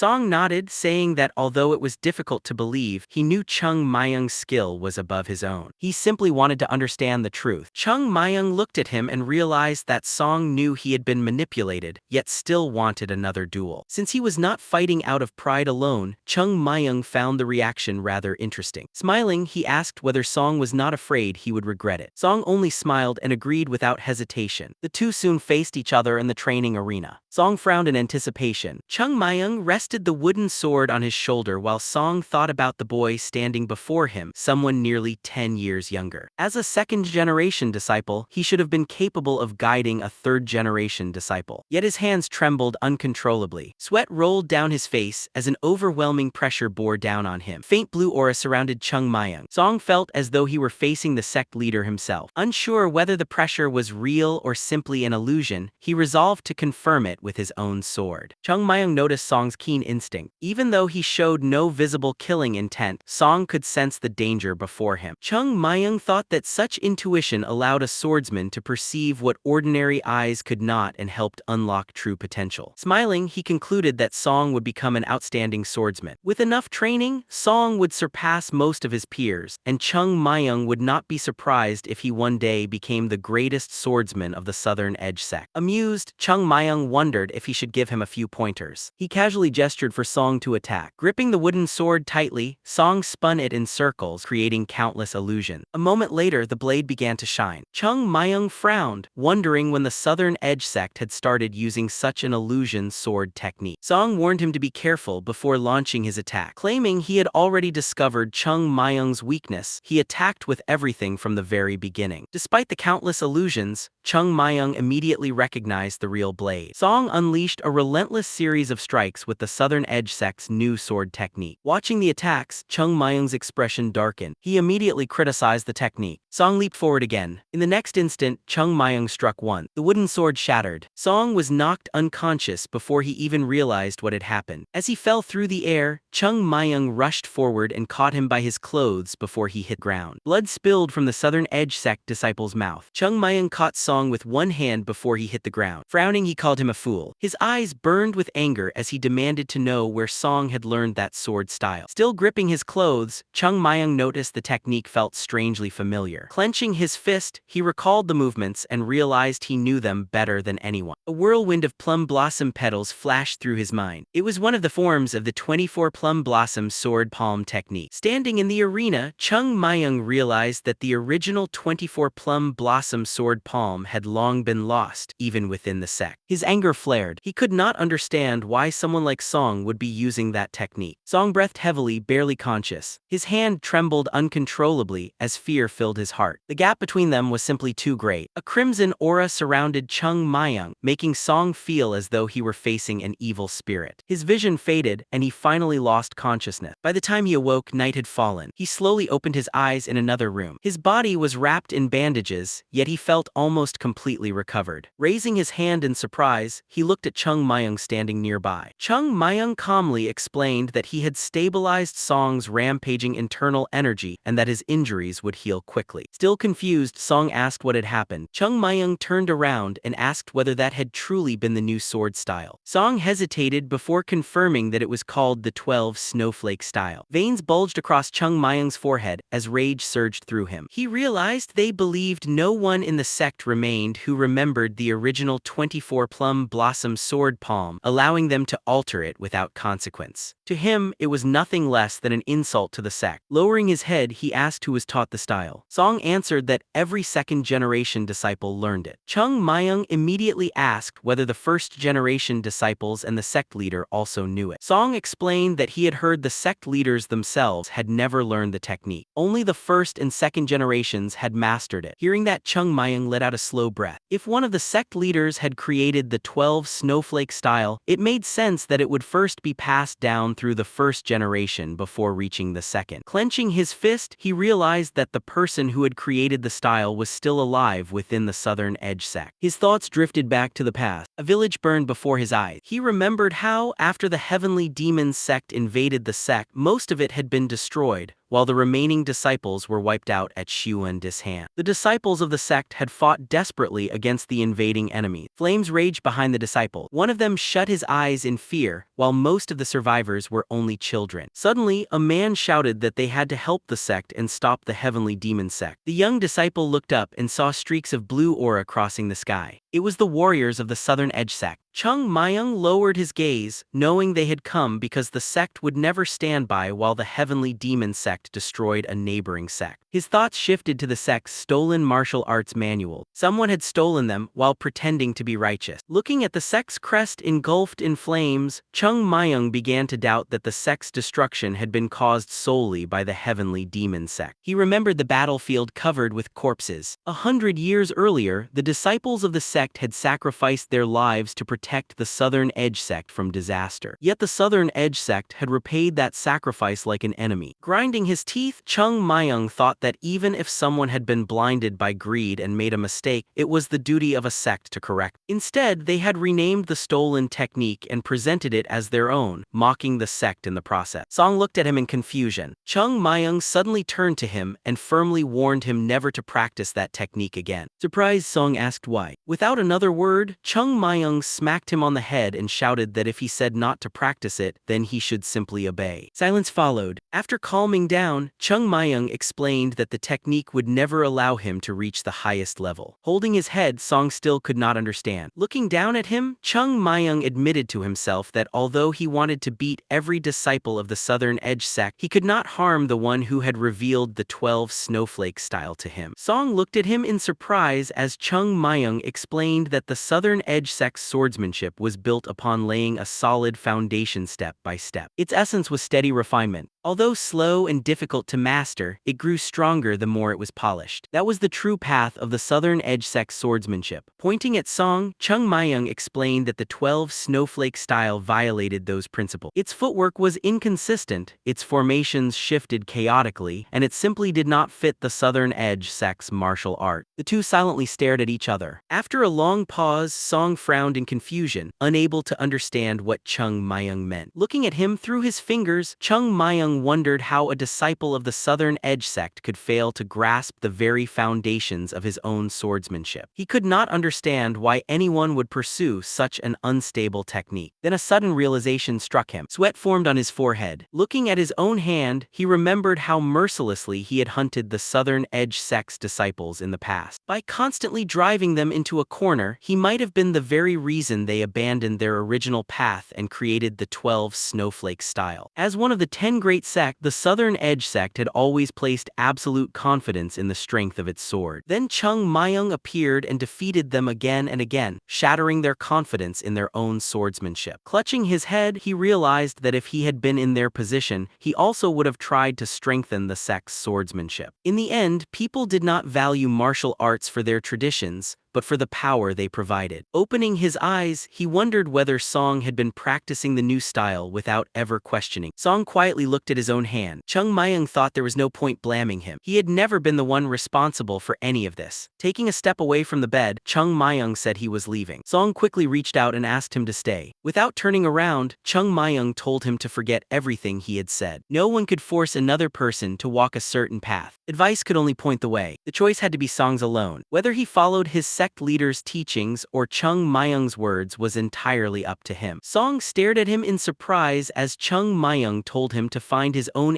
answer and discover the path that would truly make him stronger. Immediately getting out of bed, Song followed him. He clasped his fist into his palm, bowed deeply, and thanked Chung Myung for his guidance. Chung Myung simply smiled, let out a quiet sigh, waved his hand, and walked out, closing the door behind him. Song remained bowed for a long moment. When he finally straightened up, he felt an indescribable sensation. Looking ahead, he quietly wondered if he had just met a celestial. Outside, Chung Myung stopped near the entrance. Frowning, he thought about marching straight to the Southern Edge sect and tearing it apart. He remembered the sect leader's face and angrily thought that those ingrates had repaid kindness with betrayal, stealing the sect's legacy instead of honoring it. Then he remembered the sect leader asking what he could accomplish through anger alone. Lowering his head, Chung Myung admitted that rage by itself would solve nothing. Clenching his fist, he resolved to grow stronger even faster. In Murim, only the words of the strong carried weight. Looking up at the sky, he swore that the Southern Edge sect had chosen the wrong enemy. For what they had done to the sect, he would make them pay without mercy. As the sun disappeared behind the mountains and night approached, the scene shifted back to the sect. Someone tapped their foot anxiously. Ghoul nervously bit his fingernails, insisting that Chung Myung was not the type to disappear without a reason. Jong clutched the note in his hand and said he was certain Chung Myung had a very important reason for being gone for 7 days. Ghoul replied that whatever the reason was, it had better be convincing enough for the mentors to believe it. He added that Mentor Angam had already been summoned by the sect leader again, which could lead to serious trouble. Meanwhile, Angam sat in the conference hall. Hyun angrily declared that a third-generation disciple disappearing without permission for an entire week was completely unacceptable. Hyeonjang listened in silence as Hyun insisted that the matter could not be ignored, especially now that the sect had only just begun rebuilding its foundation. Hyeonsen calmly raised his head and asked everyone to remain patient, reminding them that they still did not know whether the child had encountered some kind of danger. The teacher raised his hand and argued that even if Chung Myung had been in trouble, he should have informed the elders instead of making everyone search for him. Hyeonsen replied that Chung Myung might have simply injured himself on the mountain. Turning to the sect leader, he asked whether they should organize a search of the mountain. Hyeonjang answered that they could not rule out the possibility. Hunan then questioned why a third-generation disciple had been granted permission to travel freely to Huon. The sect leader calmly replied that he had a good reason. Hunan slammed his hand on the table, insisting that anyone could come up with a reason. Standing up, he argued that the rules should come before personal judgment. Frowning, he declared that granting special privileges to a third-generation disciple would shake the foundation of the sect. Such exceptions should never be made, especially for someone so young. Hyeonjang quietly closed his eyes. After a long silence, he opened them and said it was enough. The teacher froze in surprise. He slowly sat back down and apologized, admitting he had gone too far. Taking a deep breath, Hyeonjang wondered whether he had misjudged this child. Remembering Chung Myung, he thought that the boy he knew would never have caused trouble without a reason. Angam then suggested gathering a search party to search both the sect grounds and Huom for Chung Myung. At that moment, everyone turned toward the entrance as someone shouted that Chung Myung had returned. The sect leader immediately rushed outside. His eyes widened when he saw Chung Myung standing there. The elders hurried toward him, relieved to see he had returned safely. Unum remained where he was as the sect leader rushed past him, determined to check on the boy himself. Before he could reach him, Hunan raised a hand and asked him to wait. The sect leader stopped and asked what was wrong. Hunan respectfully said he understood how much Hyeonjang cared about Chung Myung. The sect leader looked at him in confusion. Hunan asked him not to spoil the child with excessive concern. Reward and punishment according to merit were the foundation of managing a sect, and proper discipline was what allowed disciples to grow. Hyeonjang silently smiled as Hunan continued. If a child made a mistake and was never punished, he would never understand his own faults. The more a sect leader cared for a disciple, the stricter he should be. Hyeonjang let out a quiet sigh. Seeing this, Hunan relaxed slightly. The sect leader replied that he already understood. He asked Hunan not to worry because no one wished for Chung Myung's growth more than he did. If the boy had returned unharmed, he intended to confine himself in seclusion for half a month instead. Hyeonjang's eyes widened. Before anyone could respond, Unum interrupted, saying that would not be appropriate. Angam stepped forward and declared that Chung Myung had disobeyed orders by leaving the sect and remaining absent without permission. It was a serious offense. He insisted that Chung Myung should be confined to the Repentance Hall for at least 6 months. The sect leader argued that Chung Myung was only a third-generation disciple. Angam calmly replied that if he had been a second-generation disciple, the punishment would have been even harsher. The elder frowned and urged the sect leader to punish Chung Myung according to the severity of his offense. Otherwise, Angam declared that he would discipline the boy himself. A bead of sweat rolled down the sect leader's cheek as he asked the other elders whether they agreed. All three nodded without hesitation. The sect leader slowly closed his eyes before looking ahead in silence. Unum quietly watched him, then lowered his head. He wondered what could have driven Chung Myung to disobey orders. Just then the sect gates opened. Chung Myung walked inside and immediately froze. The sect leader and the elders were waiting for him. He respectfully bowed and greeted them. The sect leader silently observed him before calling his name. Smiling calmly, Chung Myung raised his head. Standing before him, the sect leader asked why he had left the main mountain without permission. Chung Myung answered that the situation had been urgent. Hyung immediately exploded in anger, shouting that Chung Myung had better provide a proper explanation or face a severe beating. The sect leader remained calm. He asked Chung Myung to explain everything, adding that if his reason was not convincing, punishment would be unavoidable. A drop of sweat rolled down Chung Myung's face. Before he could answer, everyone turned toward the entrance after hearing someone call out for them not to be angry. Hyen looked over in surprise. A man in a yellow robe stepped through the gate. It was Chief Huang. Smiling warmly, he asked them not to blame the child. He then greeted everyone and asked how they had been. Hyenjang quickly walked over to welcome him. Surprised, he said he had received a letter only a week earlier stating that Chief Huang was gravely ill, so he could not understand how he had recovered so quickly. Chief Huang smiled and replied that it was all thanks to the young swordsman. Hyenjang stared at him in shock as Chief Huang explained that Chung Myung had saved his life. For that reason, he hoped the sect would not be too harsh on him. He continued by saying that Chung Myung had not only saved him but had also rescued the entire Yunhe trade guild. Chung Myung simply smiled and shrugged. A short time later, everyone gathered inside the office. Hyenjang asked Chung Myung how he had managed to cure Chief Huang's mysterious illness. Raising both hands, Chung Myung explained that there was a poisonous herb called yuan grass. Although it looked similar to mugwort, it was actually highly toxic. Sitting before the elders, Chung Myung explained that he had once lived among wanderers. He recalled seeing homeless people mistake a poisonous herb for an edible plant, leading to fatal poisoning. According to him, the poison caused a long, lingering illness that eventually claimed the victim's life. Remembering how he had treated those cases, Chung Myung explained that the antidote was surprisingly simple. Crushed radish was enough to neutralize the herb's effect. Although even skilled physicians failed to discover the cure, anyone who consumed crushed radish would recover almost immediately. The elders listened attentively. Chung Myung continued, saying that Chief Huang's symptoms had closely matched those cases, so he decided to try the remedy. Fortunately, the treatment worked. Hyensen raised his hand and remarked that he had heard of something similar before. Many people had believed such cases were caused by poison. Chung Myung smiled to himself. He knew the real cause had been the monster cinnabar hand, something he had personally encountered during the war. However, no one needed to know that. As long as both he and Chief Huang told the same story, the explanation only had to sound believable. Angam folded his arms and admitted that, under those circumstances, Chung Myung could not have simply ignored the situation and returned. Turning to the sect leader, he declared that if everything was true, Chung Myung deserved a reward rather than a punishment. Unum immediately objected. Frowning, he argued that although Chung Myung's actions had been righteous, leaving the mountain without permission after disobeying the sect leader remained a serious offense. Such behavior could not be overlooked. The sect leader listened quietly before raising an eyebrow. A bead of sweat rolled down Unum's face as Hyenjang calmly asked whether punishing Chung Myung was truly more important than saving a person's life. The sect leader reminded everyone that the sect followed the righteous path. Hyensen quietly listened as the sect leader continued. He asked what could possibly be more important than saving a life. Turning toward the elders, he questioned whether his own orders were more important than preserving both person's life and an important relationship. Unum immediately admitted that he had spoken rashly. Closing his eyes in embarrassment, he lowered his head. A bead of sweat rolled down his face. He realized the discussion was over. Looking at the other elders, Unum understood that he had been the first to challenge the sect leader and had only drawn his anger. The others would no longer press asked Chung Myung about his offense. With his back turned, the sect leader had protected both the authority of the elders and Chung Myung at the same time. Standing from his seat, the sect leader called Chung Myung forward. Still kneeling, Chung Myung raised his head. The sect leader patted him on the shoulder and praised him for doing an excellent job. Chung Myung smiled outwardly, though inwardly he grumbled about being treated like a child by someone much younger than himself. As the setting sun bathed the rooftops in golden light, Chief Huang sat with the elders. He explained that both he and the Yunha Trade Guild owed a great debt to the sect. Looking toward Chung Myung, he admitted that the young swordsman had been the one who saved him, but he had intentionally credited the entire sect instead. Closing his eyes, Chief Huang declared that he wished to repay the sect by making a major investment. Hanning cried out in surprise. Chief Huang smiled and clarified that investments expected returns, whereas what he intended to offer was genuine support without asking for anything in return. Haiyan widened his eyes and replied that they were already grateful for everything the Yunha Trade Guild had done. Chief Huang shook his head. If he had intended to stop there, he would never have come personally with members of the guild. He declared that he intended to place everything he had behind the sect. The sect leader looked at him in surprise. Chief Huang continued, saying that since the guild members were already present, they should thoroughly discuss everything the sect needed and everything the Yunha Trade Guild provide. Haiyan closed his eyes and sincerely thanked him. He then looked at Chung Myung and said that by saving Chief Huang, he had brought great fortune to the sect and further elevated its reputation. Smiling warmly, the sect leader praised Chung Myung's boundless virtue. The remaining elders began leaving the room after Haiyan instructed only the finance pavilion leader and Unum to remain. Before leaving, Haiyan slapped Chung Myung on the back and loudly praised him. Chung Myung insisted he had done nothing extraordinary. Haiyan laughed and replied that saving a man's life, especially Chief Huang's, was more than remarkable. Just then, Chung Myung turned around after hearing someone call his name. Ungam quietly approached him. He acknowledged that Chung Myung had done a good deed but said it had been reckless, especially leaving the sect without informing anyone. Lowering his head, Chung Myung admitted he had been in too much of a hurry to think things through. Ungam replied that although Chung Myung had disobeyed the sect leader's orders for a good reason, he could not use having no choice as an excuse every time. Suddenly, Chung Myung noticed something. A faint smile crossed Ungam's face. Without another word, Ungam turned and walked away, telling him to always stay focused. Watching him leave, Chung Myung narrowed his eyes. He realized the elders had protected him not because of luck, but because they had chosen to. Standing alone in the courtyard, Chung Myung looked around the sect and vowed to restore it to its former glory. Looking up at the sky, he smiled faintly as he imagined the sect leader, realizing he would have to work even harder from now on. The next morning, beneath a bright sky filled with drifting clouds, the sect's senior members gathered in the main hall. Chief Huang addressed everyone, announcing that the Yunha Trade Guild would take over managing the sect's businesses, ensuring they would no longer have to worry about money. However, he had two conditions. Surprised, Haiyan asked him to explain. Chief Huang raised one finger and said that first condition was that every coin they earned must be reinvested into developing the sect rather than saved. Haiyan nodded in agreement, saying the sect was not yet in a position to accumulate wealth and should instead focus on growth. Chief Huang then raised a second finger. His second condition was that special privileges be granted to the third-generation disciple, Chung Myung. Haiyan folded his arms thoughtfully. The word privileges was rather vague. Closing his eyes, he reflected that Chung Myung already enjoyed authority beyond that of an ordinary third-generation disciple, and wondered what additional privileges could possibly be granted. Haiyan then suggested allowing Chung Myung to study the sect's martial arts and secret manuals ahead of schedule. Imagining the sect's martial arts manuals, Haiyan clarified that he meant the Sword of Fallen Petals and the Seven Plum Sword, though Chung Myung could only be allowed to learn them after the elders had mastered them themselves. Hearing the proposal, Haiyan nodded and said it sounded reasonable. Before anyone could agree, Hyun immediately objected. Everyone turned toward the elder as he folded his arms in displeasure. Haiyan sighed and asked what was wrong this time. Hyun argued that such a reward could hardly be called a reward. Chung Myung was already busy mastering the sect's martial arts, so giving him even more techniques was simply adding to his workload. Calling that a reward was no different from punishment. Slamming his palm on the table, he declared that a true reward had to cost the sect something valuable. It had to be something difficult to part with, not something they already intended to give away. After demanding whether everyone understood his point, the room fell silent. Hyeonjang looked at him in confusion, remembering that the same elder had insisted on punishing Chung Myung during the previous meeting. Suddenly, Hyun jumped to his feet and shouted that the situation was completely different now. Because Chung Myung had saved Chief Hwang,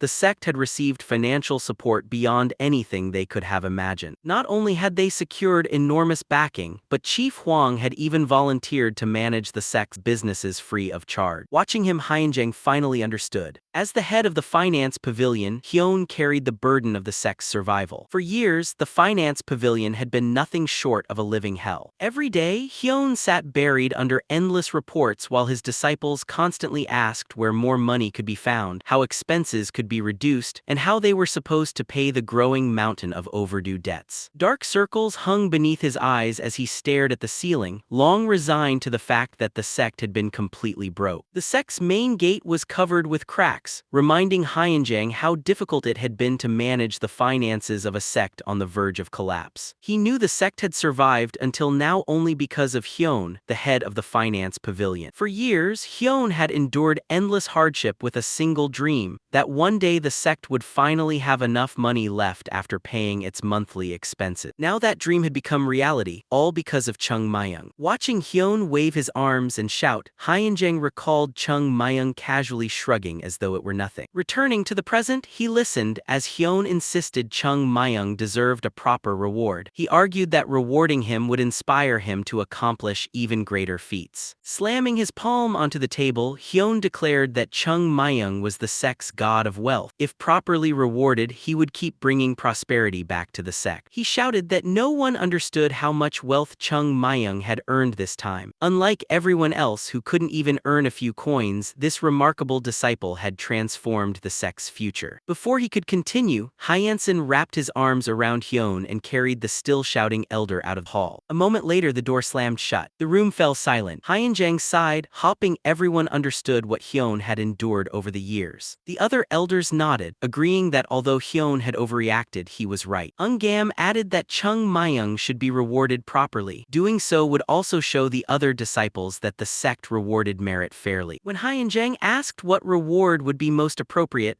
Eungam suggested appointing Chung Myung as the sect's official messenger to the Yunha Trade Guild, since he already enjoyed Chief Hwang's trust and would always be welcomed with honor. Hyeonjang nodded thoughtfully. He then proposed granting Chung Myung permission to learn the Plum Blossom Sword ahead of schedule since it was the sect's signature technique, or allowing him unrestricted access to the library. The remaining elders exchanged thoughtful glances. Just then, the finance pavilion chief burst back into the hall, threw open the door, and shouted that they should simply give Chung Myung money. He complained that everyone was overthinking the matter when the answer was obvious. Money was the best reward. Before he could continue, Hyeonsen hurried over and covered his mouth. The door slammed shut once again. Hyeonjang quietly stared at the closed door, thinking that the sect seemed to grow stranger with each passing day. High atop a steep mountain, Chung Myung stood beside Chief Hwang. Looking down at the sect, Chung Myung remarked that the old merchant had become quite the actor. Chief Hwang smiled and asked whether they were now in the same boat. Chung Myung looked back at him and scoffed, asking who he thought he was to share a boat with him. He had only happened to save his life, and now Chief Hwang should speak with the sect leader instead. Chief Hwang calmly replied that he had no interest in sharing a boat with the sect. Surprised, Chung Myung looked at him. The merchant explained that he was only interested if Chung Myung was on it. Chuckling, Chung Myung said the old man was overestimating him. Chief Hwang gazed toward the sect before saying that he had lived his entire life as a merchant and intended to remain one until his last breath. A merchant's greatest weapon, he said, was the ability to judge people. Meeting Chung Myung's eyes, he explained that if his judgment had been poor, he would have failed long ago. Even if everything that had happened were merely luck, he would eventually pay the price for believing it. If that day came, he would have no regrets. Narrowing his eyes, Chief Hwang asked whether, if his judgment was correct, only good things awaited both the Yunha Trade Guild and the sect. Chung Myung raised raised an eyebrow before slowly lifting a hand to his face. He admitted that he agreed. Then he told Chief Huang never to use phrases like "we're in the same boat again" because he disliked them. Closing his eyes, he explained that people who casually spoke of loyalty were often the first to betray others. Looking into the distance, he remembered walking beside his comrades as countless people praised them and shed tears when they volunteered to save the world. Yet when they truly needed help, no one reached out. Everyone only watched, shouted, and complained. Returning to the present, Chung Myung glanced at Chief Huang. The merchant smiled faintly and admitted that he disliked such words as well. Looking toward the horizon, he said that a merchant could leave the boat whenever he wished. Then he turned slightly toward Chung Myung. However, as long as they shared the same destination, there was no reason to abandon the journey. If two people rode together, they would simply reach it faster. Hearing that, Chung Myung raised an eyebrow in surprise. After a brief pause, Chung Myung looked away and admitted that Chief Huang was right. There was nothing wrong with working toward the same goal. Hearing that, Chief Huang lowered his gaze, convinced they shared the same way of thinking. He believed supporting the sect would ultimately benefit the Yunha Trade Guild, but only if they maintained their relationship with Chung Myung. In his eyes, the sect had already begun rising from its knees. The old merchant looked at the young swordsman who was quietly gazing into the distance, then turned his own eyes toward the same horizon. The mountain was peaceful beneath drifting clouds. Breaking the silence, Chief Huang declared that the Yunha Trade Guild would devote all its strength to supporting the sect. He then asked whether Chung Myung understood what that meant. Chung Myung glanced at him and asked if that meant the guild would become an enemy of the Southern Edge sect. Chief Huang calmly admitted that it did. Frowning slightly, Chung Myung told him not to expect repayment for something no one had asked him to do. Chief Huang closed his eyes and replied that he expected no repayment. He simply wanted Chung Myung to know the consequences of his decision. Smiling, Chung Myung answered that he understood. The two laughed together. Deep down, however, each regarded the other cautiously. Chief Huang thought that Chung Myung was an incredibly cunning snake, while Chung Myung wondered whether the merchant truly believed he could outsmart him. Outwardly, they continued smiling at one another. After a moment of silence, Chief Huang turned toward Chung Myung. He said the young swordsman was extraordinary and that there was no one else his age like him anywhere in the world. Expressionless, Chung Myung thought that the merchant was right. There truly could never be another person like him. After all, who else had died once and returned to life? Chief Huang then warned him to conceal his true ability. The world, he said, was a frightening place filled with greed and evil. He imagined countless people willing to betray, deceive, or even sell another person's life for profit. Once Chung Myung revealed his talent, countless people would try to approach him for their own gain. Chuckling, Chung Myung smiled and insisted the old merchant was overestimating him. He was only an ordinary boy. Chief Huang merely smiled to himself. After a brief pause, he bowed politely and said it was time for him to leave. After saying that, Chief Huang turned to leave. Before he could go, Chung Myung called out to him. Smiling, he said there was something he wanted Chief Huang to look into and asked if it was possible. Sometime later, Chief Huang descended the mountain, leaving the sect. He stopped for a moment and looked back at Chung Myung, who still stood at the mountain peak. Without taking his eyes off him, the merchant thought that the young swordsman was a true monster. Although he could not see what was going on inside Chung Myung's mind, it was hard to believe he was really just a child. Chung Myung silently watched the sect below. Chief Huang looked back once more and thought that place might as well be called a dragon's lake. In his mind, he imagined a dragon hidden beneath calm waters. He believed he was the first person to realize that such a dragon was concealed within the seemingly insignificant sect. If he made proper use of that knowledge, the Yunha Trade Guild could become the greatest merchant guild in the world. Just then, his son approached and asked whether the conversation had gone well. Chief Huang looked at him before quietly saying that he had changed his plans again. Glancing back toward Chung Myung, he added that they had much more work to do. It was time to lay the foundation for the future. His son immediately followed him.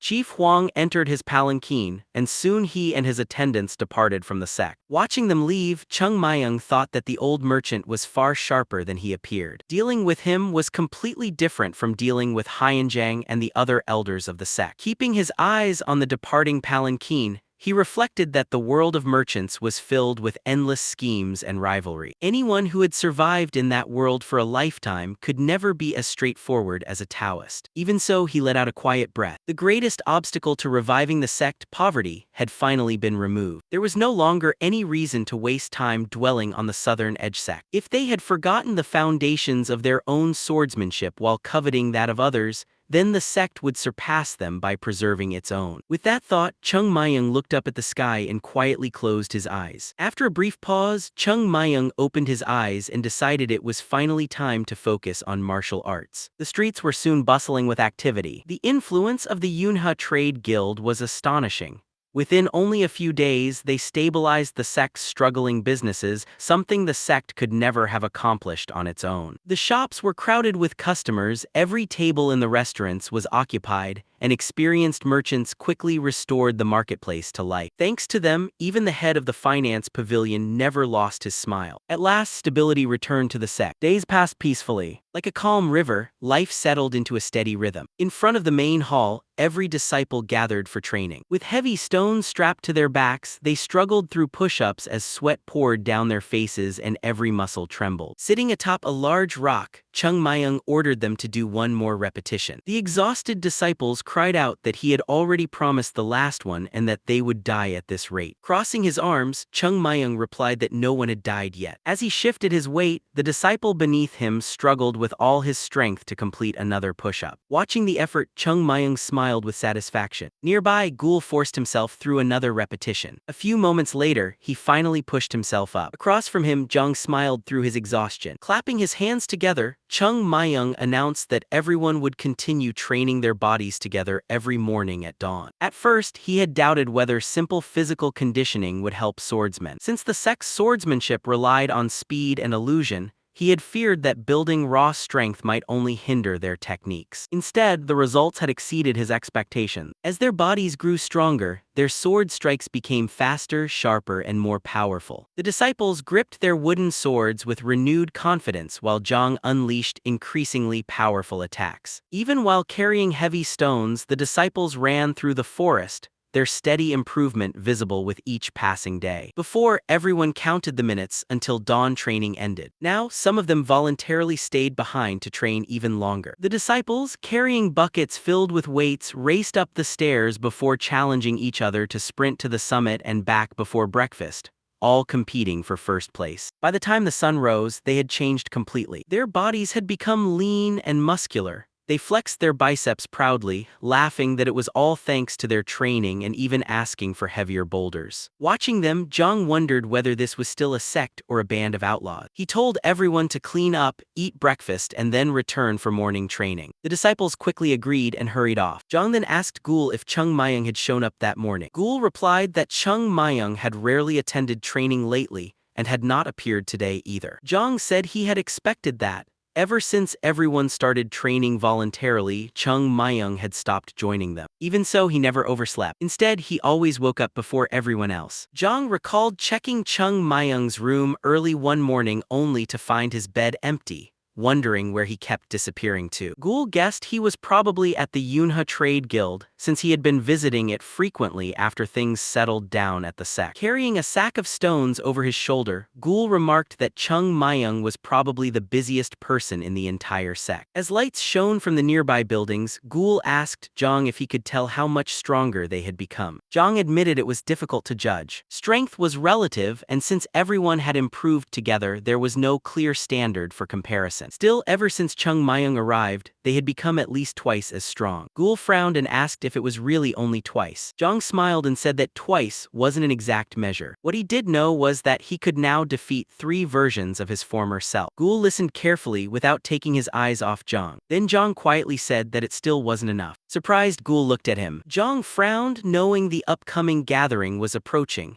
Tightening his grip on the bag over his shoulder, he said they needed to become much stronger. He looked at Gul for a moment before smiling. Zhang said he finally understood. As soon as Chung Myung returned, they would ask him for even harsher training. Dark clouds drifted across the sky. Chung Myung slowly opened his eyes, sat up, and let out a long yawn. A short while later, he walked alone through the forest with his sword on his back. Even if it was all for the sake of growing stronger, he wondered why he had to avoid everyone every morning. As he climbed higher, he reflected that this training wasn't even part of his responsibility. All he was doing was reducing the imbalance between his body and spirit through endless sword sword practice, using the simplest possible method. Moonlight illuminated his path as strong winds bent the treetops. He continued thinking about the state where swordsman and sword become one. Although his sword was already perfectly synchronized with the body he had possessed in his previous life, his current body still couldn't fully match it. Leaping onto a cliff, Chung Myung realized that while his movements looked complete from the outside, they were still imperfect compared to the past,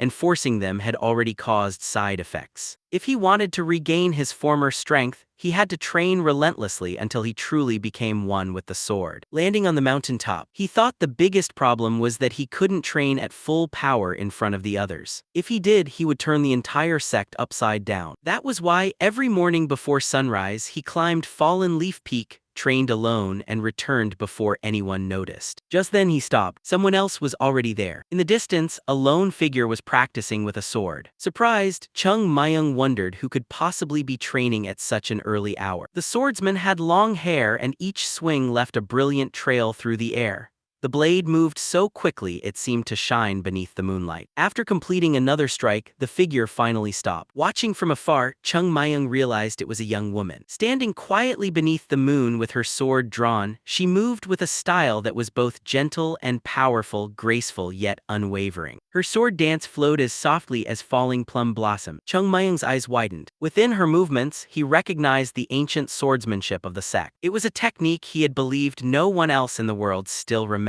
As the young woman resumed her training, Chung Myung silently watched, realizing that the long-forgotten art of the sect was unfolding before his eyes once again. Smiling, Chung Myung realized that what mattered wasn't the technique itself, but the meaning contained within the sword. Before he could finish the thought, the girl's eyes flashed. In an instant, she charged toward him, shouting to know who was there as her sword slashed past his head. She stopped directly in front of him. Chung Myung's expression changed as he sighed to himself. His mood was ruined. He had allowed a mere disciple to notice his presence, leaving no trace of the great swordsman he once was. The girl glared at him and demanded to know who he was, saying she had never seen him before. Frowning, Chung Myung wanted to ask the same question. At first, he assumed she was a disciple of the sect. Looking closer, he spotted the sect's emblem on her robe. Then his eyes widened. He couldn't help staring at her face. She possessed a beauty capable of captivating anyone. Even with a sword pressed against his neck, he found himself thinking that during more than 50 years of his previous life, he had traveled across the world and rarely met someone so beautiful. If he had truly been an ordinary young man, he might have frozen on the spot. Crossing his arms, he simply admitted to himself that she was beautiful. At that moment, the girl pressed her sword closer, leaving a thin cut on his neck as she demanded an answer. Calmly, Chung Myung replied that he was wearing the sect's uniform. Surprised, she slowly eased the blade away. Chung Myung pointed at the emblem on his robe. The girl said she had never seen him before and asked if he was really a third-generation disciple. He answered without hesitation that he was. She kept her sword raised and pointed out that third-generation disciples were forbidden to leave the sect after sunset. Chung Myung calmly replied that he had permission from the sect leader. The girl stared at him in disbelief and asked if the sect leader had truly given such permission to a third-generation disciple. He answered yes. Frowning, she accused him of lying. Without the slightest fear, Chung Myung told her she was free to verify it herself. He then asked whether any disciple would dare use the sect leader's name in a lie. Using 2 fingers, he gently moved the blade away from his neck and remarked that it was remarkably sharp. The girl immediately withdrew her sword. Dark clouds drifted across the night sky as she sheathed her weapon and told him that no one was allowed to watch her training. Chung Myung touched the cut on his neck and replied that until yesterday this had been his training ground, yet she had appeared out of nowhere and was now acting as if he were the one at fault. He asked what he was supposed to say to that. She answered that he should have left the moment he noticed her. Keeping his eyes on her, Chung Myung replied that a stranger wandering near the sect naturally deserved to be investigated. He asked if that wasn't common sense. The girl frowned. Seeing her reaction, Chung Myung realized she was genuinely angry. She bit her lip before suddenly turning away. Watching her, Chung Myung concluded that while her sword was well honed, her tongue was not.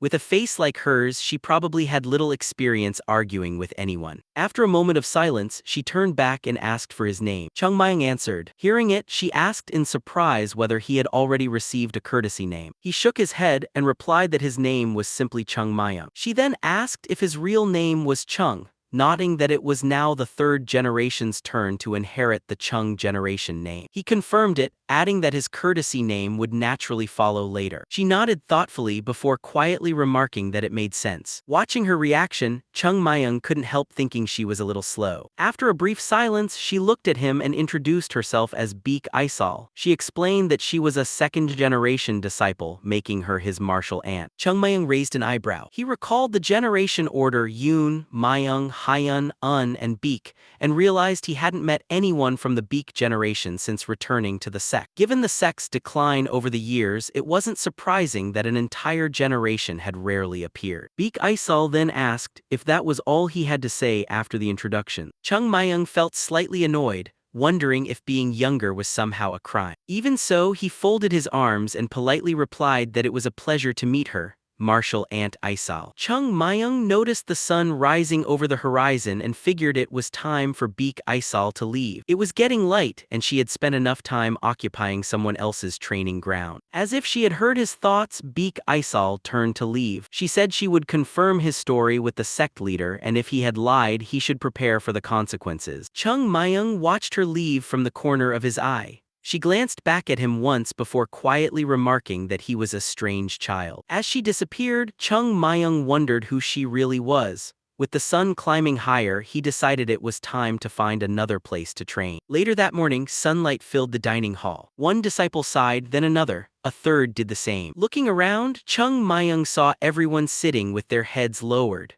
The gloomy atmosphere reminded him of the time he had turned the salted plum pavilion upside down. He asked Zhang what was going on. Zhang replied that their martial aunt had returned. Surprised, Chung Myung asked if he meant someone from the Beek generation and wondered why that was such a big deal. Zhang immediately warned him not to casually refer to the elders by their generation name, or they would surely scold him. Chung Myung looked puzzled. Zhang sighed and explained that the second-generation disciples had returned after spending time in secluded training, because the sect's facilities were too limited for proper large-scale cultivation. Chung Myung asked if all the others looked so depressed because every elder had a terrible personality and bullied the younger disciple. Zhang replied that the elders weren't the type to beat people. Chung Myung immediately asked who was. Zhang quietly told him to forget it. Gul then joined the conversation, explaining that everyone was worried because of the Huam meeting. Curious, Chung Myung asked what kind of meeting it was, joking that it sounded like a festival celebrating the end of the blooming season. Gul shook his head and explained that it was the gathering between the sect and the Southern Edge sect. Every 2 years, the two sects met to compare their achievements through friendly competition. Crossing his arms, Chung Myung said he vaguely remembered hearing about it. Zhang explained that the event had originally been held every 5 years to strengthen the friendship between the two sects,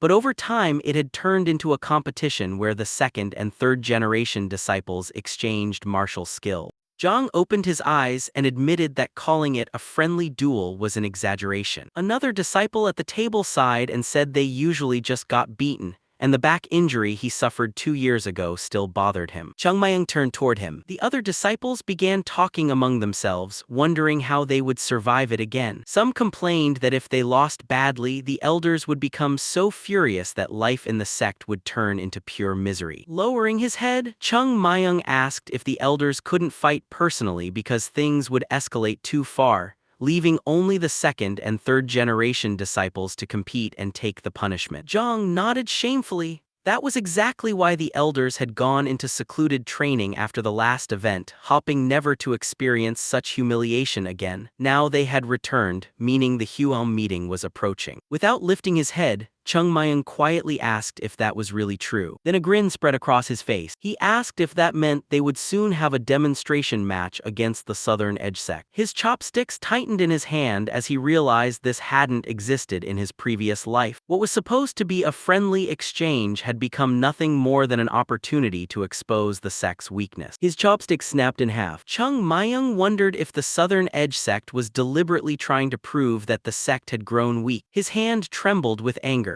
No matter how much the sect had declined, he couldn't tolerate watching its disciples be humiliated. He looked up and asked whether the seniors who had returned from secluded training could finally win. Zhang shook his head. The very fact that they needed secluded training just to prepare for the match showed the gap between the two sides.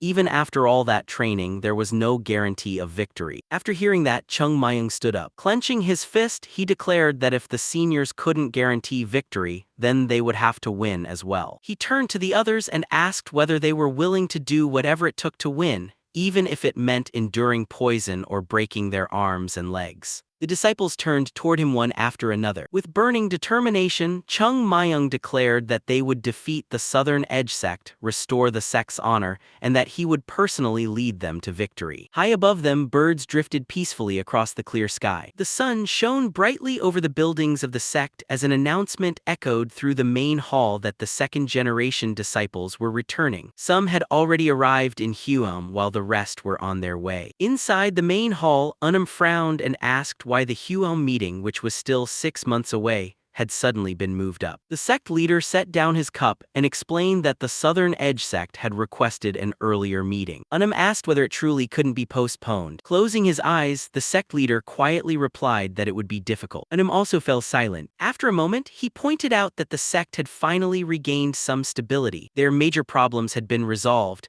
and for the first time in a long while they no longer had to worry about food. Compared to just a few months earlier, that alone was a tremendous improvement. The sect leader nodded in agreement. Even so, Unum admitted they still couldn't be called a true martial arts school. Although they had recovered new martial arts manuals and everyone was training diligently, it was still too early to expect meaningful results. Even with their progress, they were nowhere near ready to compete with the Southern Edge Sect. His expression filled with concern as he worried that another crushing defeat would destroy the hope the sect had only recently regained. He feared disciples like Chung Myung, Jang, Gul, and the others would begin believing they could never succeed. The sect leader lowered his head before asking whether Unum really thought he hadn't considered that possibility. Looking at him, he asked whether the disciples would truly gain confidence if they avoided the meeting instead. Wouldn't they simply conclude that even their own sect leader had no faith in them? Unum paused, realizing he hadn't thought of it that way. Before he could respond, the sect leader continued. He knew the odds were against them because the Southern Edge Sect had advanced far beyond the sect. Even so, there was nothing shameful about losing.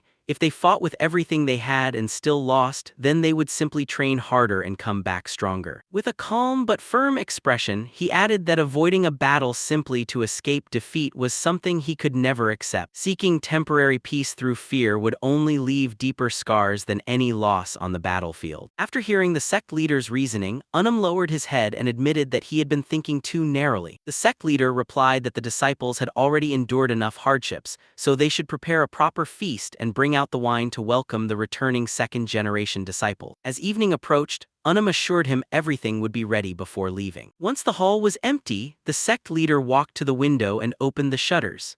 His eyes rested on the blooming red flowers outside as he quietly reflected that every breath felt as though thorns were piercing his heart. He feared the pain would only deepen with time before silently lowering his head. Mist drifted through the mountains while the training grounds remained empty. Inside the disciples' quarters, everyone discussed whether they could defeat the Southern Edge Sect. Gul confidently declared that they had all grown much stronger. Chung Myung agreed but jokingly showed only a tiny gap between his hands to describe their progress.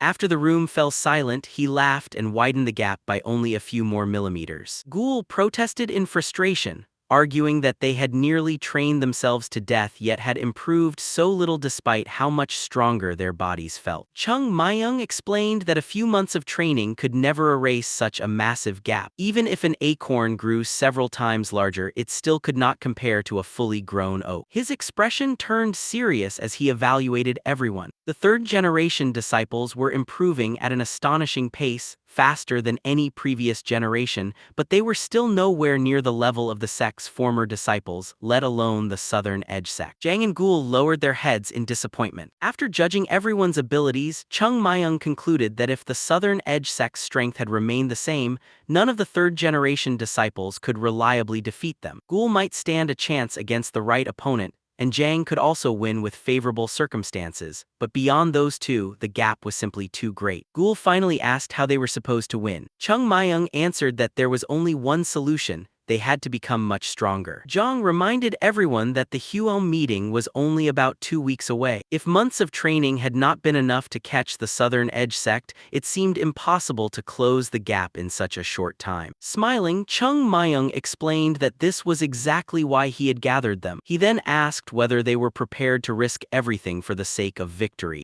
Outside, night had fully fallen, and a bright moon illuminated the mountains. The disciples gathered at the training grounds, wondering why Chung Myung had suddenly changed their training schedule and insisted on meeting in the middle of the night. They suspected the training would be even harsher than before, but considering how much they had improved, no one complained. Chung Myung arrived and confirmed that everyone was present. Zhang stepped forward, reporting that the group had assembled as instructed before asking what kind of training awaited them. Instead of answering, Chung Myung struck the ground with a wooden sword before calmly drawing a real sword from its sheath. The disciples froze in surprise. They stared at the weapon, wondering why he had brought out a real blade and what he intended to do. Chung Myung casually remarked that the training itself was nothing unusual. Then he rested the sword on his shoulder, his expression suddenly turning serious as he explained that they would have to train as if they were risking their lives. The disciples instinctively stepped back, convinced he had lost his mind. Ignoring their reactions, Chung Myung lowered the sword and declared that he would rather risk everything than watch the sect lose to the Southern Edge sect again. The second-generation disciples might be able to win on their own, but the third generation also had to claim victory, and he intended to make that happen. Ghoul nervously stepped forward and admitted that he was willing to endure any training if it meant becoming stronger. Even so, he couldn't understand what Chung Myung meant by risking their lives. Chung Myung called him forward. Ghoul looked helplessly at Zhang and the other disciples, but they all quietly avoided his gaze. Feeling completely abandoned, he reluctantly stepped toward Chung Myung. Stopping a few steps away, Ghoul confirmed that he truly wanted to become stronger. Chung Myung replied that, strange as it sounded, all of them had already become considerably stronger. None of their previous training had been wasted. Confused, Ghoul reminded him that he had also said they still couldn't match the Southern Edge sect. Spreading his arms, Chung Myung admitted that both statements were true. The disciples had grown stronger, yet they still weren't strong enough. He compared them to Sunbeak, judging that Ghoul could only compete on equal footing with the right opponent, while Zhang would still need favorable circumstances to win. As for the rest of the third-generation disciples, victory would remain impossible unless fortune was entirely on their side, and even then, defeating the Southern Edge sect would be unlikely. Looking across the group, Chung Myung explained that their problem was not simply a lack of strength. Even after improving their bodies, they continued training with the same mindset and methods. Ghoul looked puzzled and asked what was wrong with the way they trained. Instead of answering directly, Chung Myung asked why they had chosen to learn the sword. While Ghoul searched for an answer, Chung Myung reflected on the sect's original philosophy. To the sect, the sword had never been the ultimate goal but merely a tool for cultivation and for walking the path of Tao. However, he knew such an explanation would mean little to them. After a moment, Ghoul answered that he trained to defeat his enemies. Chung Myung laughed, remarking that such thinking was more fitting for practitioners of the demonic path than followers of Tao. Even so, he admitted it wasn't entirely wrong because it reflected the most straightforward answer. He then explained that defeating an opponent was ultimately about achieving victory. Raising his sword, Chung Myung asked what was required to win through swordsmanship. After a brief hesitation, Ghoul concluded that the answer was becoming stronger. Satisfied, Chung Myung confirmed that this was correct and explained that victory belonged to the one whose strength surpassed their opponents. Chung Myung suddenly turned the blade and explained that becoming stronger did not mean exactly what they thought it did. Ghoul looked confused, unable to understand the difference. Without another explanation, Chung Myung tossed him a wooden sword and told him they would settle it through a spar. Ghoul caught the sword in surprise. Chung Myung instructed him to use every technique at his disposal, while he would do nothing but defend. Holding the wooden sword with both hands, Ghoul hesitated. He knew defeating Chung Myung was impossible, but if his opponent only intended to parry, then perhaps he had a chance. He tightened his grip, adjusted his footing, and settled into a proper stance. Before they began, Ghoul asked if Chung Myung truly intended to fight with a real sword. Chung Myung confirmed it without hesitation. Cold sweat rolled down Ghoul's face. He wanted reassurance that the blade wouldn't actually cut him, but Chung Myung only laughed instead of answering. That vague response made Ghoul even more uneasy. Unable to get a clear promise, he finally asked for permission to begin. Chung Myung looked at him with slight amusement, surprised by his confidence after all the harsh training they had endured. At that moment, he noticed Ghoul's left hand trembling ever so slightly from nervousness, causing a faint smile to appear on his face. Taking a deep breath, Ghoul charged. In a single leap, he closed the distance while recalling every humiliating defeat Chung Myung had put him through during training. Putting those emotions aside, he immediately unleashed the Fallen Flower Sword technique. Chung Myung calmly dodged while inwardly remarking that the attack looked far more personal than Ghoul claimed. Without slowing down, Ghoul used the 7-star step to shorten the distance again before following with another strike from the Fallen Flower Sword technique. Watching the sequence, Chung Myung nodded inwardly. Ghoul had skillfully combined the 7-star step with the Fallen Flower Sword technique to maintain constant pressure. It was an intelligent combination that revealed genuine talent. Judging purely by natural ability, Ghoul was every bit as gifted as Sunbeak, giving him every reason to be confident. Even so, there was still one decisive difference between talent and victory. Chung Myung effortlessly avoided every strike as Ghoul continued his relentless assault. The other disciples watched in silence. One of them quietly remarked to Jang that, despite attacking alone, Ghoul seemed to be performing better than expected. Jang agreed that Ghoul had improved considerably, but pointed out that he still hadn't managed to touch even a single hair on Chung Myung's head. Chung Myung evaded every attack with simple, precise movements. He wasn't relying on an extraordinary footwork technique. Instead, he merely stepped back at the perfect moment and shifted his body just enough to avoid each slap. Watching closely, Jang felt as though Chung Myung wasn't escaping the sword but dancing around it. It almost seemed as if he already knew where every strike would land. Although Chung Myung had returned to the sect several months earlier, this was the first time Jang had truly watched him fight. Even without launching a single counterattack, the gap between them was painfully obvious. The disciples stared at the duel without blinking. Jang wondered just how far Chung Myung could read an opponent's movements. Ghoul then unleashed a powerful horizontal slash, but by the time it arrived, Chung Myung had already moved far beyond its reach. Breathing heavily, Ghoul realized every attack had missed by the smallest margin. He recalled how Chung Myung had avoided one strike by leaning left, another by leaning right, and yet another simply by bending backward.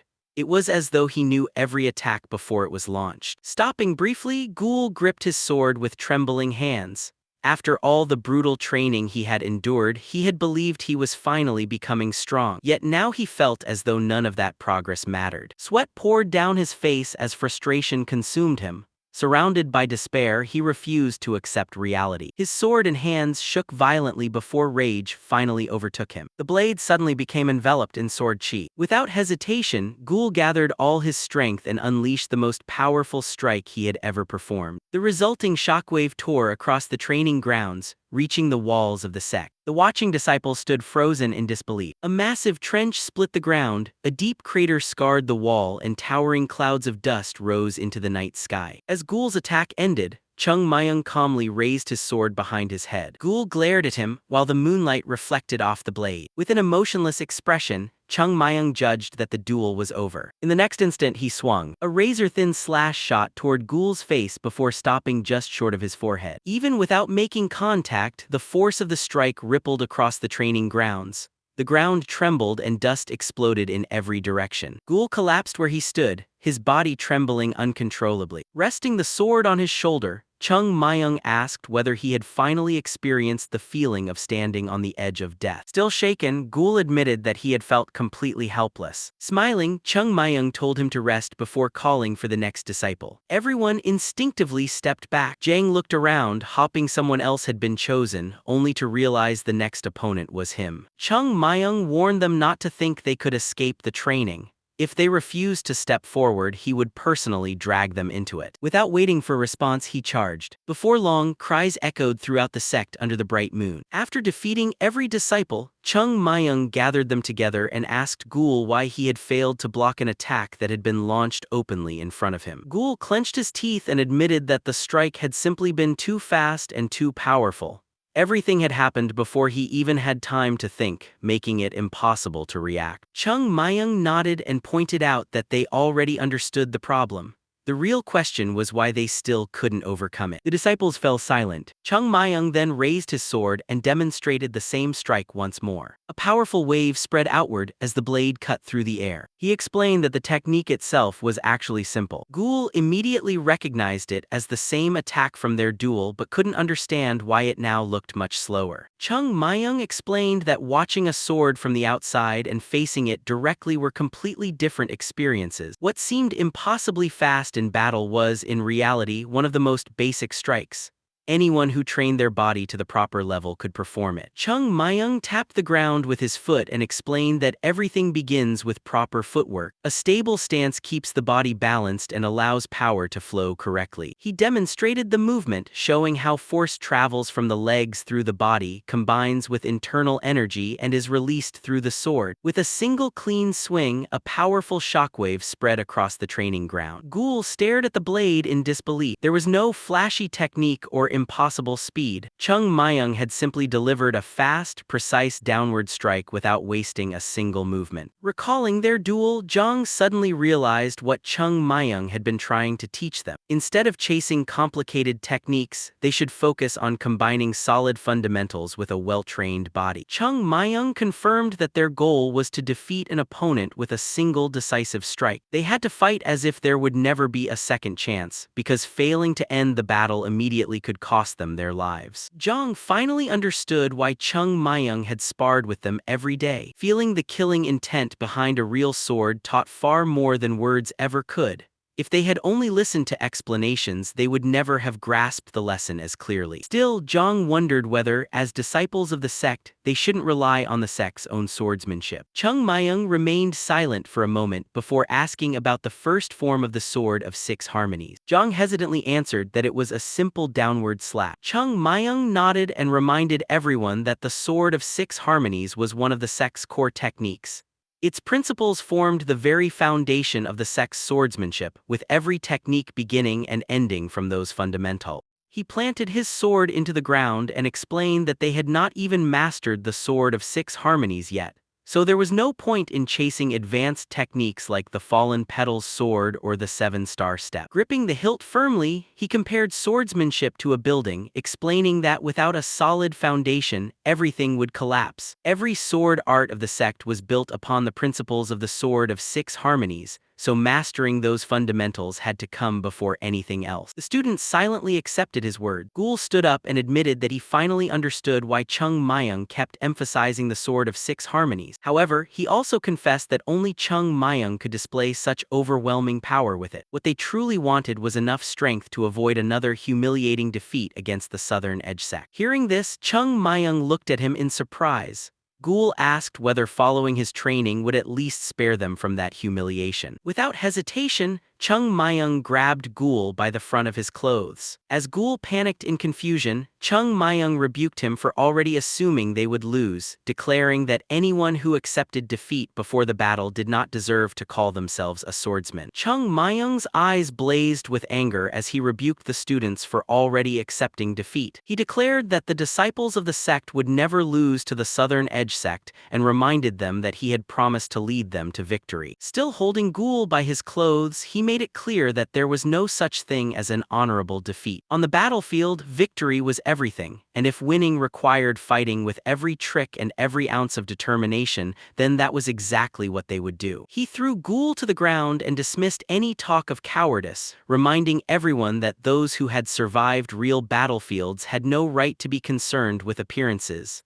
They had to do whatever it took to win. The students stared at him in stunned silence as Chung Myung clenched his fist and declared that he would first beat that defeatist mindset out of them before teaching them how to defeat the Southern Edge sect. Chung Myung turned to the rest of the students and ordered everyone to pick up wooden swords. Their new training would begin with 10,000 slashes. The students were stunned by the number, but Chung Myung made it clear that enduring harsh training now was better than suffering defeat later. His thoughts drifted to the past, when the elders had once discussed whether he should take disciple. Although they acknowledged that his swordsmanship was too valuable to disappear, they also believed his brutal training methods were more like punishment than instruction. They joked that he believed anyone could improve if they were pushed hard enough, making him the last person who should teach children. Remembering how he had overheard the entire conversation only soured his mood. Returning to the present, Chung Myung climbed the mountain, reflecting that raising disciples was very different from teaching someone to walk by guiding every step yourself. If he wanted the sect to truly recover, he could not simply create talented individuals who depended on him. As he walked deeper into the forest, he realized he wasn't trying to grow flowers that would wither after his death. He wanted to restore the very soul of the sect so it would remain strong even without him. To him, blossoms were beautiful but fleeting, while roots remained hidden beneath the earth, silently sustaining the entire tree. Even so, he knew understanding that truth in words alone was not enough. With that thought, he came to a stop. Chung Myung returned to his usual training spot and looked around, wondering if the second-generation disciple would come back. Considering the early hour, he doubted she would appear. He looked at his reflection in the blade, drew his sword, adjusted his footing, and settled into a fighting stance. His only thought was to grow stronger, not to reclaim his former strength, but to surpass it because his past power had not been enough. Closing his eyes, he recalled the battle against the Sky Demon. Even as the Plum Blossom Sword Saint, he had never been able to defeat that enemy alone. Without the combined efforts of countless warriors who had weakened the Sky Demon first, victory would have been impossible. He lowered his gaze and clenched his fist, wondering whether everything could have been different if he had possessed greater strength. When he opened his hand, he imagined it stained with blood. Memories of the sect leader, the elders, and his fellow disciples filled his mind. If he had been stronger, perhaps they all could have survived and continued their peaceful lives. Those memories reminded him that there was no guarantee another enemy like the Sky Demon would never appear. The next threat could be even more terrifying. If he wanted to protect the sect, he had to become stronger than anyone in the world, stronger than his former self and strong enough to surpass even the Sky Demon. In his mind, waves of demonic energy rushed toward him once again. Chung Myung opened his eyes without hesitation and cut through every attack with swift, precise strike. As the Sky Demon launched another barrage, Chung Myung leaped forward, rising to meet his greatest enemy head-on. In the next instant, Chung Myung cut down the Sky Demon with a single decisive strike. The illusion split in two before dissolving into a shower of pink light, leaving him alone in the silent clearing. He reflected on how the Sky Demon's martial arts had shattered everything he once believed, challenging his conviction that virtue alone was enough to overcome any obstacle. Landing lightly on the ground, he watched plum blossom petals drift through the air and realized that the only path forward was to surpass his own limits. Unbeknownst to him, Issel had been watching from behind a large tree. She stared in astonishment as the petals fell around. Looking at his sword, Chung Myung realized he needed to create a style of his own, one that would surpass his current limits and open the path to a new realm. He felt he was close to grasping it, yet it remained just out of reach. Forging a new sword style also meant reaching a higher level of mastery, and he knew it would not be easy. As he opened his eyes, Issel was suddenly standing inches away, staring directly at him. Startled, Chung Myung instinctively leaped several steps backward. Shock filled his face as he realized she had approached without leaving the slightest trace of her presence. Even while deep in thought, he should have sensed someone getting that close, yet this had happened twice. Faint aura he sensed from her only made him wonder who she really was. The two silently studied each other. Chung Myung wondered how much she had witnessed and considered how to deal with the situation. Issel quietly mentioned the plum blossom. Realizing she had seen everything, Chung Myung tried to act as though nothing unusual had happened. He casually shifted his sword, but Issel immediately reached for her own weapon, assuming he intended to silence her. Chung Myung quickly denied it, only to realize he had spoken too hastily. An awkward silence followed. Sweat formed on Chung Myung's forehead as he realized his reaction had only made things more suspicious. Seeing no better option, he sheathed his sword, clapped his hands together, forced a smile, and announced that it was time to leave. Before he could go, Issel reached out to stop him. Chung Myung immediately pushed off the ground and vanished, leaving only a cloud of dust behind. Left alone in the clearing, Issel slowly lowered her hand and quietly repeated the words, "Plum Blossom." Meanwhile, Chung Myung hurried down the mountain, admitting to himself that she had genuinely startled. Since she was the only witness, he doubted anyone would believe her. Still, he knew repeated rumors could eventually become accepted as truth, so once the Beck generation returned, he would have to be far more careful. Halfway down the mountain, he suddenly came to a stop, remembering there was still something he needed to finish before they arrived. Remembering he still had something to do before returning to the sect, Chung Myung changed direction and ran off. By morning, the streets were crowded with people. He entered a busy tavern, ordered a cold drink and some food, then settled at a table by himself. As he enjoyed the meal, he reflected that life had almost returned to normal since the wine from the cave had run out. Now he intended to make full use of the freedom the sect leader had granted him whenever he had the chance. He happily sampled the food, washed it down with another drink, and wondered why the sect leader insisted he not leave the mountain too often when enjoying enjoying a simple drink required so much effort. His thoughts drifted to his previous life. Having lived for more than a century, he found it amusing that the stolen wine had always tasted better than anything else. He had never felt the need to share a drink with anyone, yet now he found himself sitting alone in a lively tavern. Looking around, he realized every other table was filled with companions. He smiled to himself, remembering the old elders who constantly joked with one another. Despite being revered Taoists and martial saints, they had simply been ordinary old men who enjoyed each other's company. With a faint blush from the alcohol, Chung Myung emptied another cup and decided this place was far more enjoyable than any lofty ideal of ascension. He resolved to stay a little longer and let the elders enjoy their own company without him. Just then, 3 figures in black robes entered the tavern. Relieved to finally eat proper food after living on fasting pills, they took a nearby table. From the corner of his eye, Chung Myung observed them. Judging by their uniforms and appearance, they were martial artists in their 30s, making him immediately more cautious. Chung Myung soon noticed Plum Blossom emblem on one of their robes and immediately recognized them as second-generation disciples of the Beck generation. After finishing another cup, he decided that getting involved with them would only bring trouble, so he planned to finish his meal and leave quietly. Listening from the side, he overheard them talking about Issel. Apparently, she had already gone ahead to the sect because she rarely listened to anyone, meaning the elders likely already knew they had returned. The others laughed it off, saying that everyone knew she always did things her own way. They ordered the tavern's best dishes and several drinks while Chung Myung watched them from the corner of his eye. He couldn't help shaking his head. They had barely returned, yet their first stop was a tavern in the middle of Huon. In his previous life, anyone caught doing that would have spent a week in the Cave of Reflection, swinging a sword until they learned their lesson. His attention eventually settled on the disciple sitting in the middle, who appeared to be the eldest of the group. As drinks were poured, the others praised him for working harder than anyone else during their training. He accepted the compliments with a warm smile and thanked them sincerely. Seeing him up close, Chung Myung was genuinely surprised. Even from another man's perspective, the disciple possessed an extraordinary presence, carrying himself with the elegance and dignity of a legendary nobleman. As they raised their cups, the eldest reminded everyone that he had personally paid for the drinks, so they should enjoy themselves after all their hard work as long as they didn't overdo it. Chung Myung continued eating, while silently lamenting how much the sect had changed. Their conversation soon shifted to the upcoming gathering. One of the disciples wondered whether their secluded training would be enough to achieve good results. The eldest admitted he couldn't say for certain. He acknowledged the Southern Edge sect's strength and reputation, explaining that although the sect had once stood among the 10 great sects, its current reputation did not necessarily reflect its true strength. Reputation and ability, after all, were not always the same. The others looked at the eldest in surprise, but he showed no fear or hesitation. Although they had lost the previous gathering, he believed the gap between the sect and the Southern Edge sect was not as great as everyone thought. Holding up his calloused hands, he reminded them of everything they had endured during their secluded training. They had pushed themselves to the limit without giving up, and he believed sincere effort would never betray them. Because of that, he was confident they could stand against the Southern Edge sect. He went on to explain that the Southern Edge sect had not always been powerful, just as the sect had not always been weak. If they continued training without fearing hardship, they could one day surpass the Southern Edge sect and become the strongest. Hearing those words, Chung Myung couldn't help laughing. The sound immediately drew everyone's attention. Realizing they were staring at him, Chung Myung awkwardly waved his chopsticks and tried to brush it off, pretending it was nothing. The eldest wasn't convinced. Setting down his cup, he stood up and walked over, politely asking who Chung Myung was because he couldn't remember ever seeing him before. He then asked him to introduce himself. Chung Myung immediately sensed he had attracted trouble. As the two exchanged silent glances, the eldest finally understood the faint sense of unease he had felt ever since entering the tavern. It had all come from the young boy sitting before him. Looking more closely, he noticed that despite appearing no older than 15, Chung Myung had ordered expensive dishes and was calmly drinking alone. He couldn't recall any son of a wealthy official or merchant in Huam behaving that way. Chung Myung casually replied that he was only passing through and encouraged them to continue enjoying their meal without worrying about it. The explanation eased the elder's suspicions somewhat. Believing their meeting to be a matter of fate, he carried over a stool, sat across from Chung Myung, and politely introduced himself as Beggar, a second-generation disciple of the sect. Chung Myung turned his head away, inwardly wondering why Beggar insisted on talking to him when he had no intention of getting involved. He simply replied that he had no suitable name to give. Beggar narrowed his eyes, questioning why the boy kept hiding his face, believing such behavior was unworthy of a proper Taoist. A drop of cold sweat ran down Chung Myung's face. Inwardly mocking the elder's ideals, he decided it was best to leave. Covering part of his face, he excused himself and walked past Beggar. Beggar stopped him and tried to continue the conversation, but Chung Myung made it clear that he had no interest in chatting with men. The elder's expression sharpened. Channeling chi into his hand, he suddenly reached out to stop him, but Chung Myung effortlessly slipped past the grab, casually wished them well, and disappeared from the tavern. Beggar stared at his own hand in surprise, unable to understand how the boy had avoided his technique so easily. His companions asked why he had let the boy escape, but Beggar brushed it off, claiming it wouldn't have been proper for a Taoist to trouble a child. Even so, as he looked toward the empty doorway, he couldn't shake the feeling that something about the encounter had been unusual. Meanwhile, Chung Myung hurried through the mountains, grumbling that the Beak generation would become a real headache. Finishing the last of his alcohol, he reflected that one reason life the sect had been peaceful was the large gap between generations. For a new disciple, the most intimidating person was never the sect leader, but the senior standing directly above them. Seeing the bottle was empty, he sighed in disappointment, wishing he had brought more. He also regretted laughing in the tavern but couldn't help scoffing at the Beak generation's confidence. They talked about surpassing the Southern Edge sect despite still lacking the fundamentals. Recalling Beggar's attempt to stop him with the so-called China palm, Chung Myung shook his head in disbelief. Calling such a crude technique by that name was embarrassing, and it left him even more shocked than his first meeting with the sect's third-generation disciples. Thinking of his companions, Chung Myung wondered how far the third-generation disciples could progress. Even with proper martial arts, growth still required time. The second-generation disciples, however, were a different matter. While the third generation was still polishing the fundamentals, warriors like Beggar and Issel were already refining their skills through intensive training. Realizing this, he sighed, deciding there was no point worrying about it now. He set the empty bottle aside and headed back to the sect, wondering when he had started feeling responsible for things like this. By evening, the third-generation disciples were ordered to gather in the main square to welcome the returning senior. Ghoul quickly prepared to leave but first checked on Chung Myung. The room's door was open and a shoe lay by the entrance. Without even changing clothes, Chung Myung had collapsed onto his bed the moment he returned. The strong smell of alcohol filled the room. Ghoul shook him several times, but Chung Myung didn't budge. Losing patience, he shouted at him to wake up. Chung Myung instantly sprang to his feet as though nothing had happened, casually greeting him and asking what he wanted. Caught off guard, Ghoul nervously brushed it off. Chung Myung simply stretched, claiming he had only dozed off for a moment, while Ghoul wondered how someone could call collapsing fully dressed a nap. Covering his nose again, Ghoul reminded him that the returning elders had gathered everyone in the square and urged him to wash because he reeked of alcohol. Before he could finish, Chung Myung covered his own nose. Steam burst from his body and quickly filled the room. When it cleared, Ghoul stared in astonishment as the smell of alcohol had completely vanished and a dark silhouette emerged through the lingering steam. Chung Myung stepped out of the steam as if nothing had happened, insisting that alcohol was beneath a proper Taoist. He called Ghoul to hurry, reminding him they would be punished if they were late. As they headed toward the training grounds beneath the darkening sky, Chung Myung questioned why they had to welcome the returning second-generation disciples. Ghoul explained that they had endured months of secluded training and deserved proper reception. Internally, Chung Myung scoffed. To him, true secluded training meant surviving in the cave of remorse with nothing but moss to eat and endless sword practice. Spending a few months training, taking pills, and then celebrating with alcohol hardly qualified. Ghoul excitedly explained that the returning elders were determined to defeat the Southern Edge sect this time and that even the sect leader had fully supported their training. He also warned Chung Myung to behave himself because Baekjin was known to be strict. Chung Myung casually agreed, though Gul remained convinced he would eventually get himself into trouble. By the time they reached the sect entrance, the other disciples had already gathered. As the announcement spread that the second-generation disciples had returned, the massive gates slowly opened. The returning elders entered to warm smiles and applause from the disciples. Everyone welcomed them enthusiastically. While Chung Myung watched in silence, his gaze settled on Baekjin. He had to admit the man was exceptionally handsome, even more than the stories from his previous life had suggested. With looks like that, Chung Myung thought the women in any town would line up to see him. Before he could finish the thought, memories of his former sect leader briefly crossed his mind, making him dismiss the comparison. Just then, Baekjin spotted him. He stopped, stepped away from the group, and walked straight toward Chung Myung. Seeing Baekjin approach, Chung Myung raised an eyebrow. Instead of confronting him, Baekjin simply raised a hand in greeting while holding the edge of his robe. Chung Myung frowned, but Baekjin smiled as if they were already acquainted. Calling him a younger brother, he remarked that the boy's expression made it seem as though they had known each other for a long time. Inside, Chung Myung's irritation flared. He had no idea what Baekjin was talking about and wondered if he should simply teach the elder a lesson. Baekjin calmly observed him before asking when he had joined Mount Hua. Zhang explained that Chung Myung had entered the sect during the second generation's secluded training, so the two could not have met before. Although satisfied with the explanation, Baekjin found it interesting how close the younger disciples had already become. He praised the bond between seniors and juniors before asking Chung Myung for his name. Without lifting his head, Chung Myung quietly introduced himself. Baekjin repeated the name with a gentle smile, but before the conversation could continue, an elder called for him from the main hall, reminding him that everyone was waiting. As he left, Baekjin told Chung Myung to remember his name since they would likely meet again. The disciples watched him depart, while Chung Myung continued staring after him with visible displeasure. Zhang then asked whether the two had met before, but Chung Myung firmly denied it. Looking toward Baekjin's retreating figure, Zhang explained that he was considered Mount Hua's greatest talent and the disciple expected to restore the sect to its former glory. Surprised, Chung Myung asked if Baekjin was truly considered the sect's greatest genius. The title reminded him of his own childhood, before his former sect leader jokingly claimed his greatest talent was drinking and arguing. Shaking off the memory, Chung Myung wondered aloud whether Gul wasn't actually the most talented disciple instead, leaving the others staring at him in disbelief. Gul immediately blushed and nervously told Chung Myung to lower his voice before someone overheard him. Confused by his reaction, Chung Myung asked why he was so nervous. Gul admitted that Baekjin was someone he would never dare compare himself to. Hearing that, Chung Myung frowned. To him, accepting defeat so easily only made people unnecessarily humble. Looking at Baekjin, he admitted the elder stood out among the others, but only because he was like a crane among chickens. A true genius belonged among other geniuses, not in a crowd that made him appear exceptional by comparison. Meanwhile, Baekjin walked toward the sect leader's residence, naturally taking the lead while the other second-generation disciples followed behind him. Just then, Issel suddenly appeared and calmly took her place beside the returning disciple. Seeing her, Chung Myung immediately wondered where she had come from and whether she had already told the others about what she had witnessed on the mountain. Gul noticed him starring and assumed he was captivated by Issel's beauty. With a grin, he explained that everyone reacted that way the first time they saw her and casually mentioned that she was already devoted to Baekjin. Both Chung Myung and Zhang reacted with obvious disbelief. Embarrassed, Gul wondered if he had said something wrong and continued praising Issel as the greatest beauty in Shanxi. With a tired sigh, Chung Myung pointed out that Gul had just called Baekjin Mount Hua's greatest genius and Issel Shanxi's greatest beauty. If someone overheard him, they would think the entire region revolved around those two. Patting Gul on the shoulder, Chung Myung remarked that if he spent as much time training as he did worrying about other people's relationships, he would already be a proper swordsman. Gul could only lower his head, admitting that the comment hit a sore spot. At that moment, Baekjin formally greeted the sect leader, and the rest of the second-generation disciples followed with the same respectful salute. Haiyan Zhang looked at them warmly, welcomed them back, and praised them for enduring their secluded training before asking how it had gone. on. Beggar humbly replied that their training had not been especially difficult, explaining that the sect had invested so much in them that they had no right to complain. When asked about their progress, he admitted they had only achieved modest improvements and had come to realize that there was no end to the path of the sword. Pleased with the response, Huashan-Sekte suggested holding a feast to welcome the returning disciples. The head of the finance pavilion grumbled that preparing such a feast was hardly a small expense, but after a moment reluctantly agreed, pointing everyone toward the dining hall while muttering about how much it would cost. Watching him leave, Huashan-Sekte couldn't help thinking that ever since the Milky Way Guild began supporting Mount Hua, the old man had started complaining in very unusual ways. The sect leader then asked Unum to help the returning disciples relax after their long training before calling Chung Myung over. From across the courtyard, Huashan-Sekte asked him to come to his residence because he had something to discuss.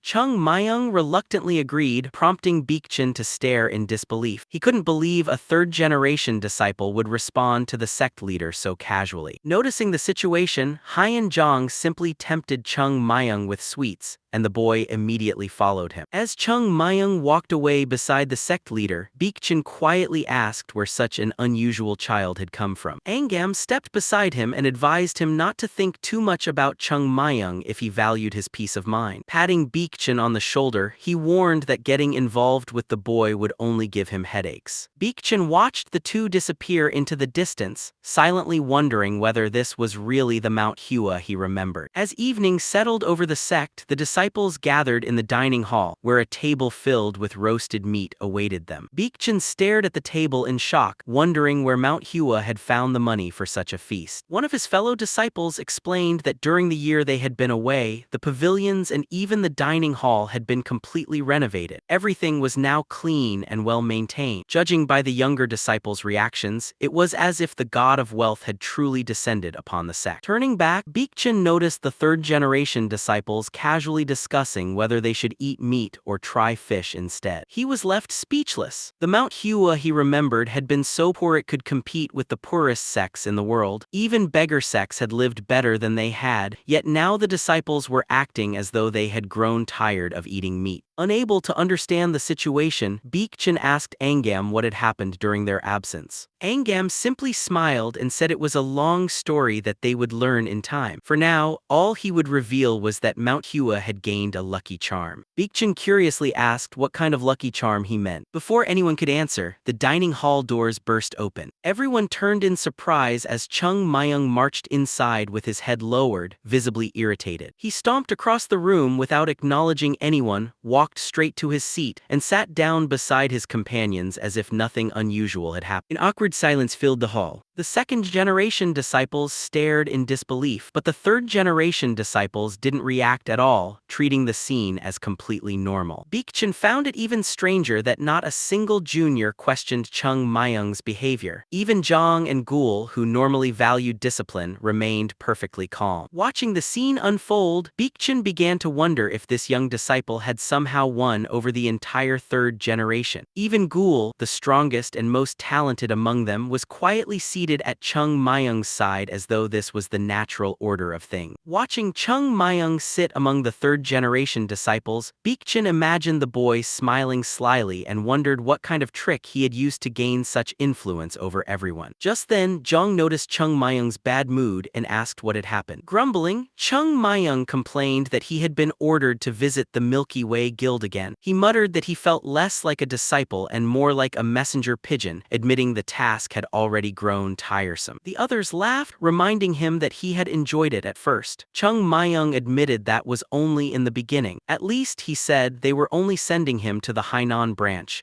If they started sending him farther away, he would truly be exhausted. From across the room, Beggar watched the exchange with growing curiosity. He couldn't understand how every third-generation disciple naturally followed Chung Myung's lead. Even Zhang, who normally respected hierarchy above all else, treated him as an equal. Beggar decided he would eventually find an opportunity to uncover the truth. Just then, one of his companions asked why he wasn't eating. Realizing his plate was still untouched, Beggar reached for the food. Before taking a bite, he suddenly noticed someone was missing and asked where Issel had gone. His companions explained that she had walked with them to the dining hall but had disappeared somewhere along the way. Beggar frowned and and suggested they should look for her instead of eating without her. The other second-generation disciples only smiled helplessly. They reminded him that if Issel didn't want to be found, no one could find her, so searching would only waste time. Hearing that, Baekjin could only sigh. His companions quietly remarked that he was reasonable in every matter except when it came to his junior sister. Setting down his chopsticks, Baekjin had just decided to stop worrying when footsteps echoed through the dining hall. He turned toward the entrance and immediately brightened. Issel had arrived. Baekjin raised his hand to call her over, but instead of responding, she calmly looked around the dining hall as though searching for someone else. Ignoring her fellow disciples,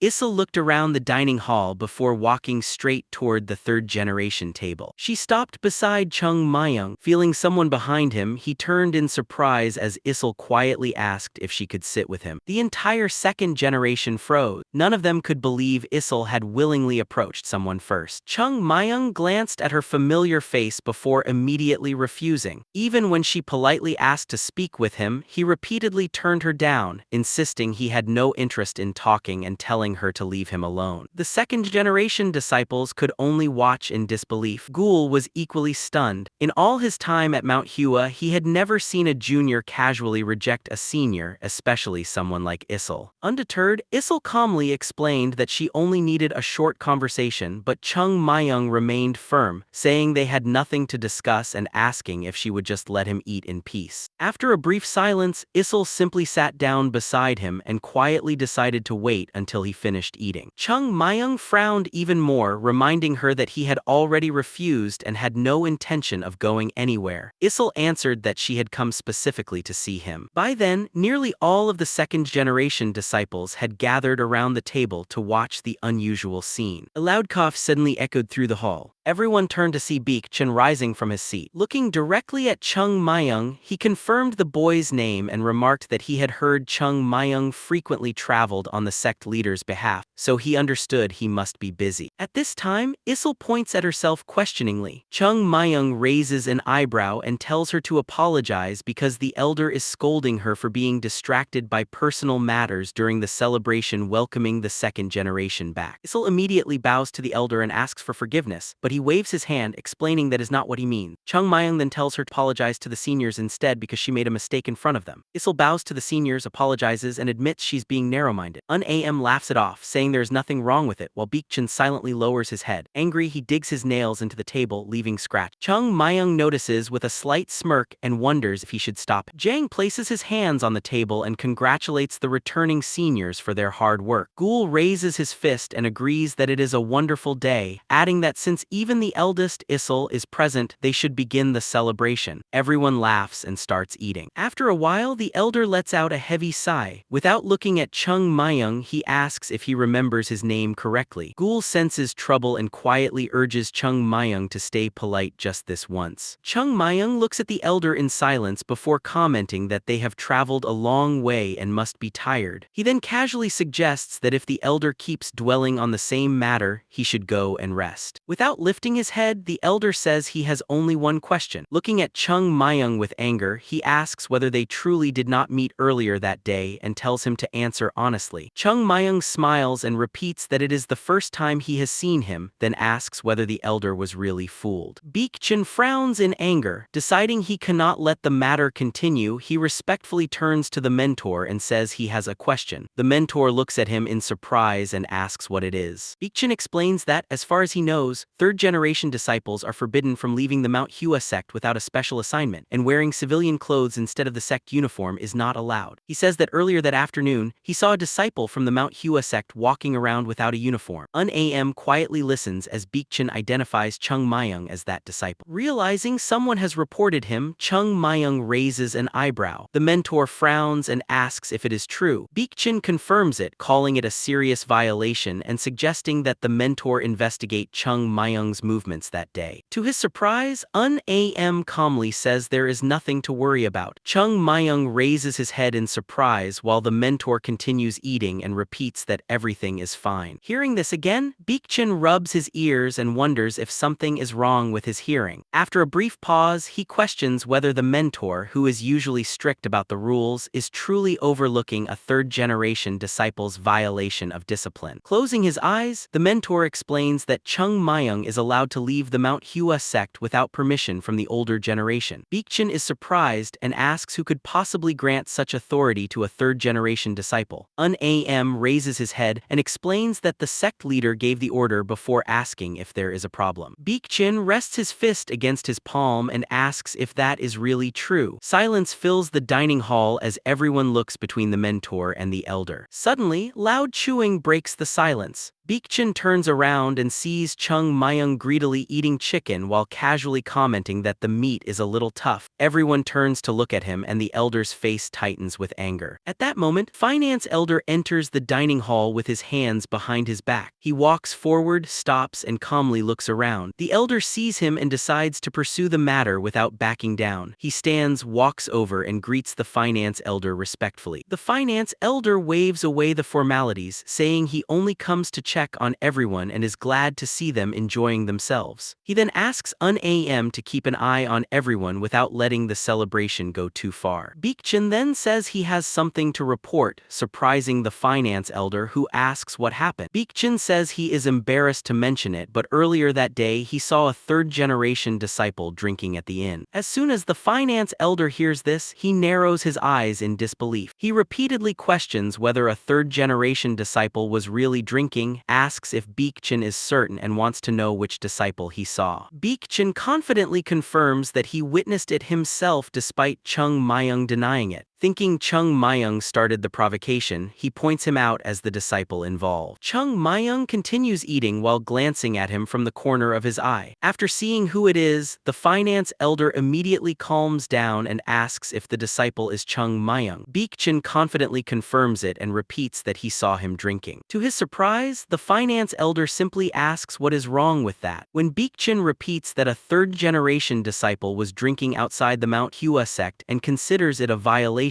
the Finance Elder asks whether Beggar is the one making the sect's rules. Beggar admits he is not. Finance Elder then asks whether any rule actually forbids drinking outside the Mount Hua Sect and says there is nothing wrong with Chung Myung having a drink. Beggar is left shocked, unable to understand what is happening. The Finance Elder continues scolding him, pointing out that many people live off Chung Myung's efforts without paying for their own meals, yet they criticize him for spending his own money on a drink. He asks whether becoming an elder means finding fault with such trivial matters. Throughout the exchange, Chung Myung keeps eating his chicken. The Finance Elder's face turns red as he points at Beggar and criticizes the second-generation disciples, saying they only know how to swing their swords and eat, leaving nothing to be proud of. The second-generation disciples turn toward the Finance Elder in surprise as he continues scolding them for eating meat bought with the money Chung Myung earned. He questions why they cannot tolerate Chung Myung spending a little of his own money on a drink instead of immediately reporting. Cold sweat appears on every disciple's face as the Finance Elder continues shouting, ordering them to stop eating because they have done nothing to deserve the meat. At that moment, someone suddenly covers his mouth. Henyang places a hand over the Finance Elder's face and happily remarks that he has finally found his favorite disciple. Afterward, the Finance Elder leaves with the elder to speak somewhere away from the children. The elder remains standing where he was scolded. Hearing loud chewing, he turns and sees the second-generation disciples gathered around Chung Myung, who continues eating with his cheeks full. Beggar watches in confusion, unable to understand what is happening. Later that evening, inside the second-generation disciples' residence, one of the disciples remarks that the situation is strange. He points out that not only the sect leader but also Elder Henyang and the Finance Elder seem to favor Chung Myung. Beggar quietly drinks from a cracked teacup while another disciple spreads his arms and says all the elders are looking after the boy. Beggar adds that even his sister barely speaks to them, yet he has seen her actively talking to Chung Myung despite them only spending a short time together. He recalls watching her approach Chung Myung. Turning to Beggar, another disciple asks what is happening. He tells Beggar not to stay angry for no reason. Beggar lowers his gaze and says he understands but still feels the situation is unfair. As Beggar pours himself more tea, his companion points out that they struggled for an entire year without receiving such treatment, yet one child child has gained all the elders' favor. Beekchin sets the teapot down and replies that the time when they sought favor has already passed. His companion says that is not what he means. Beekchin answers that he understands perfectly, realizing the issue is not simply about favor. Taking a sip of tea, Beekchin reflects that it almost feels as though Chung Myung has taken over the sect because the Mount Hua Sect they left before entering seclusion is completely different from the one they returned to. Looking at the old teacup with its chipped rim, he remembers the worn dishes, aging buildings, and everything in the Mount Hua sect that had been weathered by time. Back then, the second generation had been the sect's only hope for revival, and he believed he would be the one to lead that change. Now, after only a year, the sect has changed so much that it leaves him confused. The things he once thought had their own charm now simply look old and shabby. As he slowly turns the cracked teacup in his hand, the crack grows larger. Beekchin thinks that although he does not know how Chung Myung earned the elders' trust, the Mount Hua sect is still his home. He believes everyone in the sect should rely on him and that he should be the one to restore its future. Seeing him lost in thought, his companion asks whether they should simply leave Chung Myung alone, insisting that he should at least be scolded before he turns the Mount Hua sect upside down again. Beekchin continues looking at the cup before placing it on the table. He tells Beekang to calm down because he does not disagree but says they first need to understand one thing. Surprised, Beekang asks what he means. Closing his eyes, Beekchin says every situation has a beginning and an end. Before judging Chung Myung, they first need to understand why the elders are protecting him so strongly. As Beekang asks whether he has a way to find out, a man walks down the hallway. Beekchin turns to the side and says the person they need has arrived. A shadow appears behind the door, and after receiving permission to enter, Jang walks in. He greets the elders respectfully. Seeing him, Beekchin smiles and invites him over. As he pours him a cup of tea, he praises Jang for taking care of the teachers as the senior disciple during his absence. Jang humbly replies that he is only fulfilling his duty as a disciple of Mount Hua Sect. Beekchin sets the teapot down and says that something unusual has happened to the sect while he was away, all because of one disciple. Jang immediately realizes he is referring to Chung Myung. Sweating nervously, he apologizes for failing to guide him properly as the senior disciple and says he is willing to accept any punishment. Instead, Beekchin asks him to explain everything that has happened during his absence before he decides what to do. Confused, Jang later returns to Chung Myung's room and explains that Beekchin has summoned him alone. Chung Myung simply gives him permission to go. Before leaving, Jang hesitantly asks whether it is alright to tell Beekchin everything that has happened. Chung Myung calmly agrees. Rather than feeling relieved, Jang becomes even more uneasy. He thinks it would have been easier if Chung Myung had told him what to say. Although he believes he should honestly report everything to his senior, he cannot shake the feeling that he is betraying Chung Myung. After gathering his thoughts, Jang begins explaining everything from the day Chung Myung first entered the Mount Hua sect. As the story continues, silence falls over the room. Sweat covers Beekchin's face as he asks whether Chung Myung truly discovered the treasures and martial arts manuals left by the previous generation. Jang confirms it. Beekchin then asks whether Chung Myung also found the accounting ledger, paid off the sect's debts, and recovered its businesses. Jang confirms that as well. Still stunned, Beekchin asks about the most important matter. Jang explains that Chung Myung cured the leader of the Yunhe Trade Guild, and in return, the guild agreed to financially support the Mount Hua sect. Beekchin is left speechless. After a long pause, he dismisses Jang, who respectfully leaves and closes the door behind him. Beekchin remains staring into space until Beekang approaches with a troubled expression. He asks whether all of that means Chung Myung has single-handedly solved nearly every major problem facing the Mount Hua sect. A drop of sweat runs down Beekchin's face as he admits he finally understands why the elders protect Chung Myung so much. He explains that the achievements themselves are not the only issue. Since Chung Myung established a relationship with the Yunhe Trade Guild, his importance will continue to grow every time the Mount Hua sect earns money through that partnership. Thinking it over, Beekchin realizes even the sect leader now seems to view Chung Myung differently. Confused, Beekang wonders whether those accomplishments are truly that significant. He argues that the Mount Hua sect is a martial arts sect and that it is unheard of for such a sect to value a disciple because he earns money. He believes something must have gone wrong within the sect for this to happen. happen. Beekchin warns him to be careful with his words and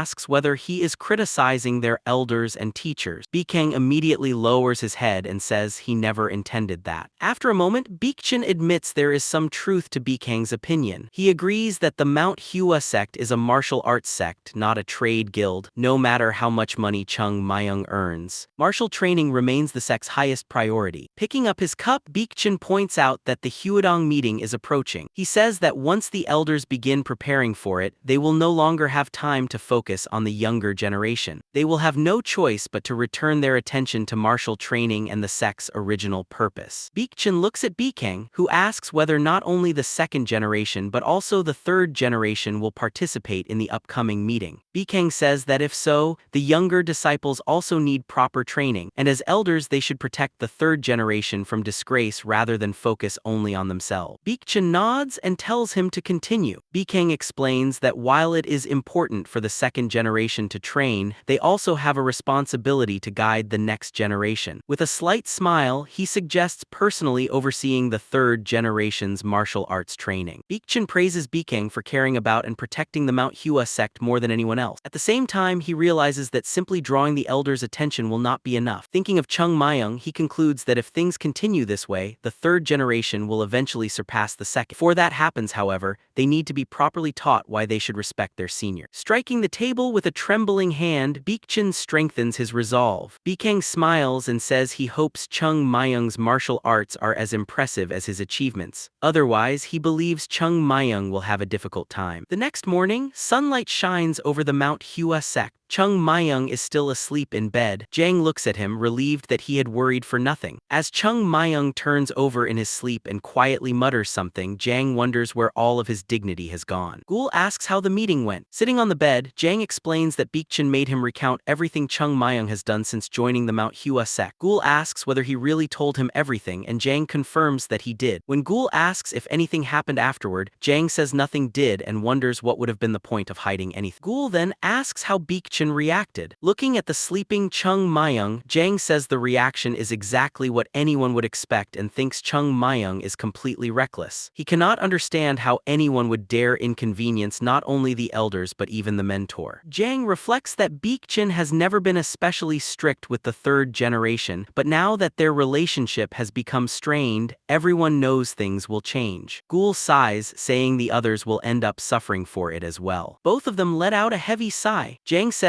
everyone expected this once they heard the second generation disciples were returning. He asks Gul to gather the others and tell them to be more careful starting the next day. They do not need to do anything special, but they should avoid giving anyone a reason to criticize them. Gul immediately agrees and heads for the door. Before leaving, he stops and curiously asks who would win in a duel between Beekchin and Chung Myung. Jang immediately dismisses the question as nonsense and tells him to do what he was asked. As Gul leaves, he rolls his eyes. Watching him go, Jang thinks Gul is also in trouble because he now treats Beekchin more like a familiar elder than a respected senior. After sighing, Jang glances at Chung Myung, who continues sleeping peacefully without realizing what he has caused. Looking out the window, Jang thinks the Mount Hua Sect's peaceful days are over. Elsewhere, while looking into a cup of tea, someone remarks that everything is unfolding exactly as the sect leader expected, because the relationship between the second and third generation disciples has become very different from before. The sect leader quietly agrees and reflects that this was inevitable. He recalls allowing Jang and Issel to work with the younger disciples because the age gap between the second and third generations is actually quite small. The youngest second generation disciple is nearly the same age as the oldest member of the third generation. Looking out over the Mount Hua Sect, the sect leader reflects that although the sect remains one of the most respected martial arts sects, financial difficulties forced it to lower its recruitment standards. Instead of selecting only the most qualified candidates, it eventually had to accept children from families that financially supported the sect. The sect leader reflects that if the age gap between the second and third generations had been much larger, they would not have seen each other as rivals. However, with a difference of less than 10 years, conflict is almost inevitable. Looking into his cup, he wonders if they rushed things too quickly. The sect leader explains that the third generation disciples who once could not compete with the second generation have now changed. AM agrees. The sect leader realizes his concerns are becoming reality and believes the recent recent changes are all centered around one key person. Looking at his reflection in the tea, he remembers that Jang and Ghoul were once ordinary third-generation disciples. After they began spending time with Chung Myung, however, they started improving and accomplishing far more than before. Am lowers his head, blaming himself for not handling the situation better. The sect leader reassures him that it is not his fault. He explains that the White Hall was established as a separate building because they anticipated this problem when they accepted the third generation earlier than planned. Their intention was to separate the second generation so they could continue training among their peers while the third generation developed independently, since there was little for them to learn from one another at the time.